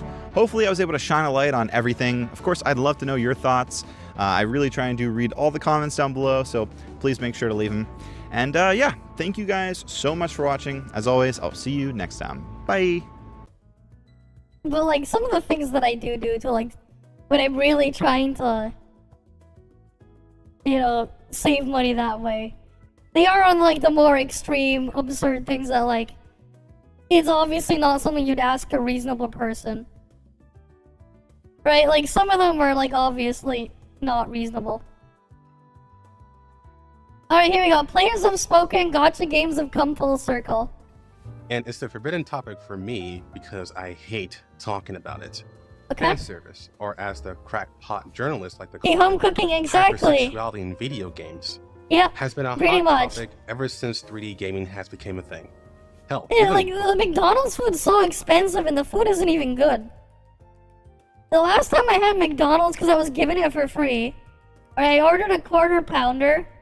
The thing tasted like, it was just not good. Like, the burger patty was like burnt and shit, and it just wasn't good. Before that, everyone, and I mean And then like the price is just like, has a strong opinion about it. It's basically the politics for gamers. And it doesn't help that these video game companies also buy into these views instead of sticking to their own vision. So, as a person who doesn't care about this topic, why am I talking about it now? Well, for the first time in my lifetime anyways, yeah, so much for having cheap Taco Bell during their cheap fan service. Yeah. Except it's swinging so hard. It just tasted burnt. Didn't taste like anything, just, you could just taste the whole thing was just burnt. Like, you just had the taste of just that burnt taste. That was like the only thing I tasted. Actually, oh, you did? break the pendulum. Let's see if we can find you. While this topic will be centered on gacha games, I do want to say that it's not just the gacha spirit that is having this phenomenon. Oh, there's a lot of Power comments Blade here. was the major wake-up call to this. And it I don't only think we're got gonna find cemented by it. the extreme commercial failure of Concord. While both these games had other reasons for their success and failure, people I mostly don't see talk it about here. the obvious stuff. And as a person who did play Stardew Blade and even attempted a speedrun of it, I can tell you that game is just really fun in general. But let's focus on gacha games, because ironically, this medium is really good at showing the trend of the general public on a global scale. To start, I want to highlight another video from a fellow content creator, Genozod, I don't know. His video is called A New Era of Gacha Games. This video highlights the noticeable upward trend of fan service in gacha games lately, as well as the politics behind it that Western gamers may not be privy to. But what I primarily want to show you from this video is this. It's a minute long, but it's very important. Now in China, they have super strict rules about sexual content, so you may think, well, things must be pretty tame then, right? Wrong. Remember that both Azur Lane and Snowbreak originate from China, and they are peak degeneracy. But how can this be possible? Simple. They just censor the games in China, but release them in their fully near-naked glory to the rest of the world. You may remember that in Genshin Impact at one point, they added alternate outfits for the standard characters like Mona and Jean that covered them up more. Well, these are the basic skins in China, and you have no choice but to use them. People will also often report game companies to the government if they're pissed at something in-game, and then blame it on things like it being too sexual. You disagree with one point? He said fan service is an apology for bad gameplay. As an example. No. It is not an apology. It's not a way to apologize for bad gameplay. And it shouldn't be treated as such. It's more of just a bonus because they can. Right? You, like, no. The same time, you go look at the ones then with none. They just have no gameplay. Now, I don't even get how you're supposed to censor Azur Lane at this point. Put a whole ass trash bag over them, but whatever. Gacha games have always been more male focused, even though, you know, half the planet is female. However, yeah, but doesn't mean half the planet cares. you can say what you want, but it doesn't mean half the planet cares. Recently, we've been seeing more male characters in the average gacha, especially with the release of Genshin Impact, which featured more male characters than most other gacha games. And as it turns same time, you know, something people don't realize is sometimes when you make a product, you're targeting a specific demographic. And if you're targeting a specific demographic, it makes it a lot easier to focus on what you need to make so that you can sell your product to the specific demographic. Right? Like, case in point, let's say I was making a children's toy, right? Let's say I wanted to make Hot Wheels. Right? I'm making Hot Wheels cars. I'm going to target the boys. Same time, let's say I'm making Barbie dolls, right? Who am I gonna target? I'm gonna target girls, right? If I'm going to make dolls, right? And that's going to be the product that I want to sell, I'm going to make it and target the dolls for the girls and the Hot Wheels like toy cars for racing. I'm probably gonna target the boys for that, right? Like occasionally you'll have stuff like a Barbie doll set that comes with like a car. You can put the Barbie doll in like this convertible car and then you can play around with it that and like have it drive into like your big dollhouse set. But like, you know, obviously your intended market to buy that specific thing is going to be a girl, right? Versus like, you know, your freaking Hot Wheels toy car with like loop-de-loops in your playset, right, is probably gonna be for a boy. Right? Like, you know, target demographics are a thing that they do. If you're going to, especially if you're going to market a product, you kind of want to focus on a specific, your specific audience. Right? Like, that's just the reality. You have to, like, know who you're targeting, and you have to figure out exactly how you're gonna go after them. If you try to please everyone, you're gonna end up pleasing no one. Right? So if their audience is a specific type of consumer, they're going to focus on them more. On the ones that they're really after. Over a couple of people that are screaming loudly, but there's very, very few of them. And especially with these things being live services, they have a lot more data that they can take from you. So they know exactly who they're targeting. If they're using the data that they've harvested from you properly, They know exactly what their customer wants. Like, what their customer base would want. They have all that information. They know exactly what to target, how to focus and cater stuff toward them. That's why things are this way. It's a lot simpler than like, oh yeah, it's a lot simpler than, oh no, we should make it half-half because half the people on the planet are males, half the people on the planet are females. Like, another case in point. Let's say I wanted to play an Otome game, right? Like, what those are basically, right?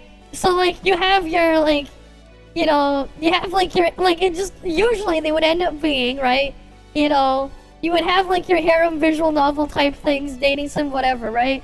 You'd have ones where you have you play as a guy character, where you have, the stuff there, and, you're going after a bunch of different girls. They'll have different girls in there, right? But then they have the exact opposite, where instead the main character is a girl, and they're going after various different guys instead. Heck, you know what? Like, you go look up freaking, like, manga, like, genres and stuff, like, there's a ton of, like, here's the funny part. You ever look on, like, a manga reading site, you filter it to isekai, right? It's pretty obvious to see which isekai is targeted towards males and which ones are targeted towards females. They all, like, have a very specific set of tone and, like, set up for each of them.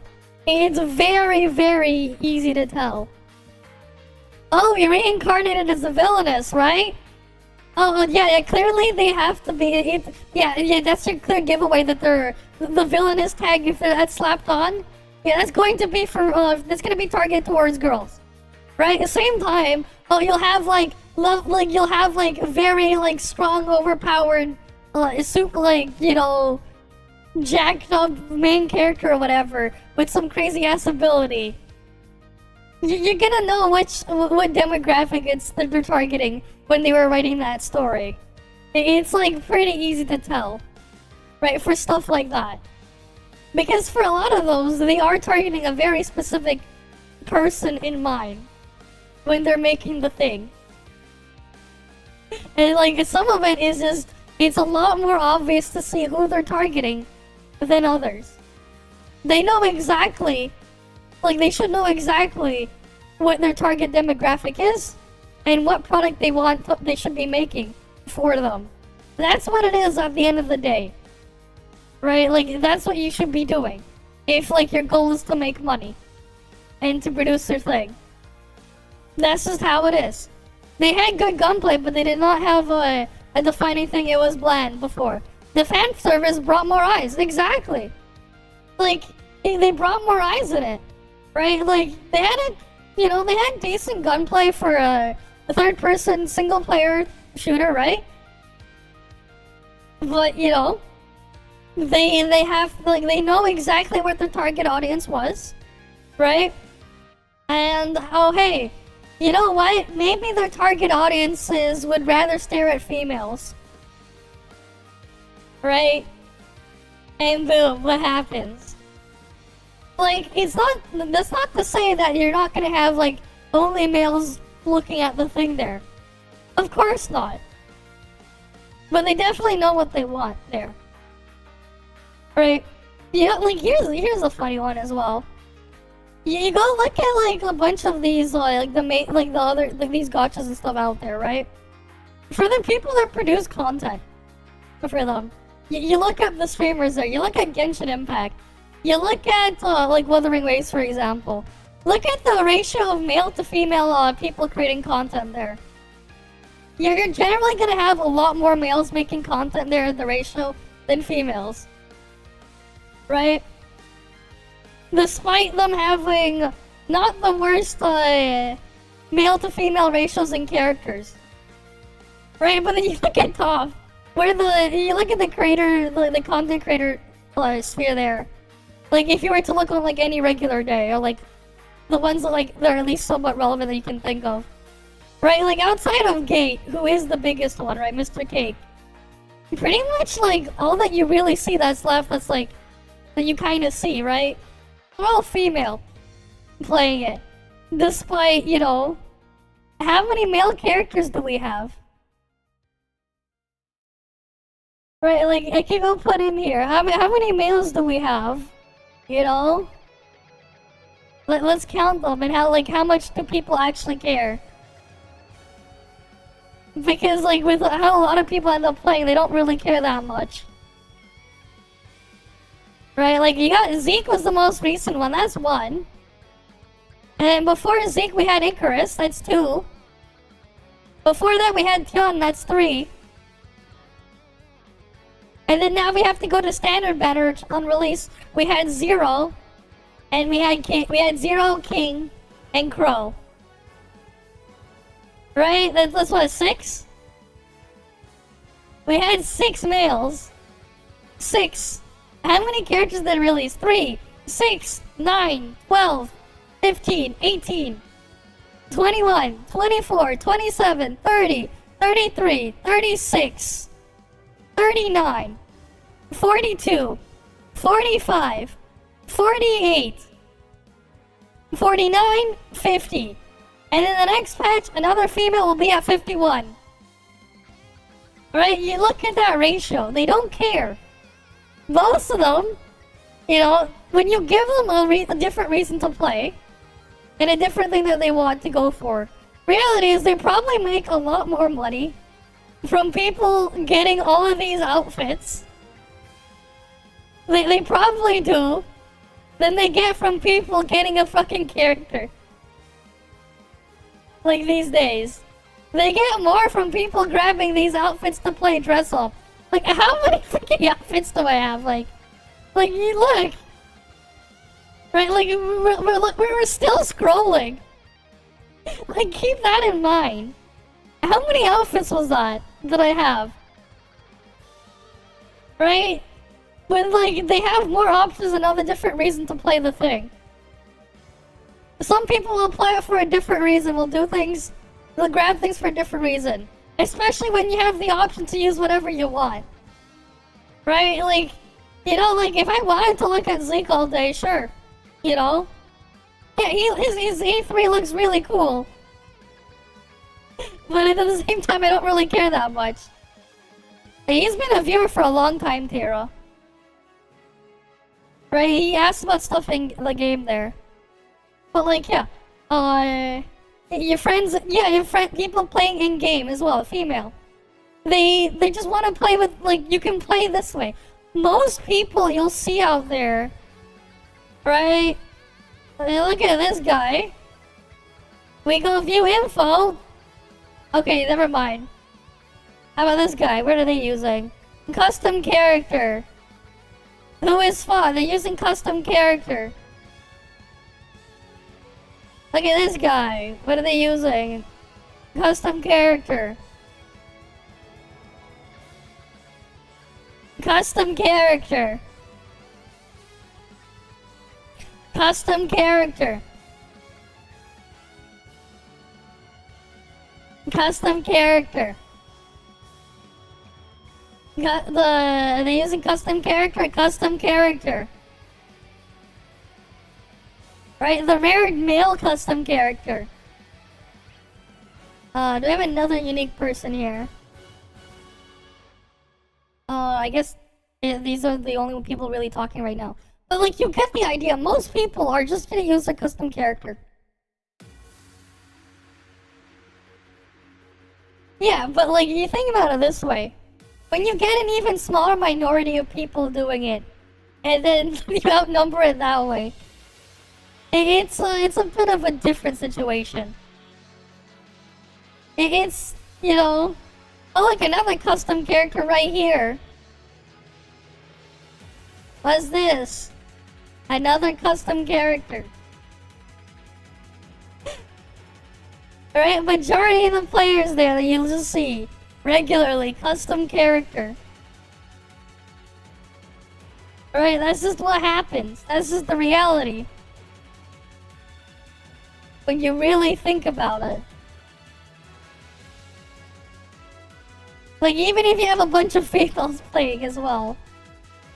Right? Like, they're not really gonna care as much.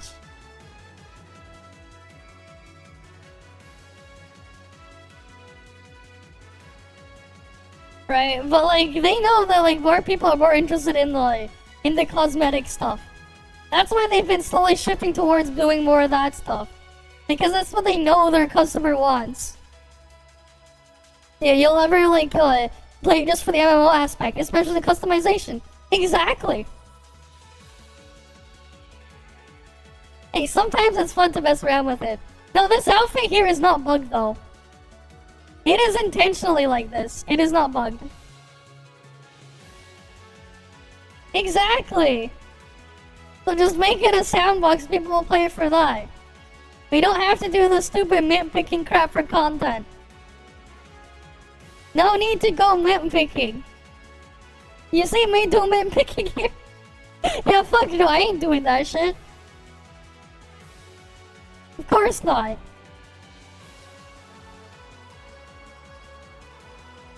Right, getting that balance ratio doesn't really matter as much as they think. At the same time, you know, it's not as if they don't have games that target, you know, the other demographic for people who only want that.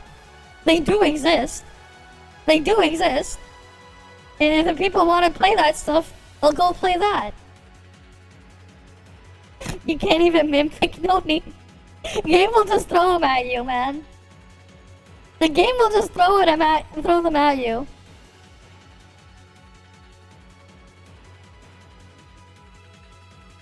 Yeah, fair enough. They're still elemental stones and like they don't matter. Turns out, women are just as horny as men for these PNGs. This has also led to But sometimes people just don't care. That's not what they're there for. more female-focused gacha games such as Love in Deep Space, which are succeeding because of this untapped market of games focused for women. And if you thought birth rates were bad now, yeah, there's a lot of those as well. Love in Deep Space isn't the only one. There's a lot more of those types of games out there. There's a lot more. There's a lot more. So much more that it's literally like an actual genre to make isekais off of. Like, it's like, does that even get like a category here? I wonder.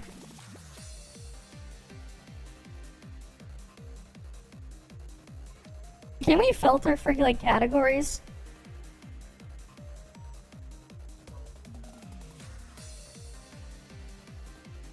Oh yeah, we have a category right here. Everything in this category. Everything in this category. I've read a bunch of these, by the way.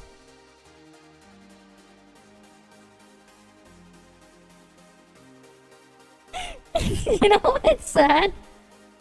In the first 6 things we just see. Is it sad that I've read, out of everything we see in the first 6, I've read 5 out of the 6 on here. Oh, I read this one too. I read that one. I read this one. I read this one. I think I might have read this one. I've read this one. I've read this one. I've read this one. I've read this one. I've read this one. I've read this one. I've read this one. I've read this one, I'm pretty sure. And then the scanlation stopped. I've read these two. I've read this one. I've read this one. I've read this one.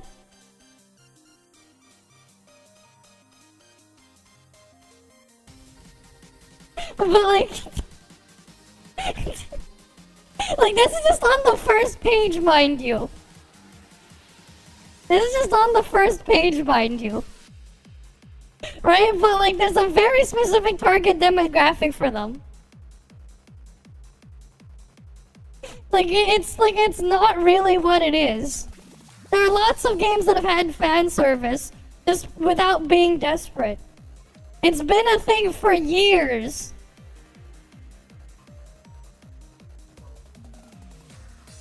I mean, favorite pillows. What? I'm confused. Oh, you mean I don't have a favorite pillow, Tira. I don't really think that much about it.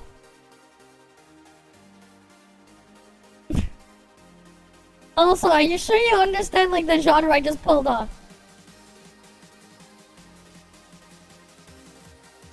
You sure you know the genre I just pulled up here?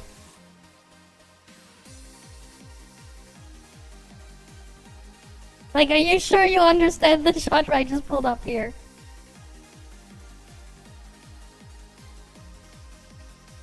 I mean, it's just regular pillows. I just have regular pillows here.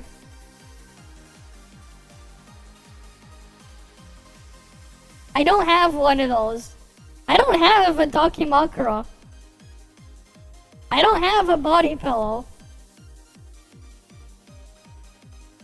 I just use a bunch of regular pillows.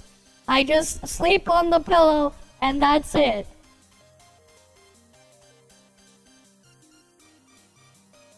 But like, no.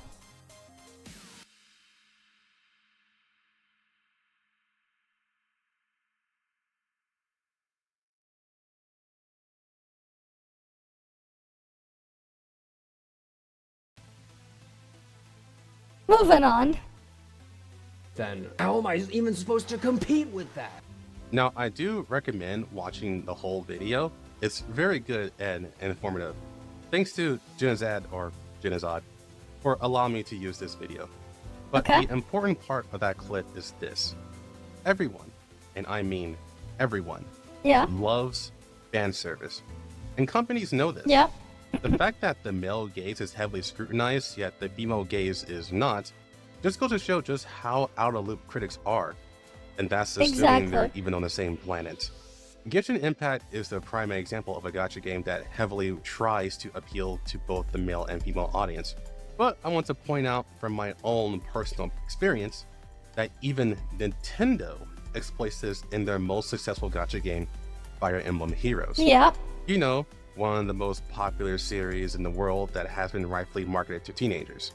While there are some noticeable tactics like increasing lens proportions, what I do want to highlight are the summer events. I remember when the first summer event happened. For a lot of Western players, this was their first gacha game. So imagine when you take female Corrin looking like this to this. And fun fact, that art is from a hentai artist. And then you have female Robin improved the art though. From this to this. And you think that's dramatic. Let's see the damage art. Yep. But then you have the male side as well. There's actually a surprising amount of guys who are showcased during the summer. In the early days, it was Summer Xander going from this to this. Yep. And then there's Summer Frederick going from I used to play this, I remember. To this. The primary reason why I want to highlight I played this years ago, because and then I gave up on it. Common myth. You see, Faye has been running for over 7 years at this point, and they have 3 primary heavy seasons: summer, winter, and Easter for whatever reason. And throughout all these years, that has not really changed. If anything, it's gotten stronger. It's also been spilling over into the normal banners because intelligent systems know just how appealing a beautiful character is. Yeah, you don't say. It never went anywhere. It just hasn't been in the mainstream. Exactly. Out of sight, out of mind, so to speak. I mean, people are just now figuring out Love and D-Space exist, which explains why the game suddenly rocketed. Imagine, like, these things have been around for forever. They just ignore it because they keep attacking the other side. For some reason. Yeah, it's a survival instinct, really. Towards the top of the charts. Happy?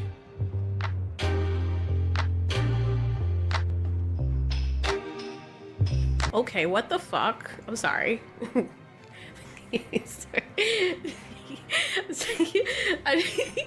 I'm sorry. I was wow. I was not. I don't know what I stumbled. Anyway. What was I saying? What game is this?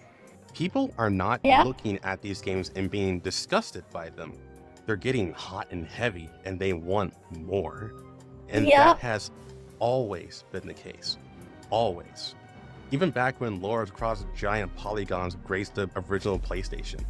Now, has there been people who have spoke up against sexuality in games? Okay, it's like Yes. people discovering fire again, 99% of the exactly. time, it's either in bad faith or they have an ulterior motive. Those ulterior motives being stuff that you... Hey, keep in mind, I read one of these as well in this genre. That was R18. And, literally in the first chapter of one of these that I read, that was R18. They were a couple panels, right? Because, like, you're supposed to self-insert yourself as obviously the character on the cover. That's kind of like the point in this. Right? I don't think it's going to be showing up here because, I have the thing filtered to not show the thing by default for safety reasons. Yeah, I know, but I read somewhere that like was just like an actual series. You can guess where it was going. It's not gonna be on this page though. Oh god, I recognize way too many on this. The realization when you like know like like I know like what 90% of this first page. God. I know almost everything on this first page of 100 results. I know like 90% of this.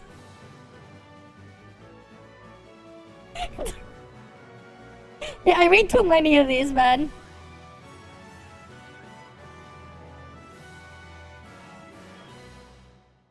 You see in Western games when they're subject. Well, like for me, like I would just rather read the shit than play a game on some of that stuff.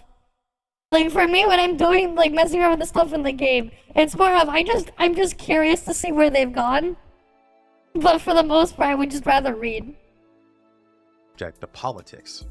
That 1% though, that's the interesting part. And Fair that's enough. the thing I actually want to talk about.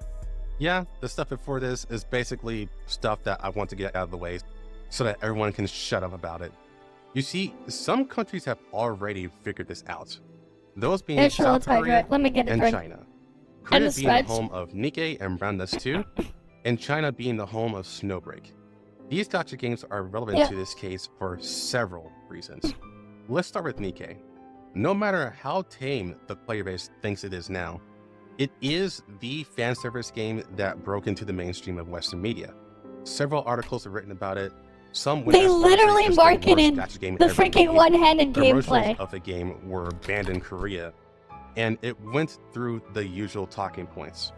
Yet somehow it's making millions upon millions of dollars every single month upon its inception. Nikkei is huge. You want me to read that? What?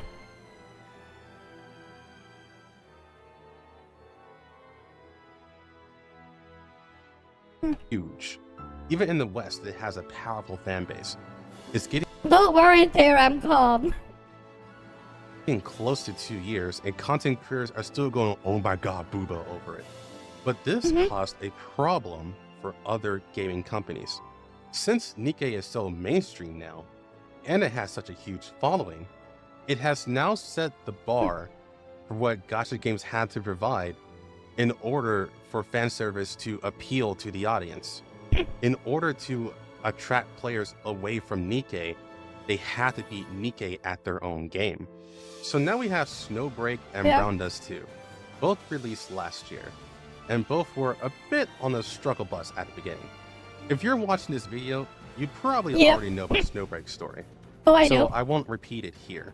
But I want to highlight that CSUN does have a history with fan service. Yeah. As their previous gacha game, Girl Cafe Gun, was also quite heavy on fan service. So it's not like they just decided to try a different tactic when things weren't working. They just went back to what they're most comfortable with and did it better than before. It was specifically Snowbreak sales of games that held interactive cutscenes that shot its revenue to the moon. Everything before it helped stop the ship from sinking, so to speak. That leaves us with Brown Dust 2. And Brown Dust 2's developers have quite the history with fan service. Brave 9, a game that I recently started playing, has a boatload of skins that show off the male and female physique. It's also worth noting that Brave 9 was insanely popular back in the day. There was even an official PvP tournament for it. So when Brownus 2 happened, they made it very visually appealing, though it's clear they lag behind Nikke. That was until the Sword Clean update happened, and they gave Sylvia this animation. And then the summer event happened, and suddenly everyone remembered this game exists. So what did they do afterwards? They kept doing what worked. The harder they pushed the fan service, the more attention they got. It's effective advertisement. But as I said, Nikke set the bar. So the fan service in Snowbreak and Brownus 2 are intense. And you're seriously desensitized if you don't think it is. We are in an era where gacha games are trying to one-up each other, willing to set themselves as adult-only games, while hiding just enough to maintain the teen rating on Google Play Store. Because, you know, review... It's a gacha game anyways. All gachas should be 18 plus. Doesn't matter. Like, my opinion is, the moment you have a gacha in there, it should be 18 plus regardless of what it is. They should just be 18 plus regardless. Like, if I had my way, I would make it so, like, Genshin is 18 plus. Right? Even if it doesn't have that quote-unquote content, it should still be 18 plus. Purely because of the gacha in there. Remove the gacha, then I'll let it slide, but because there's a gacha in there, it should be 18 plus. Right, and like, well, the thing we saw earlier about the EU thing, like, I really hope they push it forward. It should just be 18 plus. It doesn't matter the content in them. Viewers really don't know how to do their jobs, I guess. And it really makes you think, how hard will these companies push until everything eventually collapses? There's a reason why we're here in the first place. The players, especially those in China, want their fan service. Yeah. So it's not like we're being manipulated here, but there is a point where a conscious effort has to be made to draw a line in the sand. Yes, Katya. Otherwise, it's going to be made for us. Now, I know I may come up as... Isn't that the point? Isn't that the point though? You make a product for the customer so that the customer goes and buys the product. The more you tailor make it towards the customer, the more likely they are to buy the product. Isn't that the whole point? Like, he's acting as if that's like going further and further on that is a bad thing when it's not. Mixed in my signals. So allow me to be fully unfiltered so you understand my stance. I love titties, man. I love large titties, medium titties, small titties, all the time. Gotta have something good if you have small titties. I love fan service. And you know what? Sure. I love ass too. Big ass, medium ass, not small ass, but you know. Even when it doesn't come to gacha games, the majority of the games I play are from the Eastern Sphere. And no shit. Turns out they love fan service. So guess what you I play? Don't see. Fan servicey games. And I pray to my goddess Neptune to come down from the heavens and smother me with her giant breast, as that will be the way that I will die. And if there is a way that I could die in this life happily, it'll be through suffocation of breasts. But I also need you guys to know I am a multifaceted human being, and service to me is a bonus. A huge bonus, but a bonus nonetheless. It's the tasty sauce on an already very delightful meal. But you know what they say about sauce? It either complements the meal or is used to cover up how bad a meal tastes. It's not a secret that Nikke is my favorite gacha game, so I could talk about it for hours. And if I did, it wouldn't be just about the fan service. It'd be about the story, the gameplay, progression, raids, unit reviews, boss battles, low CP clears, PvP, and so much more. Nikkei, to me, is an insanely good meal. That's why I still eat it every day for the past year. Snowbreak is also a good meal, but it's not as good as Nikkei's to me. That one relies more on its sauce. It lacks the perfectly cooked meat that makes me salivate. The gameplay is good, the foundation is great, but it lacks the stuff that gets my hardcore blood pumping. As a casual game, it's fine, but it's hard to sink your teeth into the game and get really invested. For example, Snowbreak's team system is surprisingly basic. Yeah, there are synergies, but they have been improving upon it more as they spend more time with the game. But when it comes to team building, there's nothing to use it on. I'm trying to look for a challenge that doesn't exist. It's not bad by any stretch of the word, but it'd be great if Snowbreak improved upon these nuances. And Brown does too? I mean, you could apply that to a lot of things, but yeah, a lot of things just don't have that. He's basically talking about game stuff is also important, yeah. But yeah, the argument's a bit poor here. Man, Brown does too. What have I not said about it at this point? It's easily the most hardcore of the three, but it's incredibly hard to get started in it. There's just no guidance for new players, and when it comes down to it, the game is all about just chasing leaderboards. Without these leaderboards, there's a serious lack of content. It's good for me because I love PvP and I love leaderboards. So Brown Does 2 ends up working out quite nicely for me once I finally push out of the early game. But what if I wasn't into leaderboards? What is there to do, actually?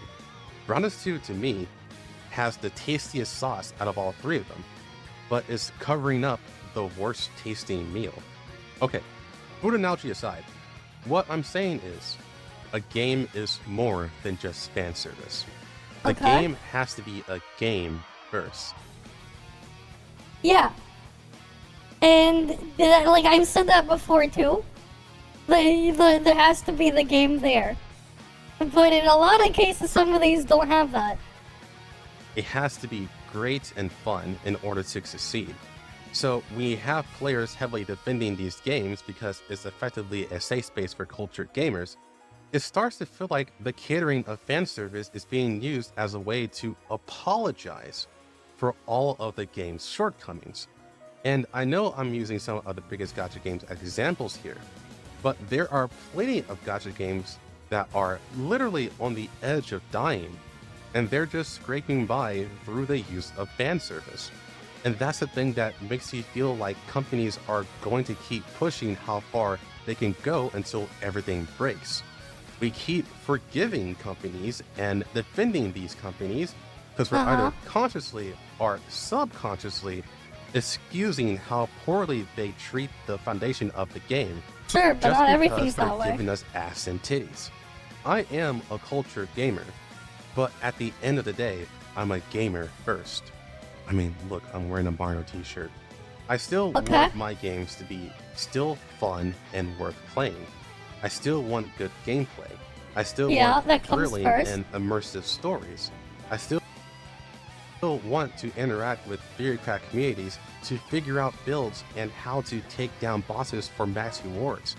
I still want to appreciate everything a game has to offer. And I hope... The one doesn't even do the try-hard route properly, man. Here's the thing. Lula's thing isn't even hard, they just make it incredibly grindy. It's not even like the try-hard thing. If you wanted to compare it to difficulty, like, there's stuff that's a lot more difficult in PGR than there is in Moolah from, like, just what they are fundamentally. It's just that, like, you're so starved for everything that you can't really, you know, get to that point. That's just the reality. And the thing is, like, yeah, you gotta go, like, really hard with your farming for materials. That the barrier there to entry as well is just way too high. My fellow culture gamers feel the same way. I hope I made it clear that I don't want to stop appreciating fan service. In fact, I think that's impossible.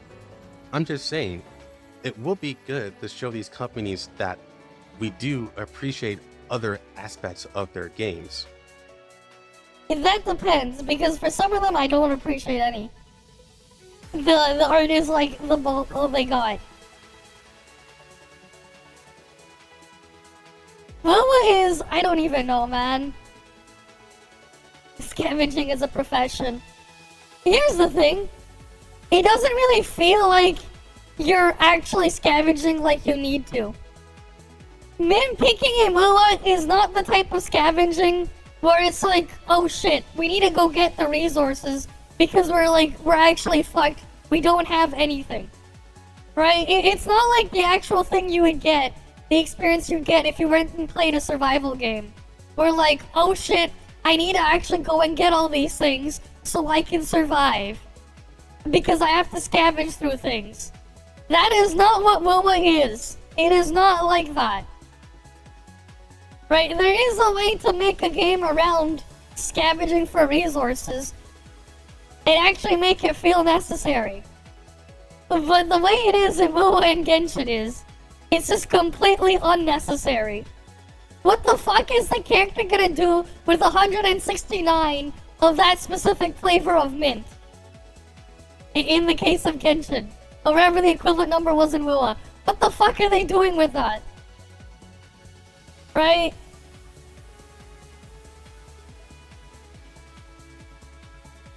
Right? It's not the same.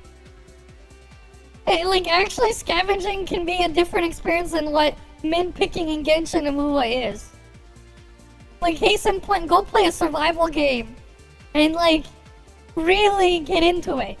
Scavenging for materials in, like, Palworld, for example, is not the same experience as picking mints in something like MOA. It is not. Scavenging to go grab resources, it's not the same. You are going around picking up items, sure, but it's not quite the same in practice, what you're actually doing, and the reasons why you're doing it. Yeah, you can sell it to Corpot, if you care enough to even bother to do it. And that we are multifaceted human beings. We should tell them it's still good for them to strive to have the best game ever, while still having... Except they're not even doing that anyways. The best. The ones that... Some of the things that aren't going this route don't even have that, so it doesn't even matter. Fan service ever. At least that's how I see it. It doesn't quite go that way, unfortunately. If only things were that simple.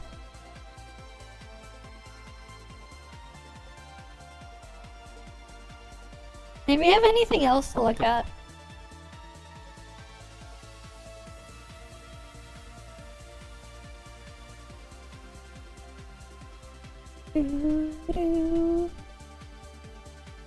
Oh wait, there was the Homura Hime gameplay trailer. I think this is the last one on the list.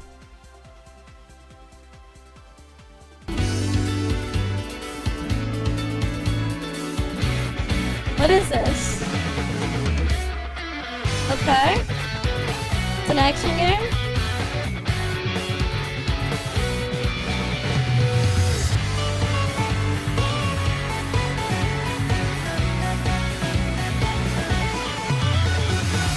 Okay.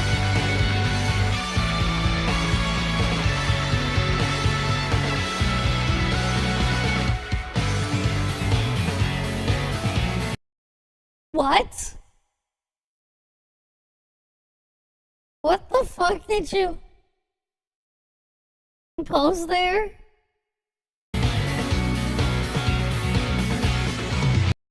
Carol, what the fuck did you post? I'm just looking at this, I'm like, what? Why am I looking at Atari Corn? Obviously, I don't mean it as corn with a C. Obviously, you replace it with a P. You can use your own imagination to figure out that what I mean by that. But there's a video that was like sent in the group chat. This is called Atari. Yeah.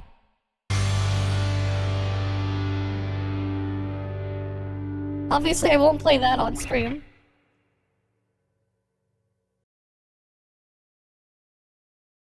But okay. Early 2025 Steam release? Cool. Sure, I'll hopefully I remember this. Maybe we'll check it out. 16 gigs of space? Okay. Not super big. That's nice.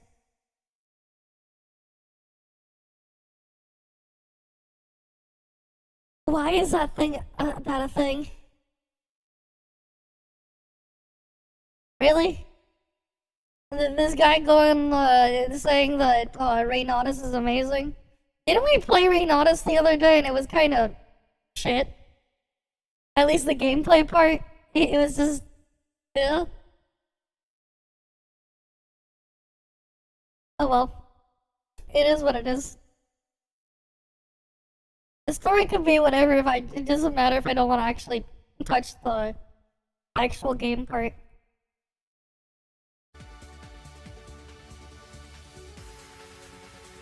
Alright, story matters only about as much as I want to, like, actually touch the gameplay part. And if that means no, then that means no. Right? Or am I right? Alright, we'll go do Snowbreak now. Oh shit, it's already 4 AM. We spent so much on reactions. You know what, we'll do the Legend of Neverland tomorrow then. We spent like so much stuff on, like, time on this shit. We'll probably do Neverland tomorrow. Cause it's already like 4 in the morning. Oh, here, let me open up Snowbreak. Right, it's only I just kind of just want to look at it just out of curiosity's sake. We'll play Neverland in the Genshin category. We'll call it the original Genshin clone or something. Cause I think it'd be funny.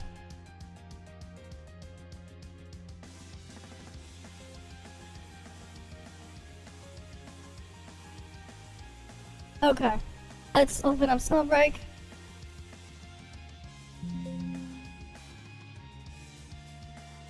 Yahoo!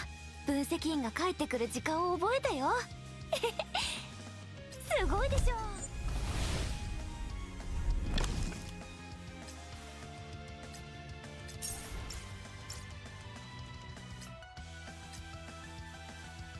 How did the fly get in my room? I mean, I'm curious. Because eventually I want to make a video comparing the four things. I do want to eventually make a video. Because I think it'd be funny.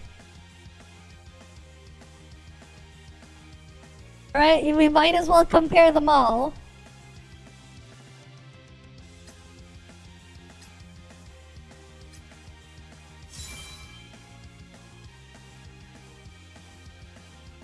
Ooh, decreases S energy required, replenishes 2 bullets. Okay, cool.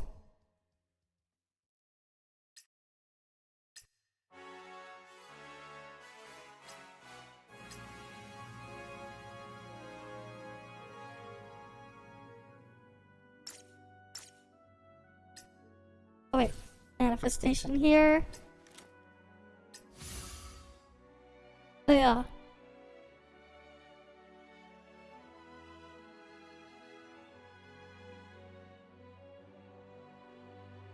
Yeah, it is what it is. It's annoying. Because it's just been flying around this whole time.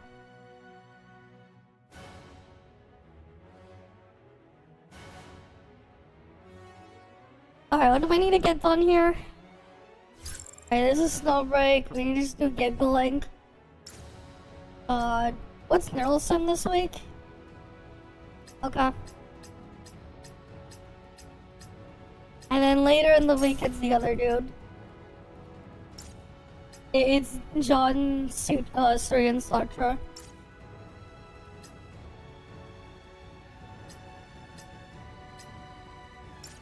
Alright, we got that to do. Star Masters, just log in, claim the crap.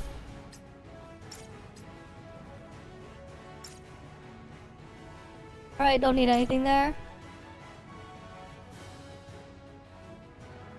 I mean, sure, it's just annoying when I get in here. That's 48 hours too many. Alright, in the end, that's 48 hours too many. They should be living for 0 hours and just be dead.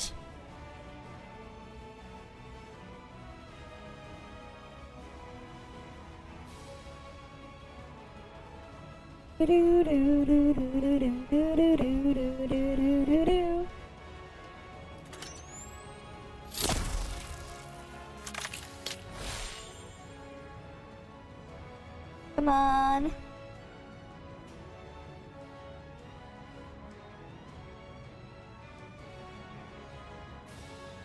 No one wanna do this at like 4 in the morning? Is there like no one on to do this at 4 in the morning? Damn. Snowbreak dead game, guys. Oh wait, no, never mind, it's alive. We got Aries over here, we got one other person. Game alive, guys. Not dead yet. Not dead yet, we got a person. You're gonna ask, have you progressed coastline update in ToF? Yeah, just go through the story, exactly. Just play through the story.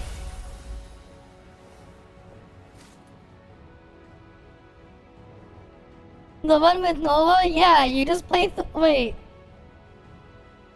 Yeah, you would. What do you mean, the... Yeah, just go through the story for one of the things is go through the story. And then you had like a bunch of the event stuff. Right? But yeah, you just play the story.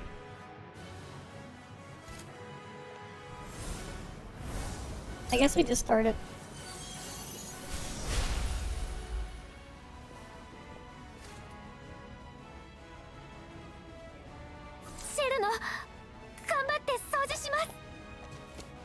Are we good now? Skill damage boost.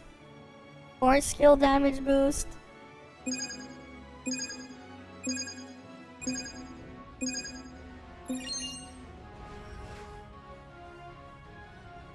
More skill damage boost. Why not?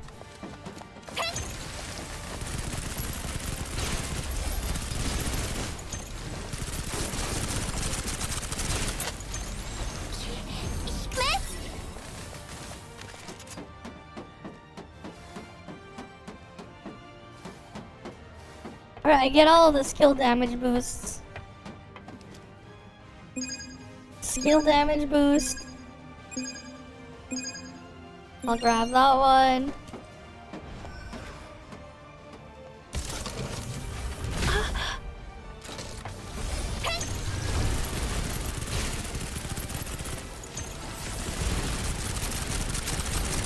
Reloading right away.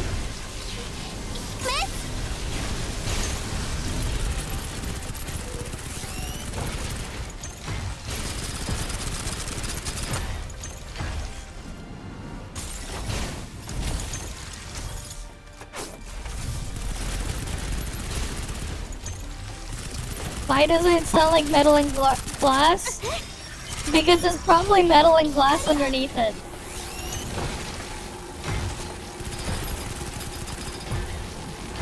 Huh? I did it? That's why. There's metal and glass underneath it.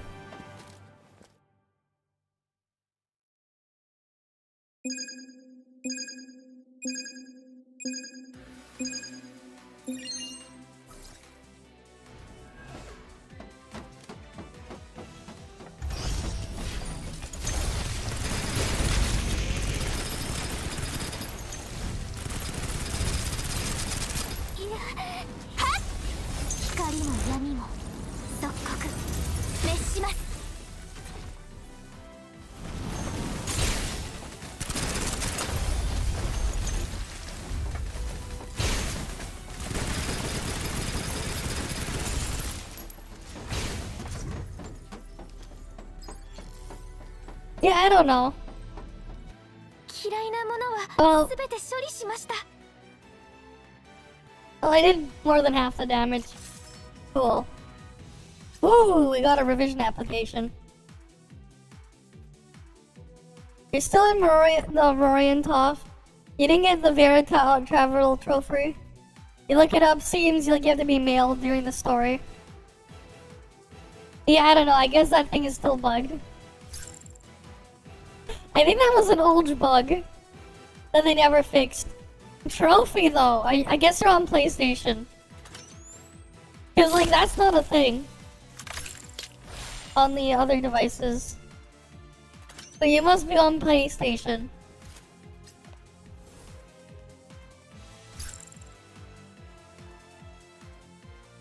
Oh, if they wanted to use the other thing, they could've.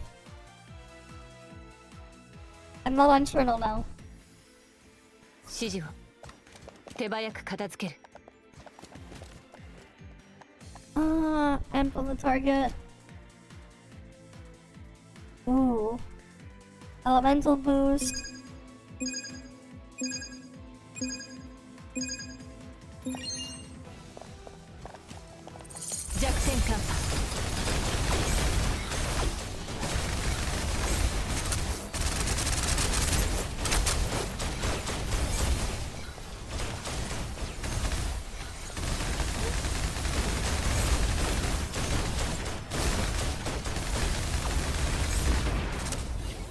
「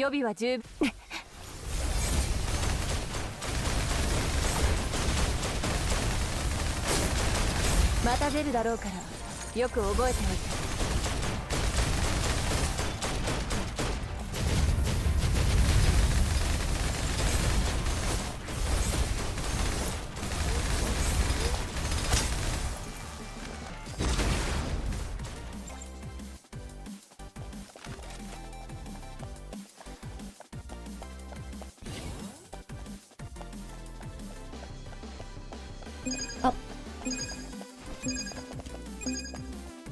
Let me get the buff.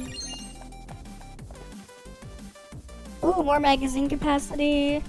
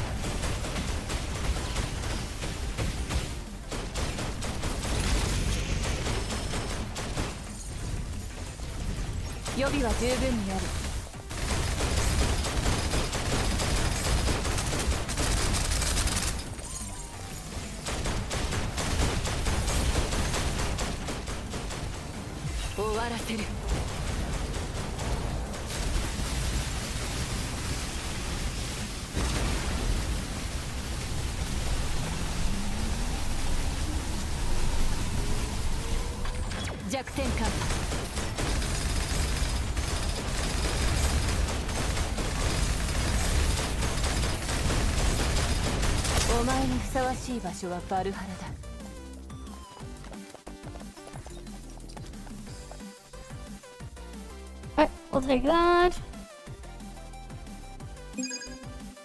Let's storm.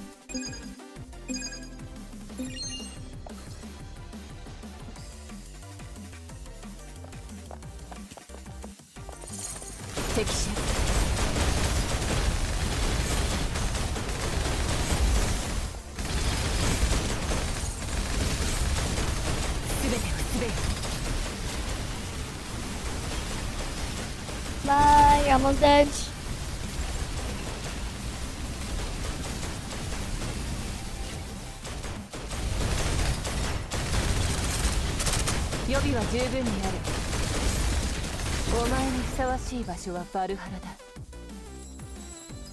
Well, yeah, the event's going away literally the day after tomorrow. Tomorrow is the last day of the event. The last day of Nova Banner, the last day of the Lin rerun banner, the last day of all the reruns. That's going to be tomorrow. Tomorrow's the last day. The day after tomorrow is when the next patch drops. So yeah, tomorrow's last day. Right, if the last day to do all your event stuff is tomorrow. So if you haven't finished your event stuff yet, tomorrow's your last chance. Because the event stuff is gonna be gone the day after tomorrow. Tomorrow's the last day. So yeah.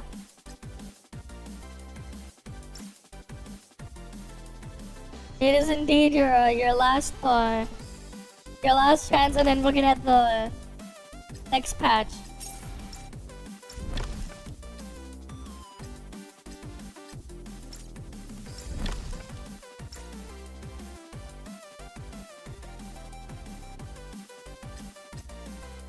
Alright, let's go to the Joan tunnel.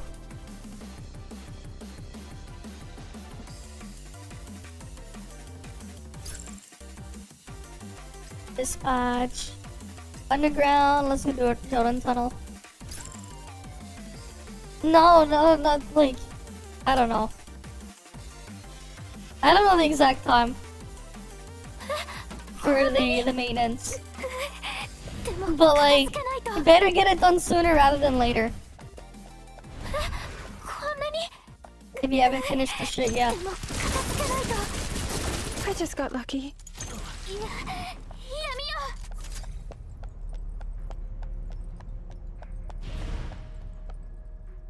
You can skip the network, by the way. You know you can skip the network, right? You can literally skip the network. Are we good You now? open the terminal and just skip the network. Right? Like, you can skip the network. You open the terminal, you just scroll all the way to the network store, you can skip there.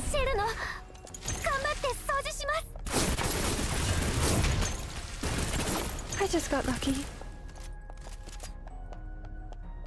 It's in the settings. When you open like the menu thing there, you should see a button that says terminal. And you can just skip the network. You can pick the storyline and just skip straight to network. Once you've unlocked Vera, you get the ability to skip the network. Objective complete. Got the recording.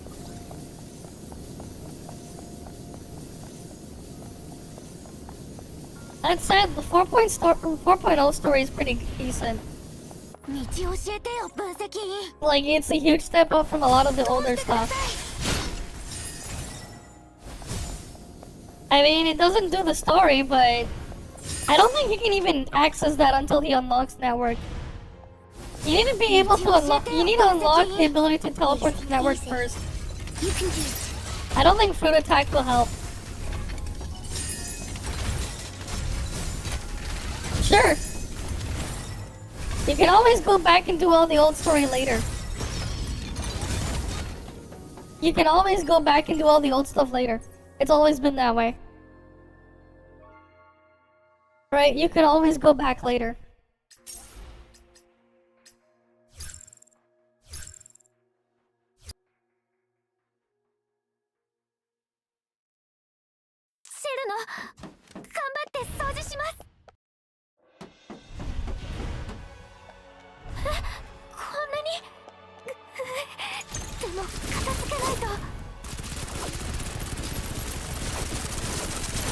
Are we good now?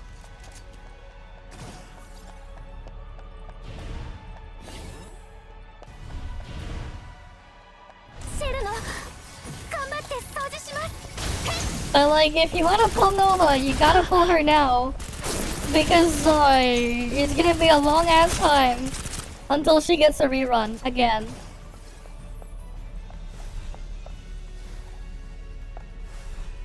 Yes, there is a volleyball minigame. That is indeed correct. There is indeed beach volleyball as a minigame. It's 2 versus 2 beach volleyball, but yes. It's a permanent game mode. It is permanent. Don't come reloading. Right away. It is indeed a thing that is permanent.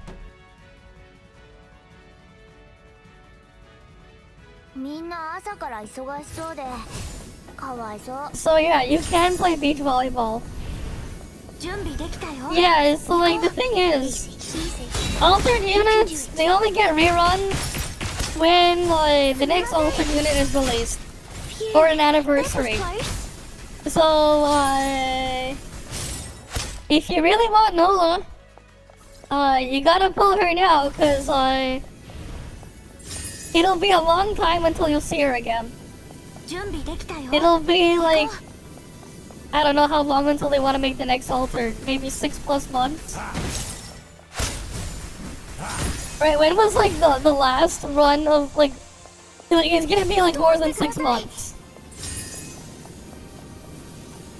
ToF is not like Genshin, by the way.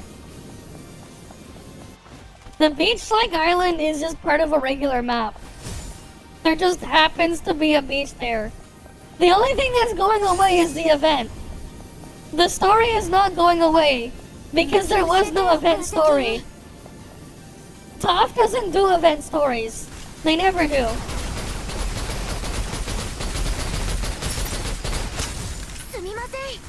They don't do that in ToF, the event story thing. It's not like Genshin, it's not like Lua. The content is not going away. Just so you know, 4.2 was just a regular content update, by the way. ToF 4.2 was just a regular, full-on, just regular patch update. It just happened to be in the summer, and they decided that, hey, we'll put the swimsuit stuff on top. But it didn't, like, 4.2 was the main story update. It was. The fan service stuff was just a bonus. But it was the main story update. Right, like it was just a regular main story update.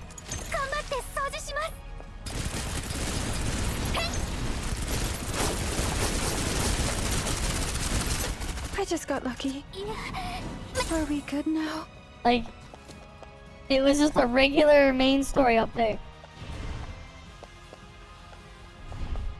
Like, it's not like a lot of the other gotchas where like where majority of patches is just filler until they decide to continue the main story or whatever. I just got lucky.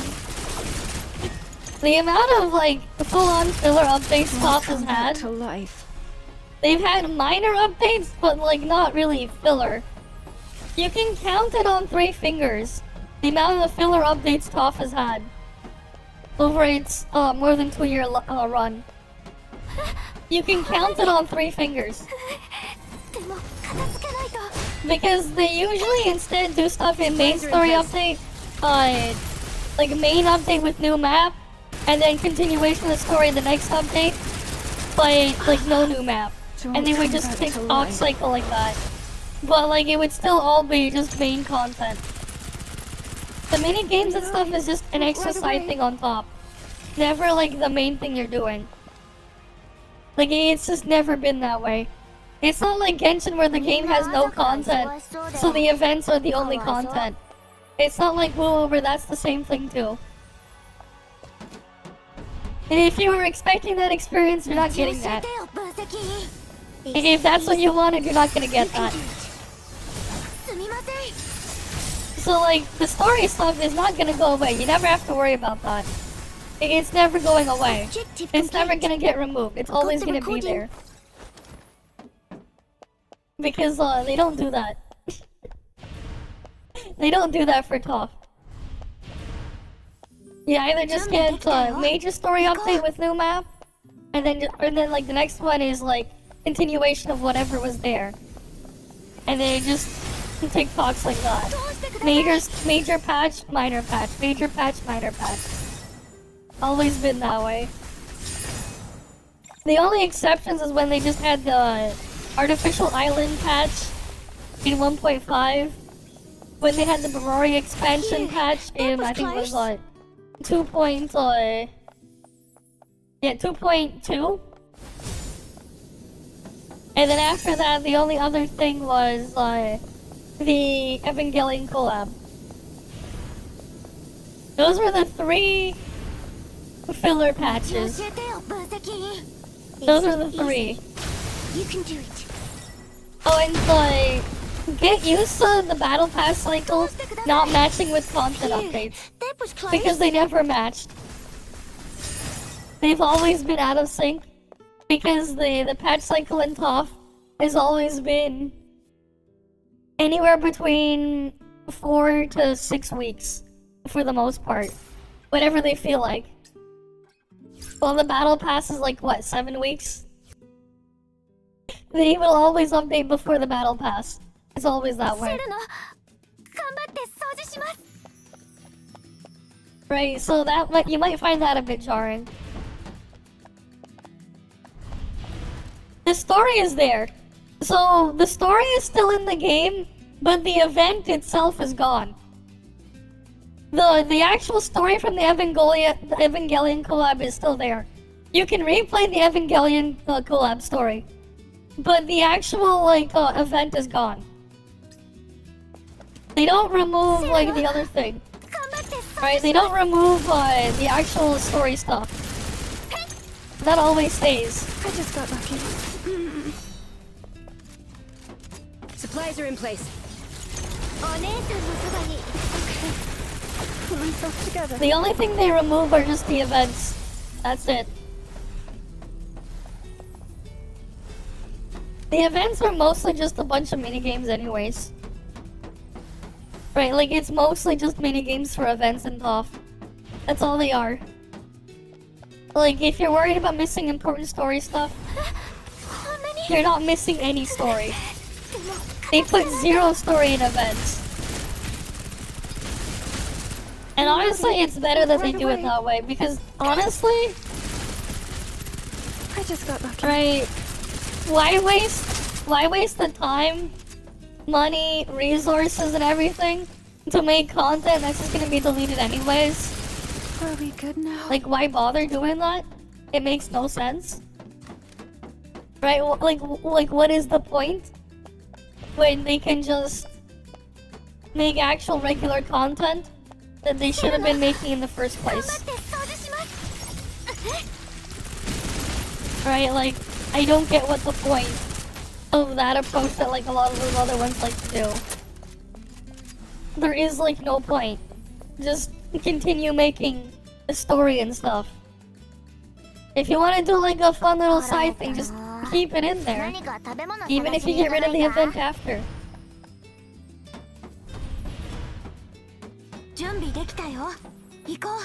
Easy, easy.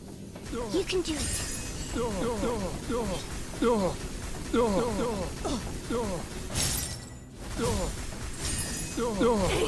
I can do it. Too bad there's no bus for me to sweep them under. Objective complete. Thanks for the follow as well, Got the Alex F01. Welcome. Alright, let's get through this one.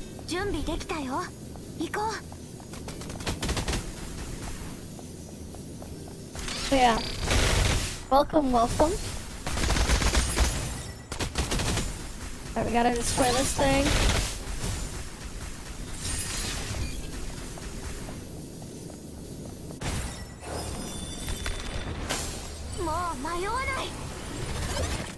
Ah yes, the vibe for that one.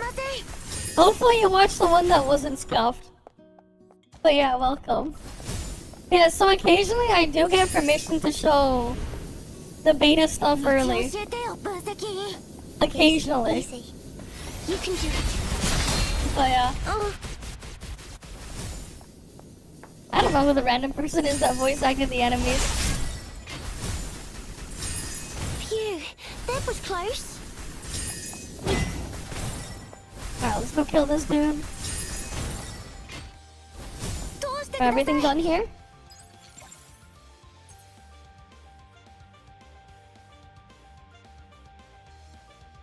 Alright, cool. We're done with Joden Tunnel.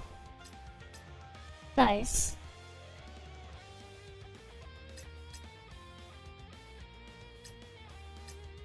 It's like I might as well grab these. Otherwise you might forget you have I'm it. never gonna use these original 5-star standards. But hey. Might as well grab the things. Because I can. Free stuff is free stuff. Yeah, I don't know.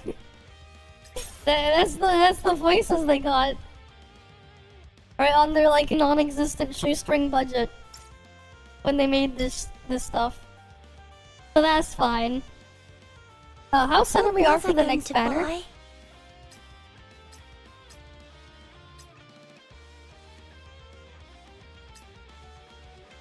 I have 36 of those pulls. 10, 970. Divide that by 160. Okay, we got 68. Okay, good. We got more than 100. Cool. We're like pretty much set for the next banner. In Snowbreak. Always nice. Should I do a labyrinth run?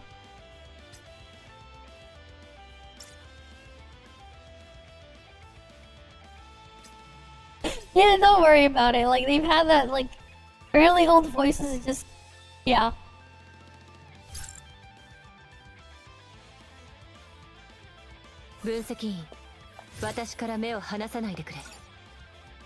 Alright, let's go here.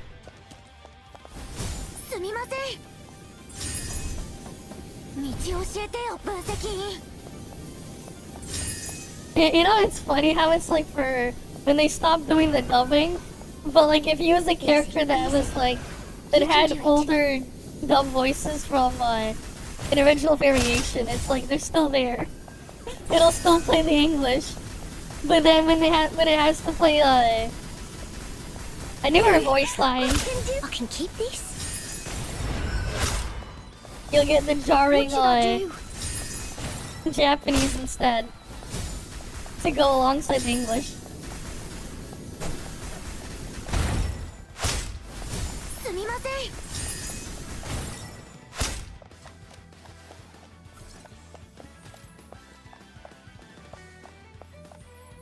Yeah, so it's a gacha to get the skins. There are what? There are 3 character swimsuits in there. Oh no, 4 if you count Lin. And there's 3 swimsuits for the other thing. You can recolor them if you do get the swimsuits. You know what, here, let me pull it up actually.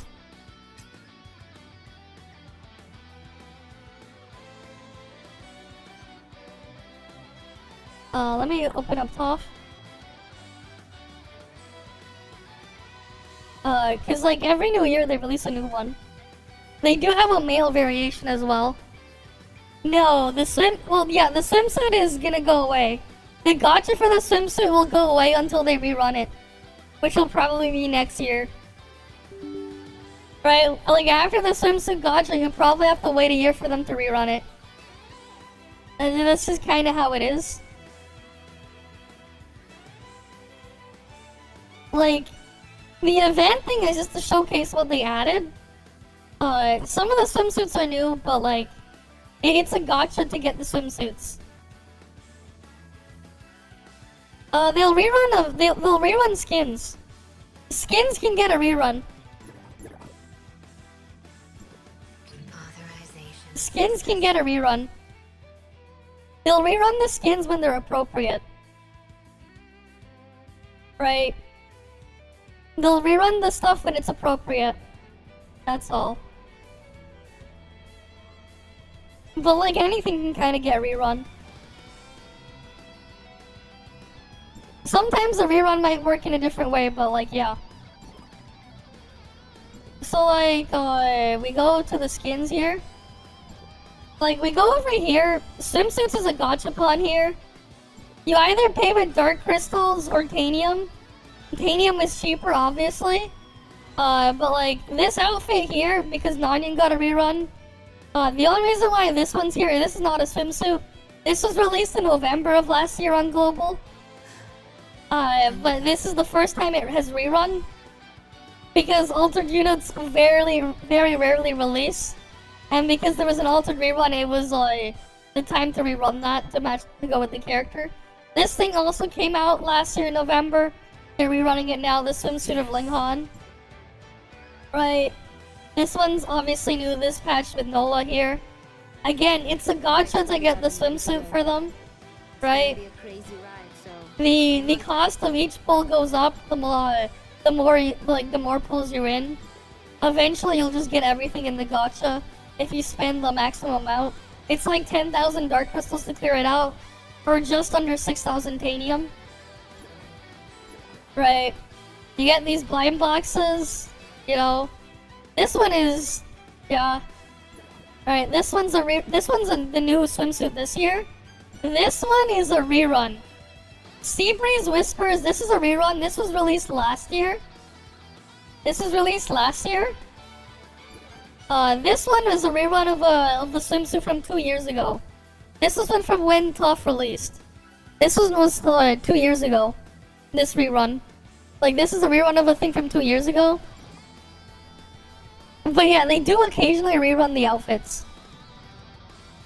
Yes, they'll eventually rerun her swimsuit in the future, yes. The thing is as well, with these gachapons, if you're going to pull on a skin gachapon, I do not recommend pulling on them unless you have the resources to go get to worst case scenario and get everything. So if you're gonna use dark crystals, do not pull on these unless you're willing to part with 10,000 dark crystals. Otherwise, ignore them. Do not touch them. Right? You're better off saving your resources.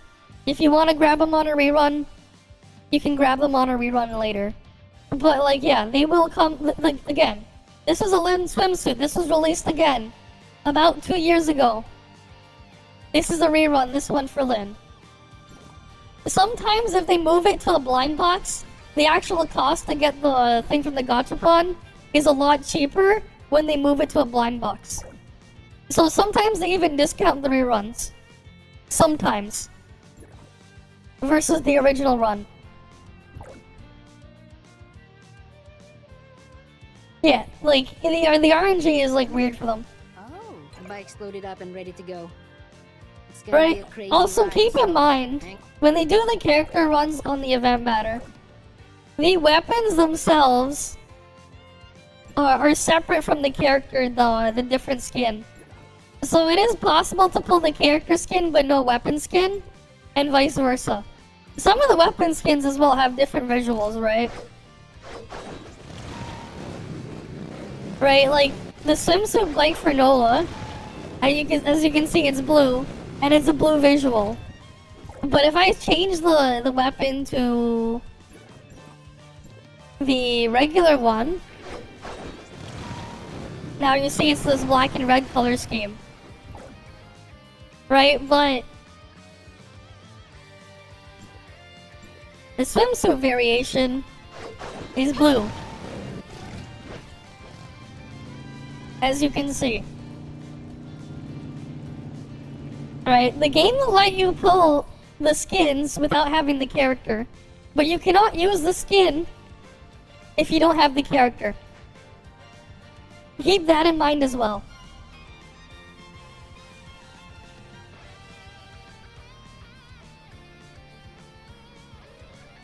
Right?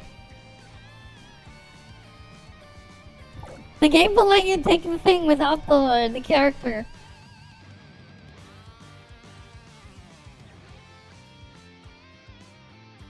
But you can't use him, you know, without the character. Right? Like, from a previous event, I have a GU skin.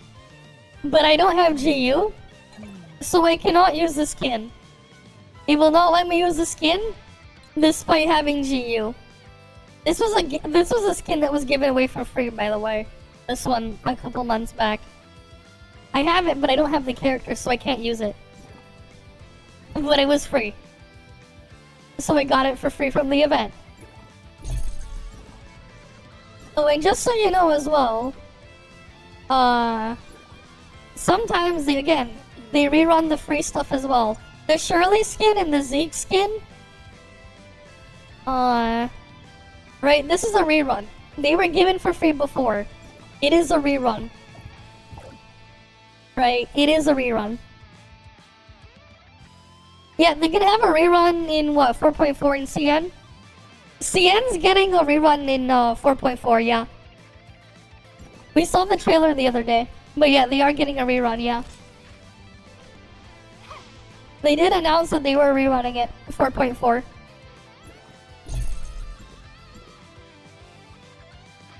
So that's nice. We will indeed get a rerun. I never finished the fruit thing.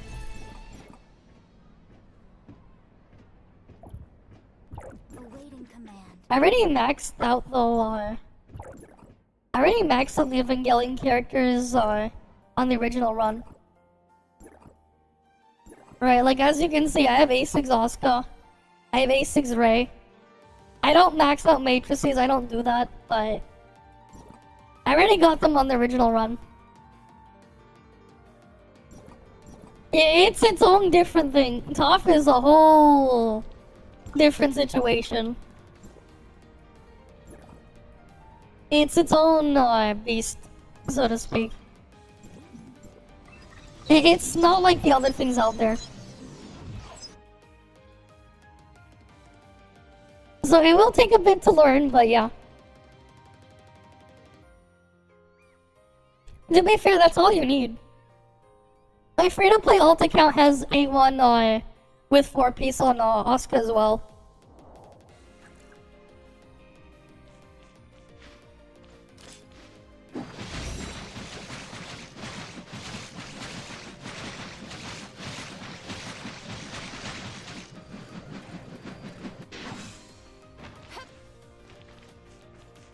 So like, you know, understandable.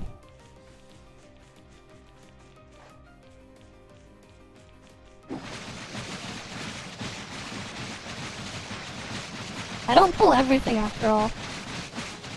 Yeah, you take care as well. Have fun. It'll take a while to learn things, but yeah. Also, don't use dark crystals to pull on standard banner. Hey, hi Kumaki. Welcome, welcome. Oh, what do you mean adjusting? I'm not adjusting my pillows. They've been in the same spot this entire stream. No. I'll get it for free eventually. I'll get the free one eventually. Right, it's like I can get it eventually for free. It's not like I need to do it, you know?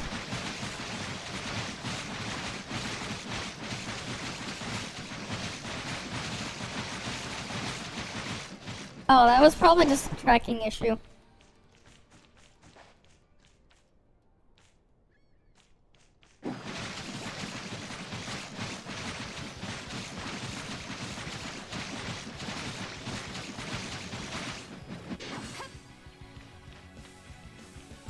Ah, rip.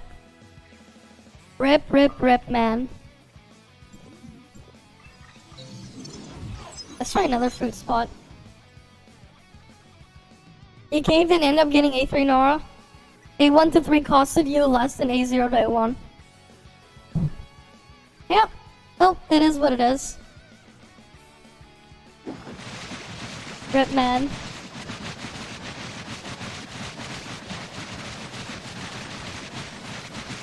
Rip.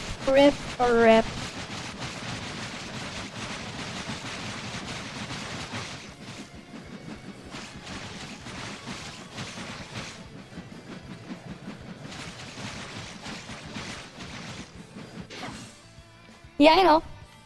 You can't win or lose more than twice in a row, I know. That's been known for a while. Oh no, what happened with his pulls? Wait, what did he pull? What did Gate even pull? What did he even pull?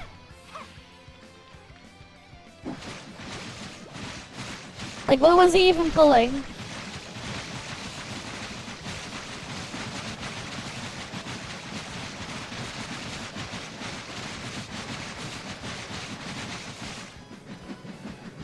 Trying to get A3, but you made him get A6 null. I mean, that's huge for him. Great for him, he got A6 Nola. Crazy luck for him, man. A6 Nola, big improvement for him. On his thing.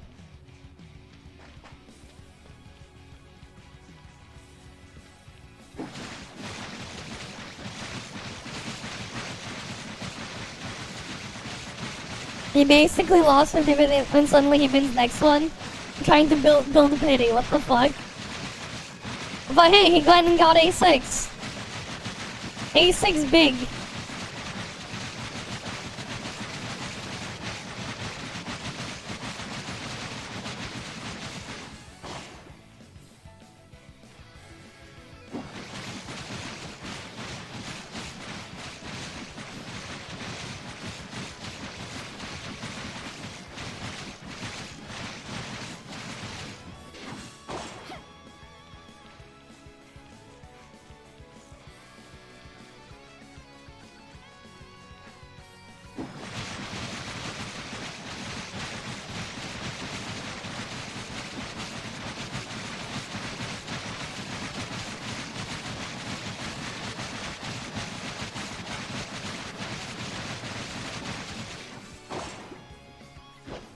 Right, did he get the matrices too afterwards?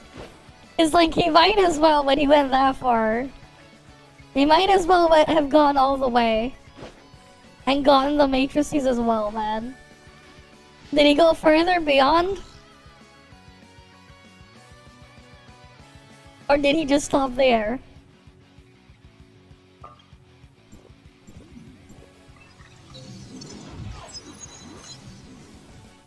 But like, that's crazy.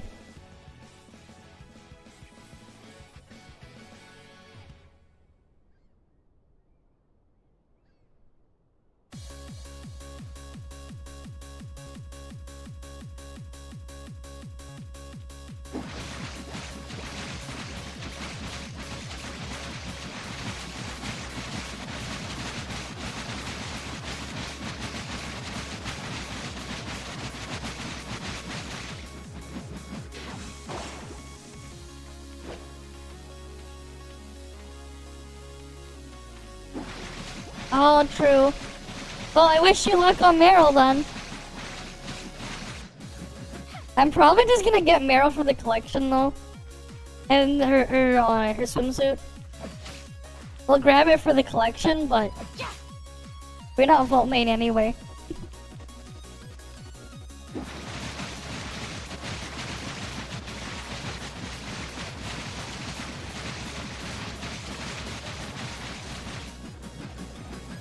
But you don't have enough for Great Fox, yeah. Fair enough.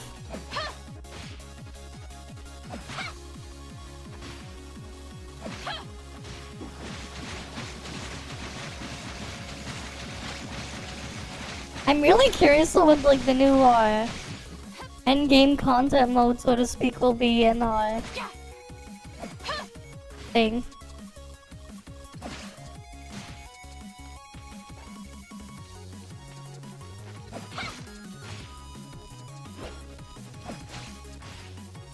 Oh shit.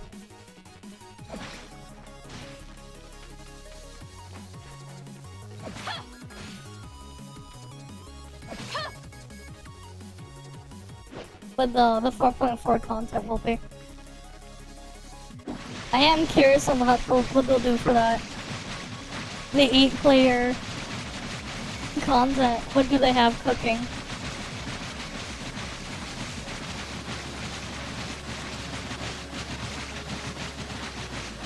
How often does the fruits for this thing even refresh?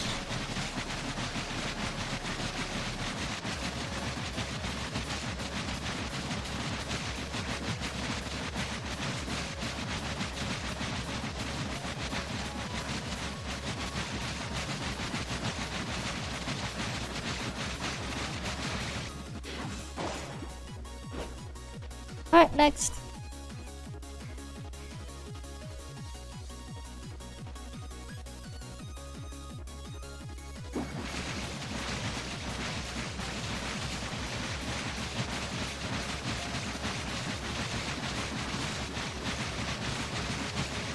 Yeah, who knows?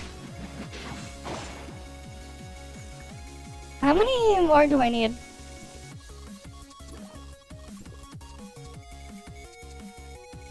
We're not even close to getting the maximum amount of fruits.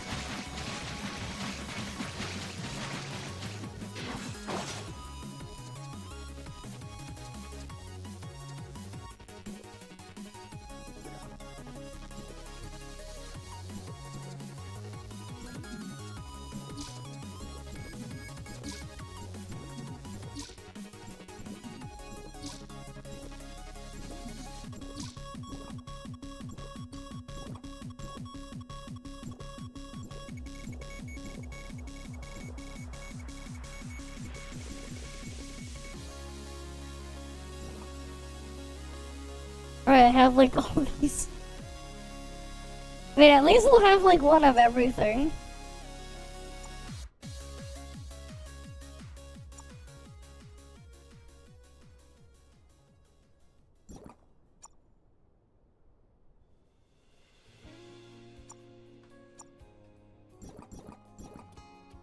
Okay, let's go grab more of these fruits. We gotta suck them up.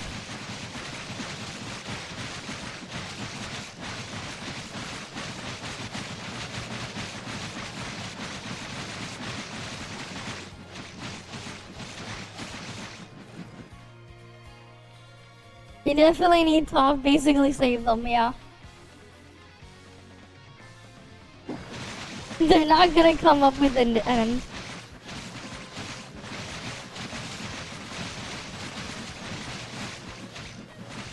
I know, but you can get multiple of them. You can get multiple copies. Pretty sure you can get multiple of each. So like...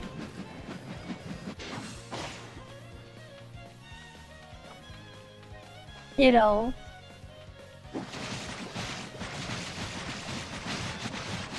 It makes them a lot of money.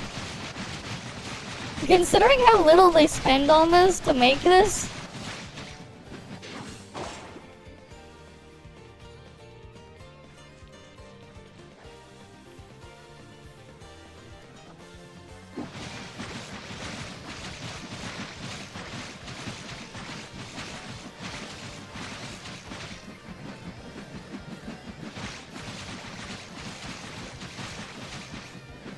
I'm sorry. I stole it. They probably are just like, oops. I stole their thing.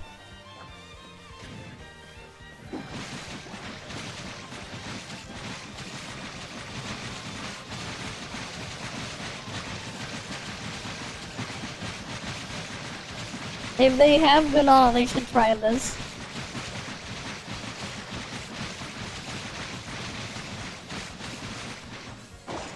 The abduction strat.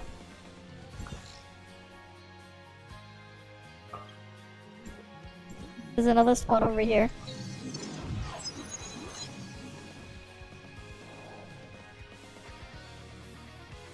Sure.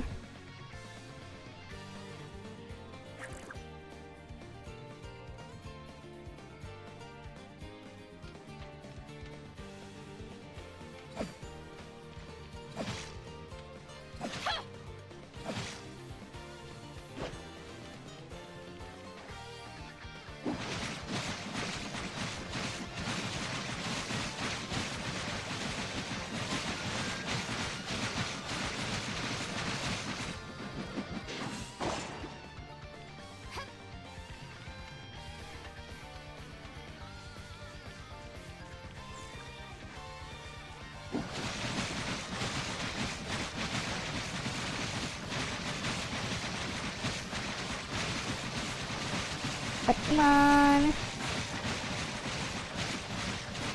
Gotta wrap them all in there. Watermelon can come here. Let me grab the cherry over here.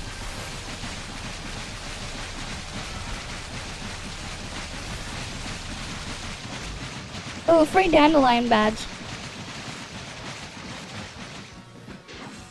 Wasn't even trying to get that. It just happened to be there. Nice.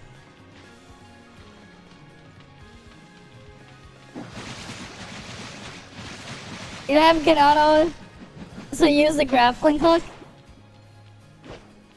Yeah, fair enough. The Ganano strat is nice, though. For those that do have it. If you got Ganano on standard, good for you. I don't know if my ult has Ganano.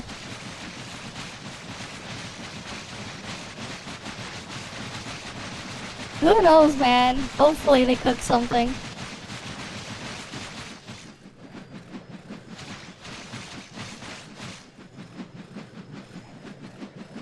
Hopefully, we'll see.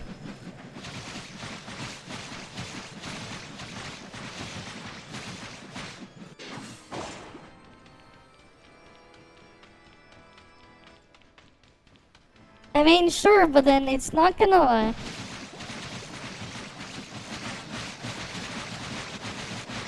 The goal is to grab as many as I can and cluster them up.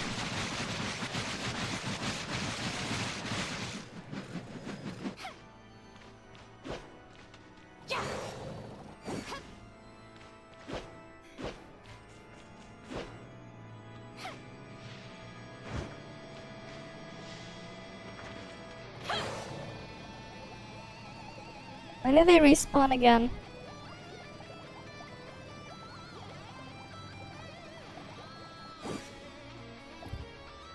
Yeah, it's unfortunate if you don't.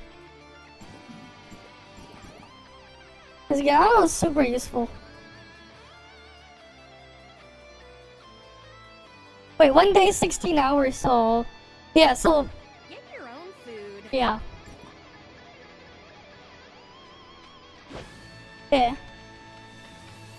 I don't think so. Pretty sure they have infinite health. If they have infinite health, it doesn't work. I'm pretty sure. You can't use it on the cactus. So I don't see why it would work on the fruit. Pretty sure they have infinite health.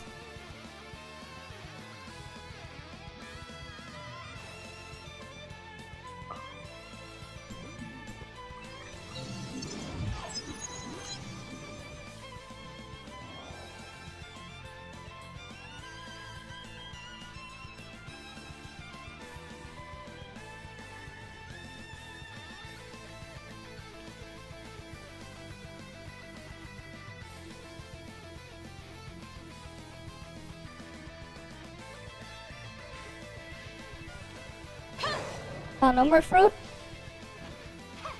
Oh no, there's a fruit here.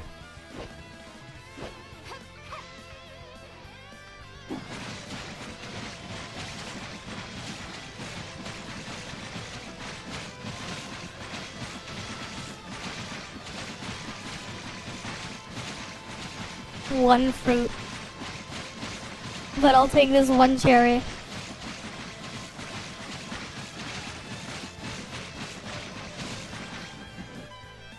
Yeah.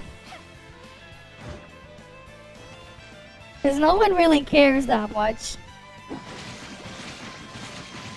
Yeah, I don't know, man.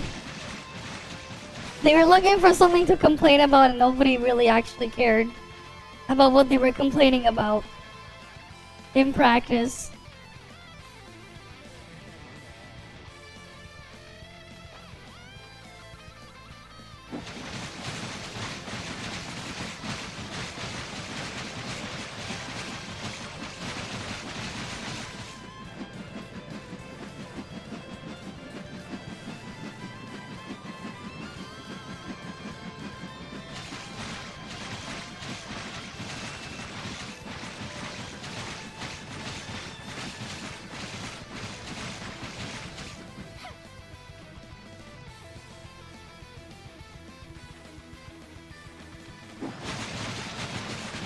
Let's get all this fruit.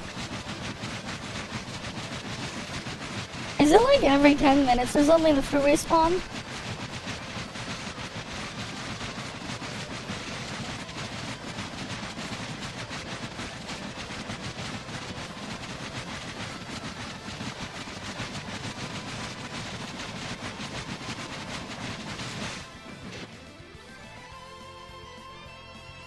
Once in a while, EU servers randomly disconnects. Ooh. What the hell's going on with the EU server? Hopefully they get that fixed, the EU server issue. I did not know that was like a thing. But hopefully they get that stuff fixed. Right, like I'm here on NA server, so I don't know about EU server things. But like, yeah, hopefully that gets fixed, cause that's no good.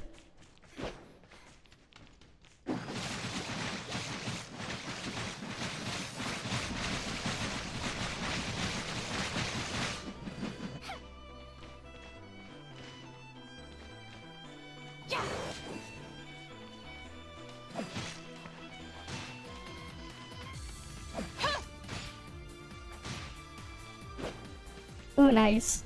Wait.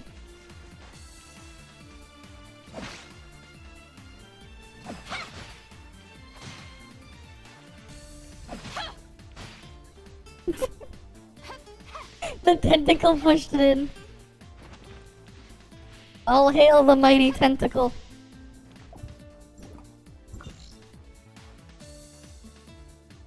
The almighty tentacle. Great and powerful.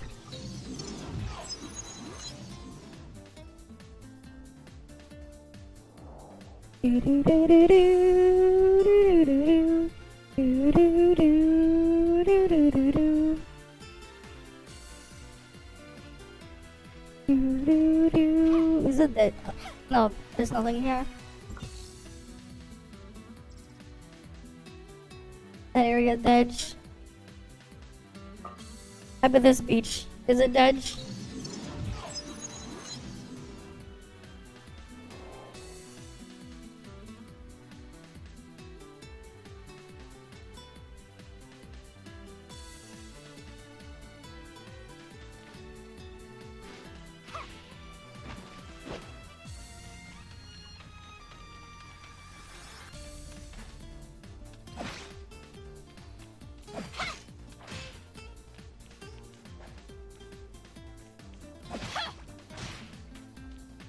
Oh, god damn it.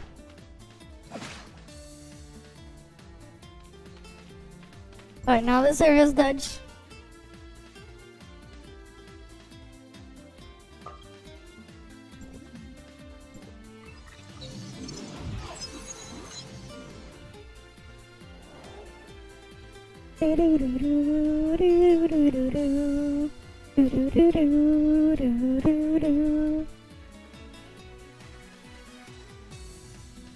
Oh, this area dead too, no more fruits. And then it mocks you. Oh, the mighty tentacle, exactly. The tentacle, very mighty.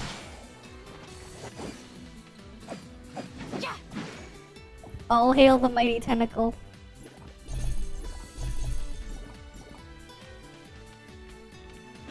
Speaking of...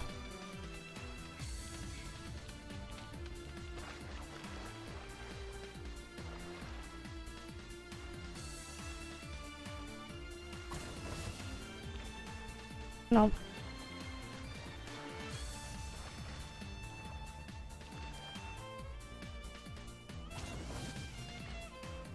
Oh, perfect. Watch this.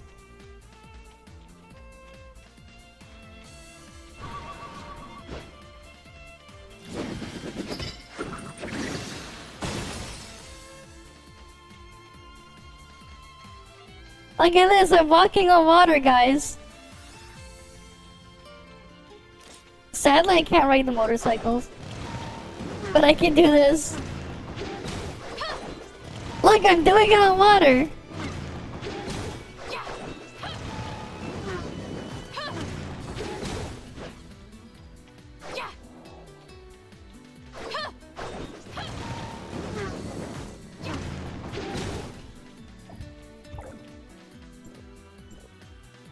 Oh, watch this.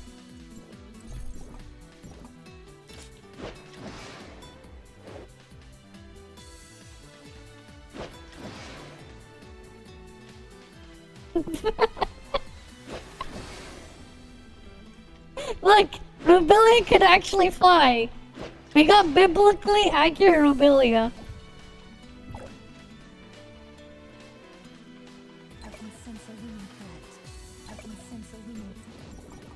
Biblically accurate Rubilia. See, like, it's biblically accurate Rubilia. Right? Biblically accurate Rubilia.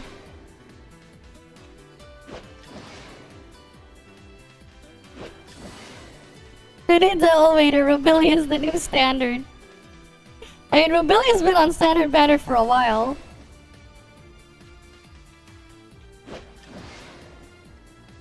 But we got biblically accurate Rubilia. This bug is just hilarious.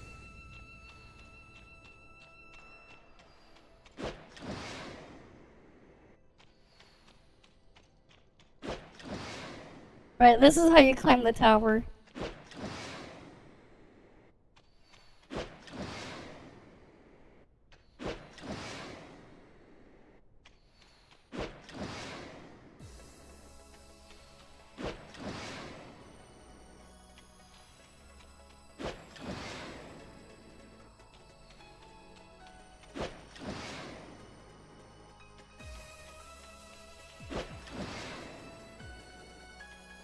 Right?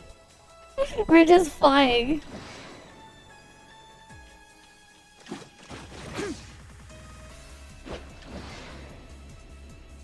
Cobalt in the Federer.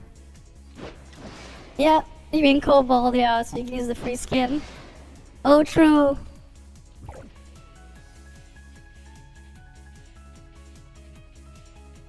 Boosting power. Boosting power. Boosting power. Right, Cobalt. Boosting power. Boosting power. Right, we had the Cobalt skin that was free.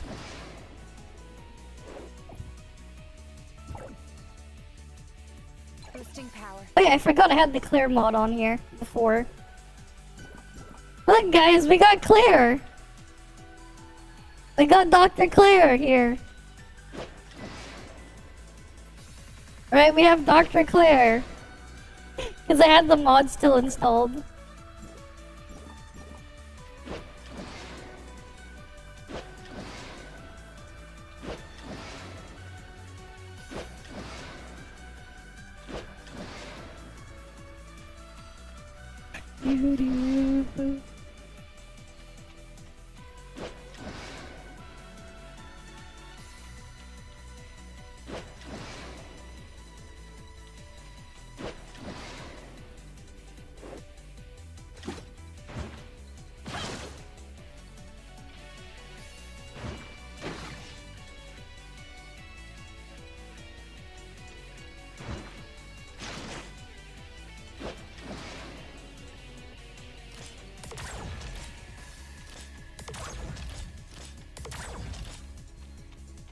Will they actually open up when they land?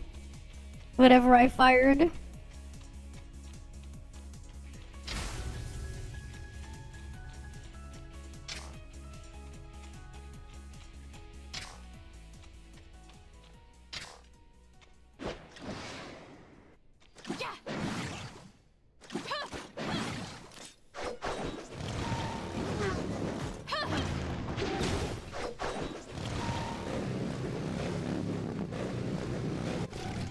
Look, I'm using a motorcycle in the air.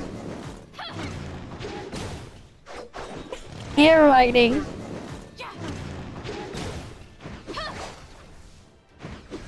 One third out of on the way to 50-50. Well, you got time anyways, right?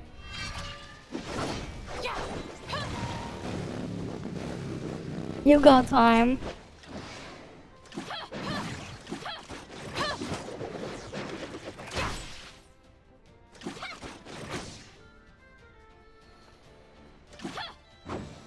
There we go. 1500 1500 dark crystal for compensation. What? Compensation for what? Why are they giving us dark crystals?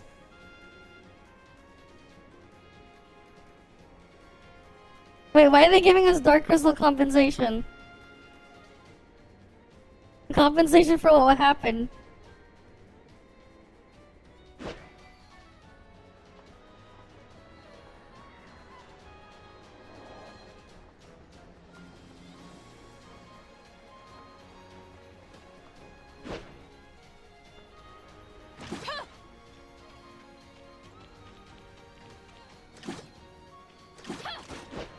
Oh wait, my keyboard is out of battery. My keyboard is... The battery on my keyboard is dead.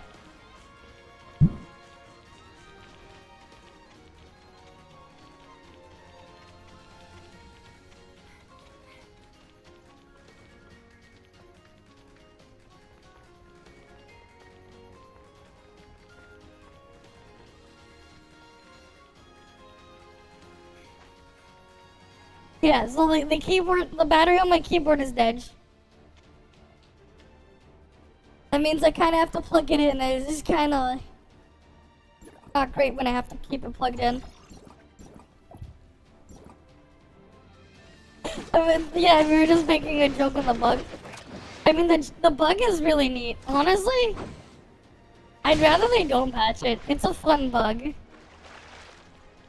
Not all bugs need to be patched, right? Some of them are fun.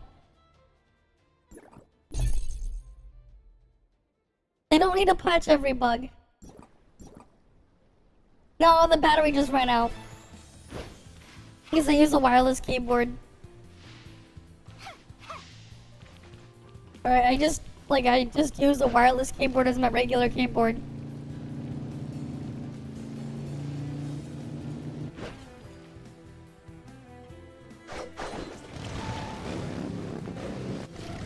Because it is nice just having it wireless. Fun means it will be fast fixed. I don't know.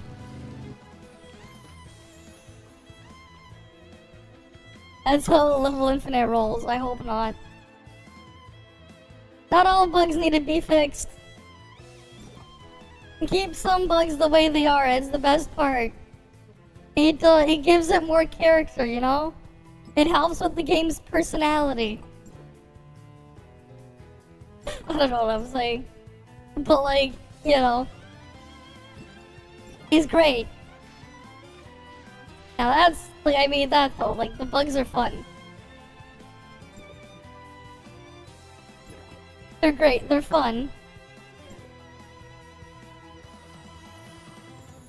They, enhance the experience overall.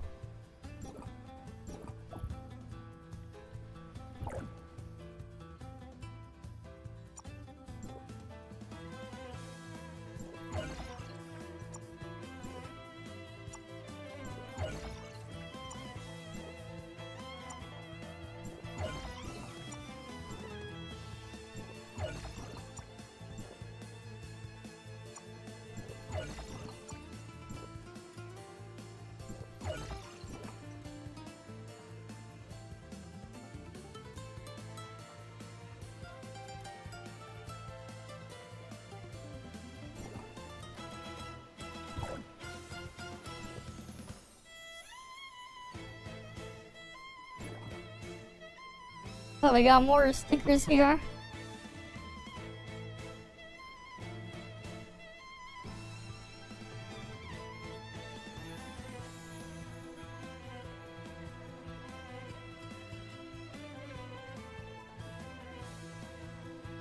Wait.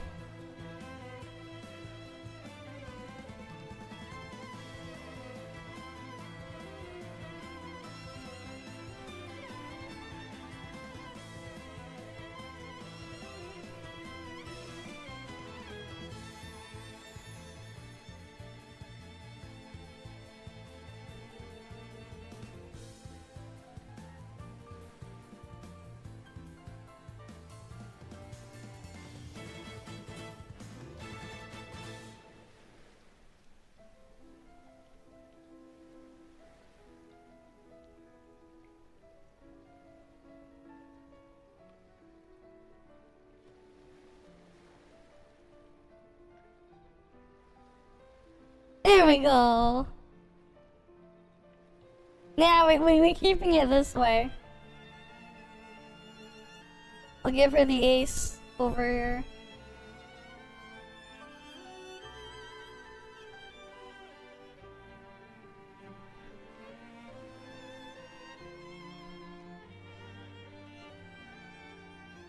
There we go, we save this. You can even see Mia's eyes through the mask. What, you don't like it?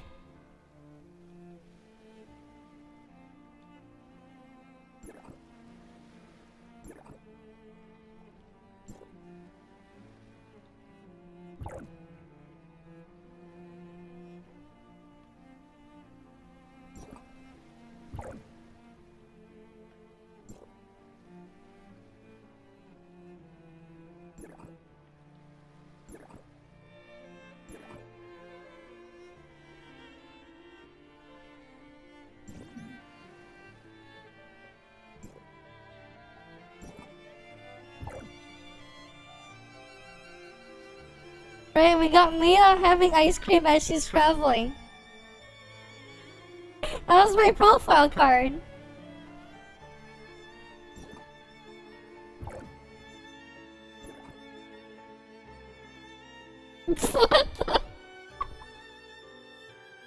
Alright, this one.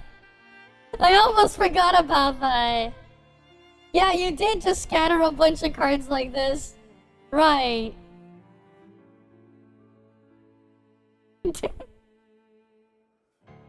Then you put the two volleyballs with the other Mia sticker eating the ice cream. You improved Mia. Well, that's something. That is definitely something.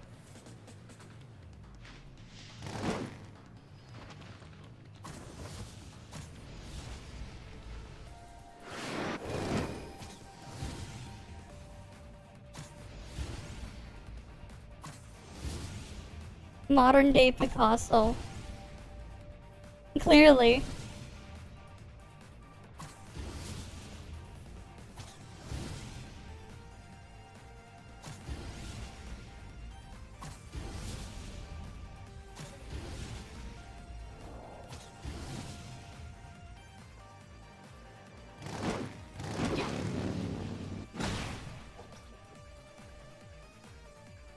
Truly a modern day Picasso. Definitely one of the greatest artworks of all time. Definitely an art piece. Truly a work of art. Truly.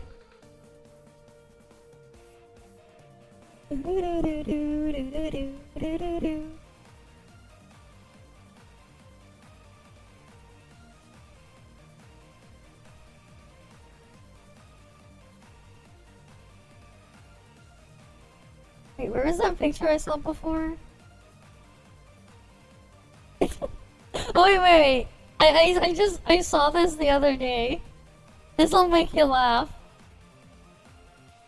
So we got Jian, Booba Mousepad, Yinlin, Booba Mousepad, and then we got Camellia with a washboard.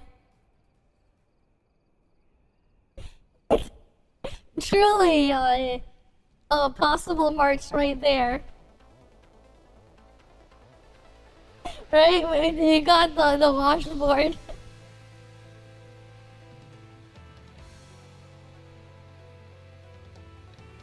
Right?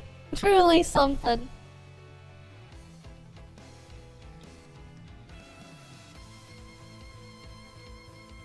Right? That's what they would make, right? A washboard. Would be something. Alright, we had that thing open from before. Some of those were like older tabs from the other day. Strongly better for sure. Flood Melia. But that's offensive. That's fine, man. That's fine. She do be flat. She do be flat.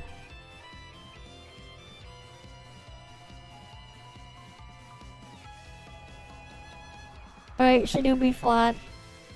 You know, I'm curious, do they have like more stages of the Spark game that we saw earlier?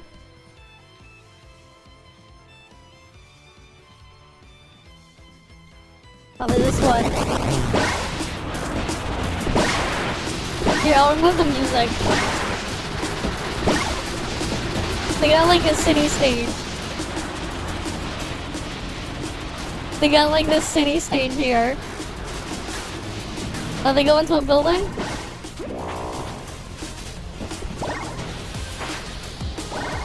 Now they're grinding on a rail.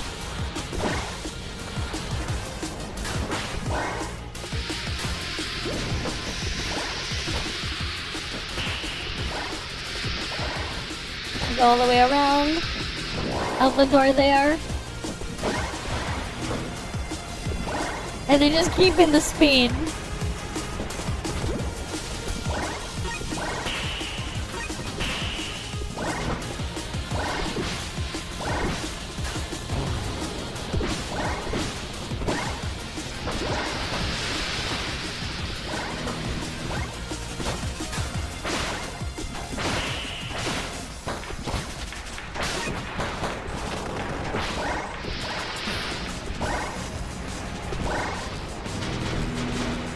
Alright, he's just zooming it through. Now they exited the building and they're out here. Alright, I assume they're at an airport. Oh, now I'm getting into a plane.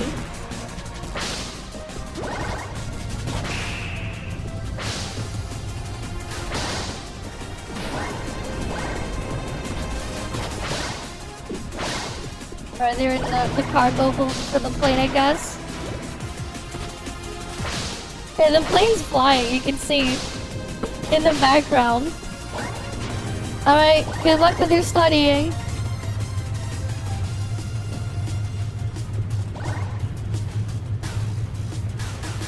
This shit does look fun though.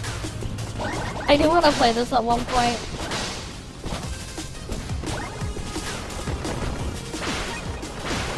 Right, cause like they're just zooming through this.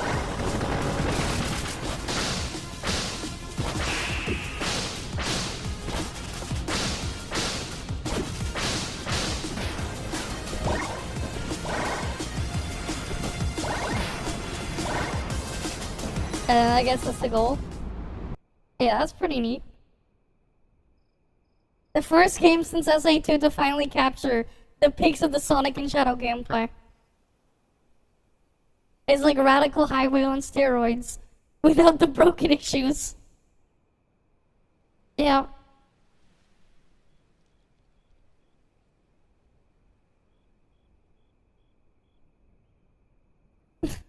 Yeah, if Sega won't give you the amazing the high-speed 3D action platform, then indies will. I guess so.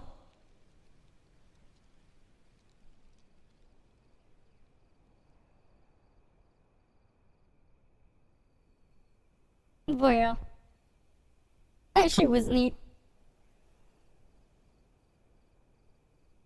I know there's like an ad playing right now. I think well, this is like probably end soon.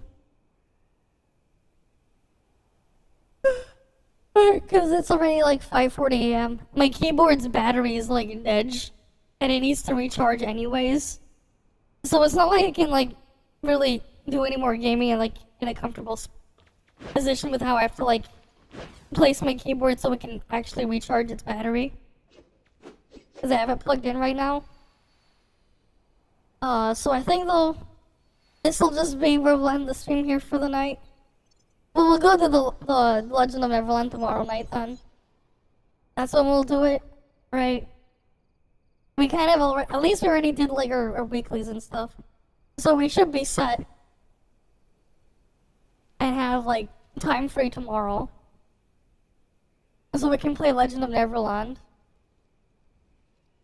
Just to see enough, right? Just so we can see what's there. And then what, is it like Thursday? Thursday morning should be when the patch drops, right? Because, yeah, Wednesday night is the maintenance. And when the event ends. But yeah, as usual though, thank you guys all for stopping by. Hopefully, right, I can see you guys again next time. I'm gonna go get some rest, right? You guys have a good day or night or whatever. But yeah, I'll see you guys. See ya.